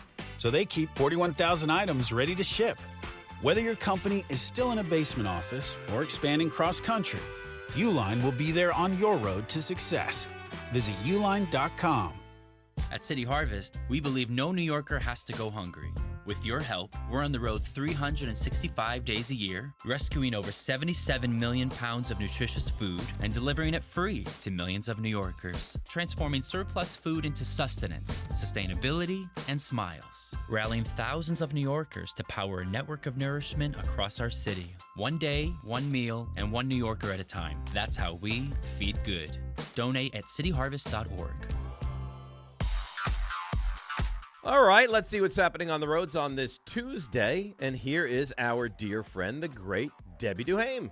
Hi, Dave. Hi, Rick. Have a great day today, and good luck to the Yanks tonight. Guys, let's see what's happening. Good luck on the sprain. The sprain northbound slowing down up through Greenberg. It's an accident with injuries. Cross Bronx moving slowly eastbound, getting out toward the Throgs Neck Bridge. Some police department activity over there to watch for. Inbound George Washington Bridge 20, Lincolntown, Holland 25. Over on the thruway south, exit 17 into Newburgh. It's some ongoing construction heading through that spot. Alternate side suspended, metered rules in effect. Sponsored by Unbound.org. Right now, there are young people across the world facing a tough choice. Continue their dream of education or drop out to help their family put food on the table. You can help change their future in a single moment. See how far your support can go at Unbound.org. I'm Debbie Duhame on 880 ESPN New York. Sportsbook. Yo, Ballybet stacked for football season. When it comes to sportsbook apps, it's undefeated. Ballybet. Check out that brand new parlay zone. Here's the kickoff. Build your bets and place them right on your phone. What? Live bets, daily boosts, and promos. Increase your odds so you can win more dough. Touchdown!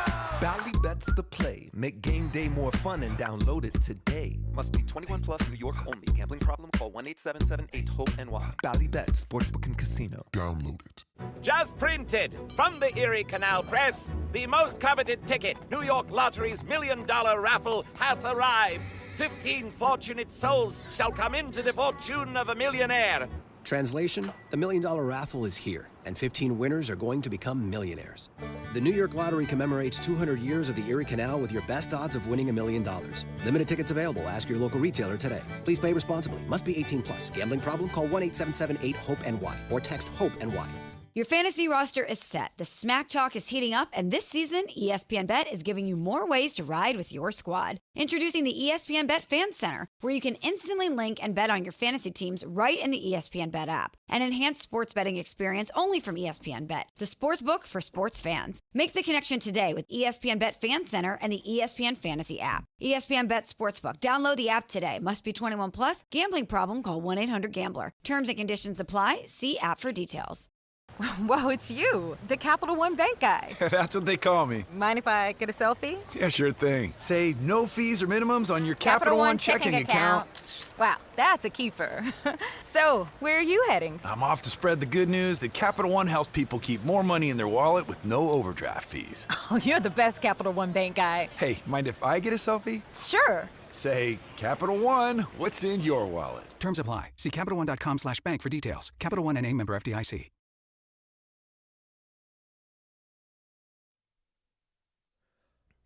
All right, DNR with you, ESPN New York. I mean, you asked for the ass man. We provide you the ass man.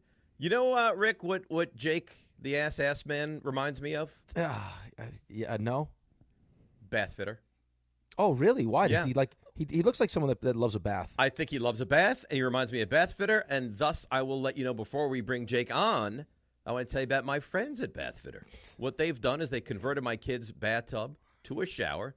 Incredible job.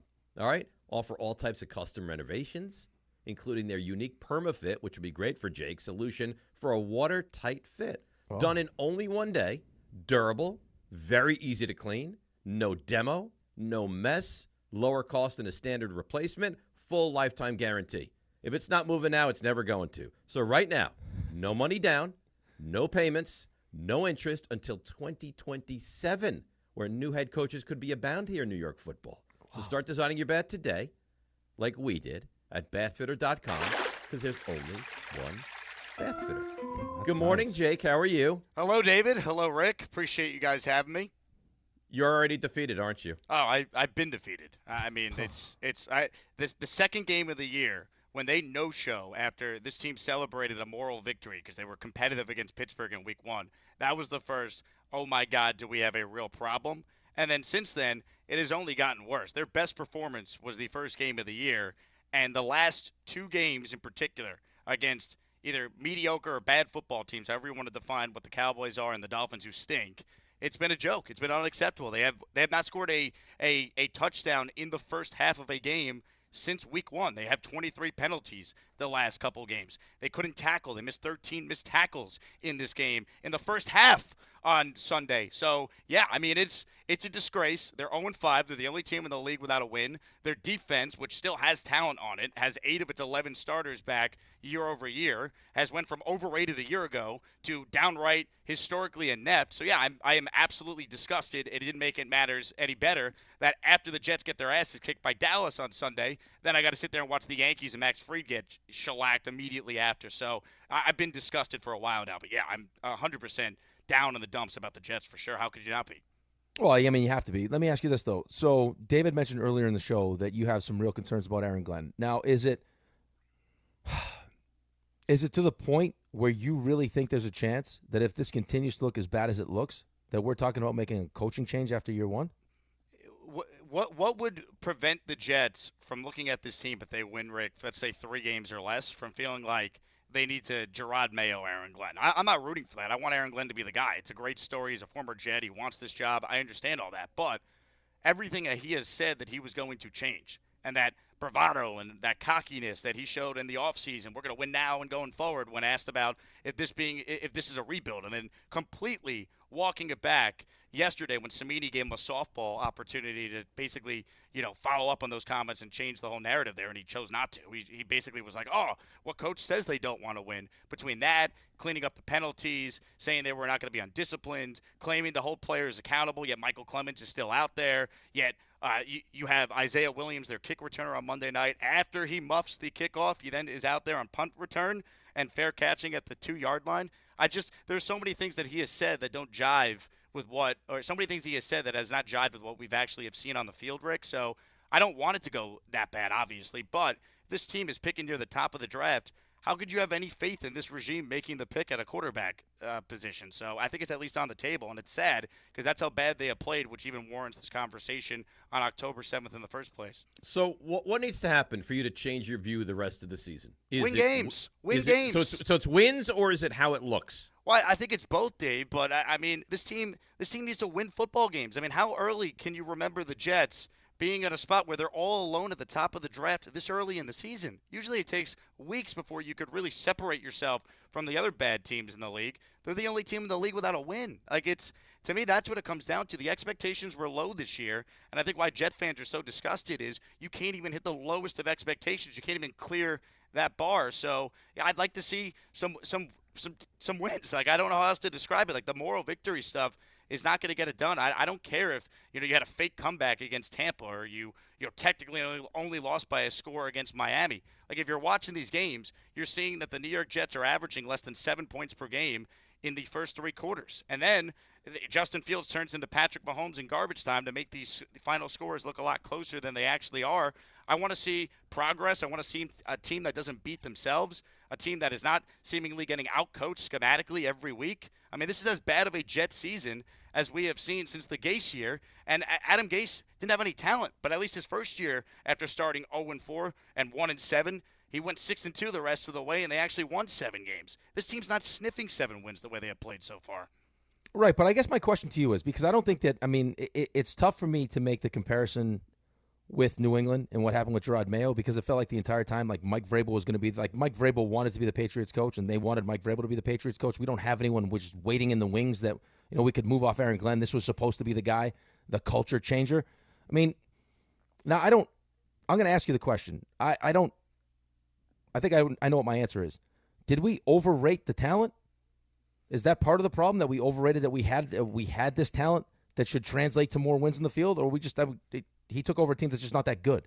Well, I think it's convenient now that we're saying, oh, the talent, it might not be as good, because going into the year, what did we all say about the defense, for example, right, Rick? They have a former first-team All-Pro at all three levels of its defense, Quincy Williams, Sauce Gardner. They chose to pay $36 million to invest in Brandon Stevens. They chose to sign Andre Sisco, who can't tackle, can't do anything right, to a $10 million contract. They chose to retain Michael Clemens and Tony Adams and Isaiah Oliver. They chose to extend, re-sign Jamie Sherwood. So these are some of the moves that they chose to make. And it's clear Robert Saleh maybe wasn't a great head coach. In fact, we know he wasn't. But a lot of the guys that we're seeing on this defense that were at their best with him, they've completely regressed under Aaron Glenn and Steve Wilkes so far, which to me is a major concern on that side of the ball. And then on offense, I think we understood that this was not going to be like a prolific offense, but they chose to go into the year without a legitimate wide receiver too. They want to be this ground and pound ball control offense, which makes sense, and at times they've been able to do that, but they're just beating themselves with the penalties, which is something that Glenn was pounding his chest about all summer, that they weren't going to allow that to happen. They were going to tackle better. They were going to have refs at practice, all these things that were supposed to help, and it's been just as bad as it's ever been. That just concerns me. So I do think there's talent on this team. There's not enough talent to be a playoff team. I have the Jets winning 6 games this year. I don't think they're going to come close to that based on what we have seen so far. That's a real problem to me. He is Jake the Ass Man here, and he joins us on DNR, ESPN New York. I have a couple more questions, but you do the Sunday morning show, 8 to noon right here on ESPN New York. 8 to 9 solo, right? And then you bring Mike Tenenbaum in. You ever scream at him during the course of that 9 to noon? Like, what did you do with Aaron Glenn here? You're the reason we have Aaron Glenn here? Not yet, but I'm very worried about this week because the Jets are playing in London, right? So that means we're going to be on during the first 3 quarters of the game. So my Dave, I'm like you with the Giants. Like I don't think people realize my fandom of the Jets. It's you with the Giants. Like I agree with everything. Michael K rips you for your Giants craziness. I'm the same way with the Jets, so I stand by you in that regard. So the idea of having to do this radio show with the guy who is directly responsible for Aaron Glenn being the Jet coach, I'm very nervous for Sunday because I think they're going to get killed by Denver, and that concerns me for what might happen during the course of that 4-hour program. Wow. I want to ask you about Steve Wilkes. You mentioned him in passing, but, I mean, this is a guy that you look at. Is he even equipped to be the defensive mind of the Jets, in your opinion? I got to be honest. I didn't mind the hire at the time because I felt like, hey, if you're a first-time head coach, you want to bring some experience to your staff. And I looked at Wilkes as a guy who's been, a head coach twice, once as an intern, and I thought it made sense. But you're starting to see why the Niners, after going to the Super Bowl, probably just said thanks but no thanks and moved on. I mean, they run such a vanilla scheme. I bring film guys on my YouTube show every week, and they just point out all the tendencies and how obvious it is for what the Jets are going to do. And if, guys who are not NFL coaches could point out how obvious their scheme is, that the best coaches in the world in the NFL are able to expose the Jets, and we've seen that. I mean, they basically try and blitz only with 5, and when they do that, they never get home. And then when they don't blitz, they get picked apart. So they have not been able to figure out anything that really works. And I understand they've had injuries to Jermaine Johnson and Quincy Williams now the last few games, but still, if their defense was just mediocre, Dave, they wouldn't be winless. They would have a couple wins. The defense had multiple chances to win a game late, and they can't do it. And that's no different than what we saw last year once they fired Saleh and Jeff Ulbrich took over. And this team has been just as badly coached as they were with Ulbrich, which is hard to do, but they've figured out a way to do it so far. All right, Jake, last one for me, and here's what I don't understand. You can explain it to me. But, I mean, when you make a decision, especially as a new regime, you want to be right? So you move on from Aaron Rodgers, which is, I guess, fine. I can understand the premise is why you'd want to do it. This is my building. This is my culture. I don't want anyone standing in the way. You bring in Justin Fields. The biggest thing with Justin Fields is he has a hard time consistently throwing the football. You want to be right, and yet, like you mentioned, you have Garrett Wilson and then nothing else at wide receiver. Why? That doesn't make sense to me. Why not load up with skill position talent to get the best out of him as opposed to, hey, it's Garrett Wilson and then we don't really have a guy? Completely agree. And these are the decisions that they made. To me, they completely misevaluated the roster. I mean, they signed Josh Reynolds to a 1-year, $3 million deal, and he's supposed to be the wide receiver too. Arian Smith is playing a lot more now, who they used a day 3 draft pick on, but he was thought to be a developmental player to begin with. Now you're relying on him to play, 75+% of the snaps. It's just, to me, it was a total miscalculation of what they actually had internally and what they wanted to be. And the sad thing is, well, I don't think Justin Fields is great. I actually think if you look at his 4 starts, he's played well enough to have a couple wins, but the defense has been so bad. The special teams, don't even get me started on that. That's cost them multiple games so far. I mean, it's been all bad. They've been a poorly coached team, and I'm rooting for Aaron Glenn. I hope he can turn it around, but I say this on my YouTube show all the time, guys. The only positive thing I could say about Aaron Glenn is that he still has 12 games left this season to try and change things, because there's not one thing I could point to as a Jet fan that gives me any hope that this team actually hired the right coach, especially when you look at what Vrabel's already doing in New England. You look at what Ben Johnson is now doing with the Bears, and last night the Jaguars, who, by the way, were worse than the Jets last year, now are 4-1, and they're winning games on Monday Night Football against the Kansas City Chiefs. So the Jets are 0-5, and Ben Johnson and Liam Cohen, they're 6-3 combined this year, and their teams went 9-25 a year ago. So I have seen very little to give me any hope that they got it right with this hire so far, and that's incredibly disappointing. Well, this has been a tremendously uplifting conversation. Before we let you Let's go Yankees, baby. There we go. Yankees. I'm not going to ask you if they're going to win the series. It feels difficult to believe that that's the case right now. Do they win the game tonight and force a game 4? I'd like to think yes. I have nothing to go off of other than, I didn't think the Yankees were going to get dominated here. I expect them to show some fight at home. I think they could hit Bieber, who I don't think is great. I think the Yankees need to get some length from Rodón, and it's all hands on deck. And then you got a bullpen game for Toronto tomorrow. So it wouldn't surprise me if they're able to get it back to Toronto, but I'm very concerned, and I'll worry about this if they get there, obviously. Max Fried's been horrendous against the Blue Jays at the Rogers Center all year. You're giving the ball back to him to game 5, so that would concern me. I can't pick the Yankees, but I will pick them tonight. I do think they at least extend it to tomorrow, and then you go from there. All right. You're very good. You're very talented. You have a good future in this business, and I certainly enjoyed the Sunday morning show. So keep it up. I'm glad. Well, Dave, anytime you want to call in and preview the Giants with us, you're more than welcome to. Maybe I will. Don't tempt me like that. Maybe I will, because I need to be on the air more and talking about the Giants, who are playing at a very high level right now. That's right. Thank you, Jake. Anytime. And by the way, here's my Ass Man license plates for you guys. I know how much you love it. I don't know if that's going to go. This is my great. favorite. But you know what? We are what we are. All right. So let's take a break. We'll come back. We'll get to your calls. We'll put a big bow on this show and hand it over to Bart and Carlin. It's DNR with you right here on ESPN New York. At Uline, the prevailing opinion is if you don't live it, you don't believe it. The people at Uline believe in hard work, and they live it by being there 24/7 to answer your call, having 41,000 items in stock, and offering same-day shipping from 12 locations across North America. Business owners, sellers, buyers, shippers, and packers believe it. Uline is the hard-working, dependable source for your shipping and industrial supplies. Visit uline.com. At City Harvest, we believe no New Yorker has to go hungry. With your help, we're on the road 365 days a year, rescuing over 77 million pounds of nutritious food and delivering it free to millions of New Yorkers, transforming surplus food into sustenance, sustainability, and smiles, rallying thousands of New Yorkers to power a network of nourishment across our city. One day, one meal, and one New Yorker at a time. That's how we feed good. Donate at cityharvest.org. There's nothing the voice in our head obsesses over like our health. But with over 100 lab tests and insights, Function can help answer the questions like, why am I so tired all the time? How can I get better sleep?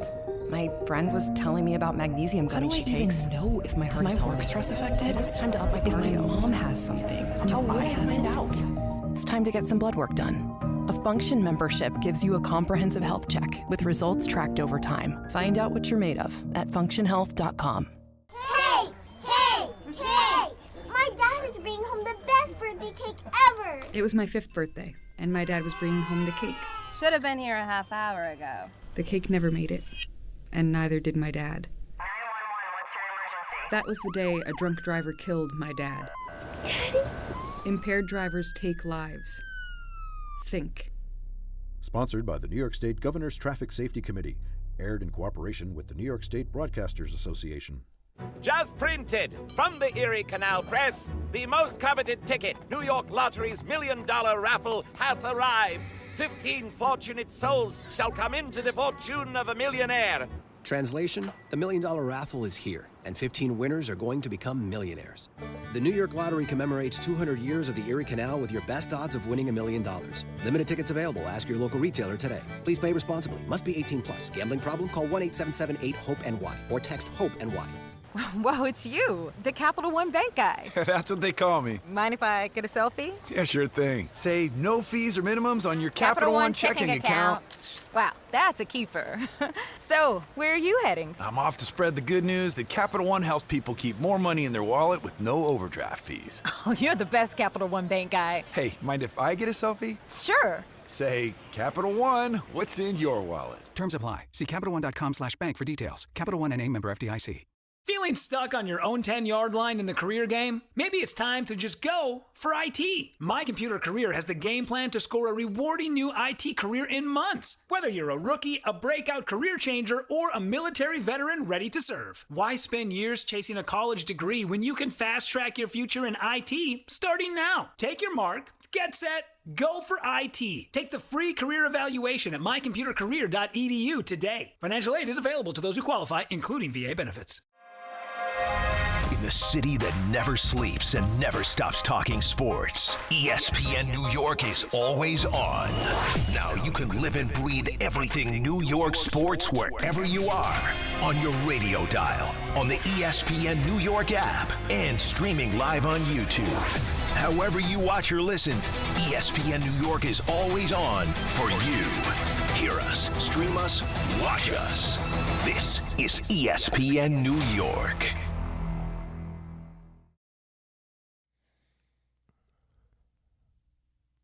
Oh, you see what he's done, don't you? And this Well, is what kind has of he done? the Rangers' unofficial theme song. Raymond's fired up. I know he deserves should be fired up. Why'd you take your hat off? I got a headache. And you feel like the hat makes the headache hurt worse? Well, I took it off, and I don't feel like putting it back on because my head feels a little bit better right now. Okay, you're not going bald. You got some hair up there. No, I'm not going bald. No, look good. It's all right. I got a couple emails that I'd like to read to you. Firstly, on your picking games before Friday. Okay. Chris Lawrence says, guys, how about for the football picks, why not allow each person to get to choose one and only one game before Friday? That's inclusive of Thursday Night Football. That way everyone has at least two picks that are, unveiled on Friday's show. Well, I mean, listen, I'd be willing to do that if that's something that we want to incorporate. We're 5 weeks in already. So I would be willing to do that next year's picks. Yeah. I think this keep year's it the same picks, now. this is what we are. Okay, that's fine. Keep it the same now, and then we'll decide whether or not we want to change it next year. And this comes from Marco DeFrancis. Good morning, gentlemen. I own a small deli on Long Island. And to say thanks for the years of entertainment, I'd love to make your favorite deli sandwich and put it on the menu. Oh. Yeah. The Rothenberg. Just tell me everything you'd want in the sandwich or the DiPietro. And one day I'll send a driver to personally deliver them to you guys, your own personal sandwiches. I think I know what the Rothenberg would be. I think we've discussed this before. The Sangui. I think we've discussed this before. Mine would probably be roast beef, turkey, coleslaw, and Russian dressing. Who says no to that? Sounds delicious. I think that you also. I think one of your other favorite sandwiches. I believe it's a.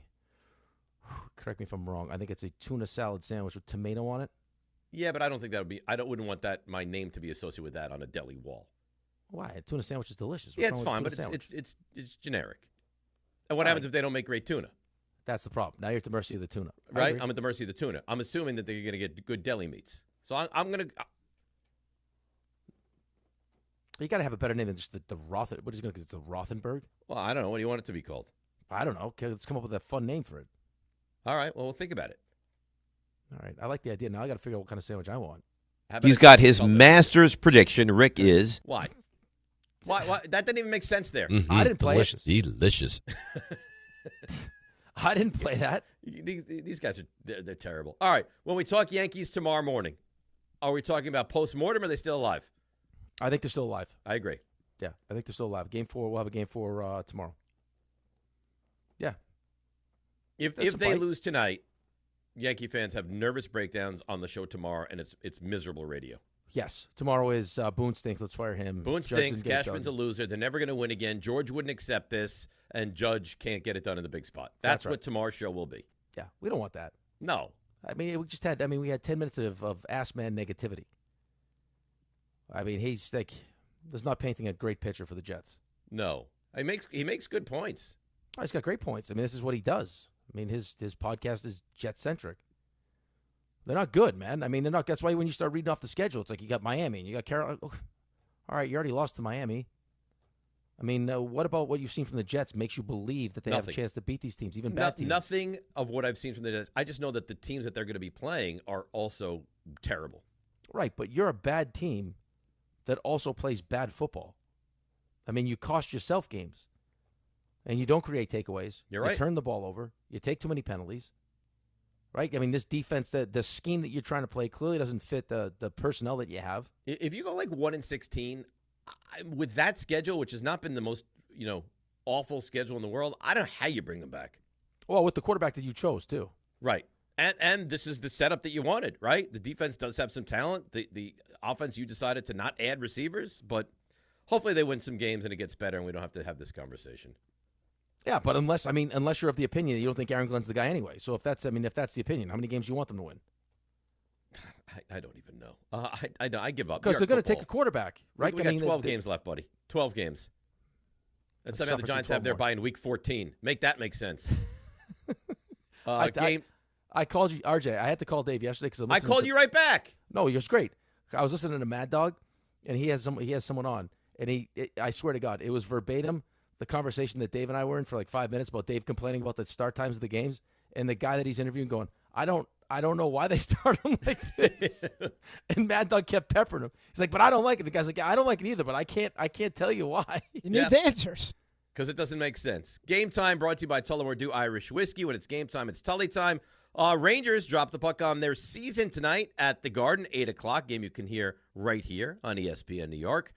And then the Yankees fight to keep their season alive against the Jays. That's at the stadium. That's also right at 8 o'clock. And that's Game Time brought to you by Tullamore Dew, the original triple distilled, triple blended, triple cask matured Irish whiskey. Be sure to grab a Tullamore Dew or try the new Tullamore Dew honey during today's action. Glasses up to enjoying Tullamore Dew responsibly.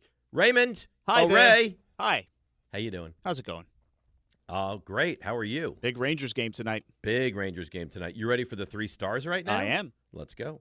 Today's 3 stars. Number 3. Always love a good story time. Let's go when Rick OD'd on caffeine pills. They're passing out like caffeine pills, and the guy goes, you want to play good or you want to play great? I said, what do you think? And I took too many of them, and by the start of the third period, I was in a fetal position. I was on my skates but couldn't move. Not the first time where Rick says, this is good. More should be better. And they didn't tell me, or I wasn't paying attention, that you're only supposed to take so many hits of the inhaler. Oh, so I was like, on. if some of this is good, then more's probably better. Yeah. Dave's got stories, too. I mean, he talks about Alex causing a problem with the cell phone at school. So I'm like, Alex, what are we doing, though? Be smarter. He goes, well, what's the difference anyway? Mom runs the house. If Mom's not upset, why should you be upset? I mean, that's an unfortunate truth. Another unfortunate truth. He goes, Dad, if you go away, we're fine. We miss you. We're fine. Mom goes away. We don't have clothes. Bills are not paid.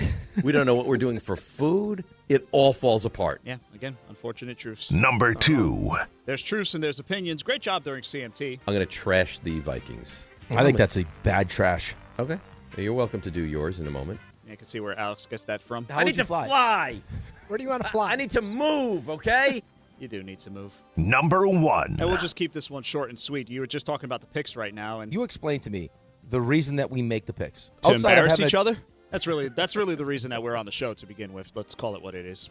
Appreciate you guys. Let's go Rangers. We'll talk tomorrow. Well done. It's Rule 76. No excuses, Black Champion. It's DiPietro, Rothenberg. Like the man said, let's go Rangers. All right, here on ESPN New York and on YouTube. He's going to try to fit the round peg in the square hole, right? Sometimes the peg doesn't fit.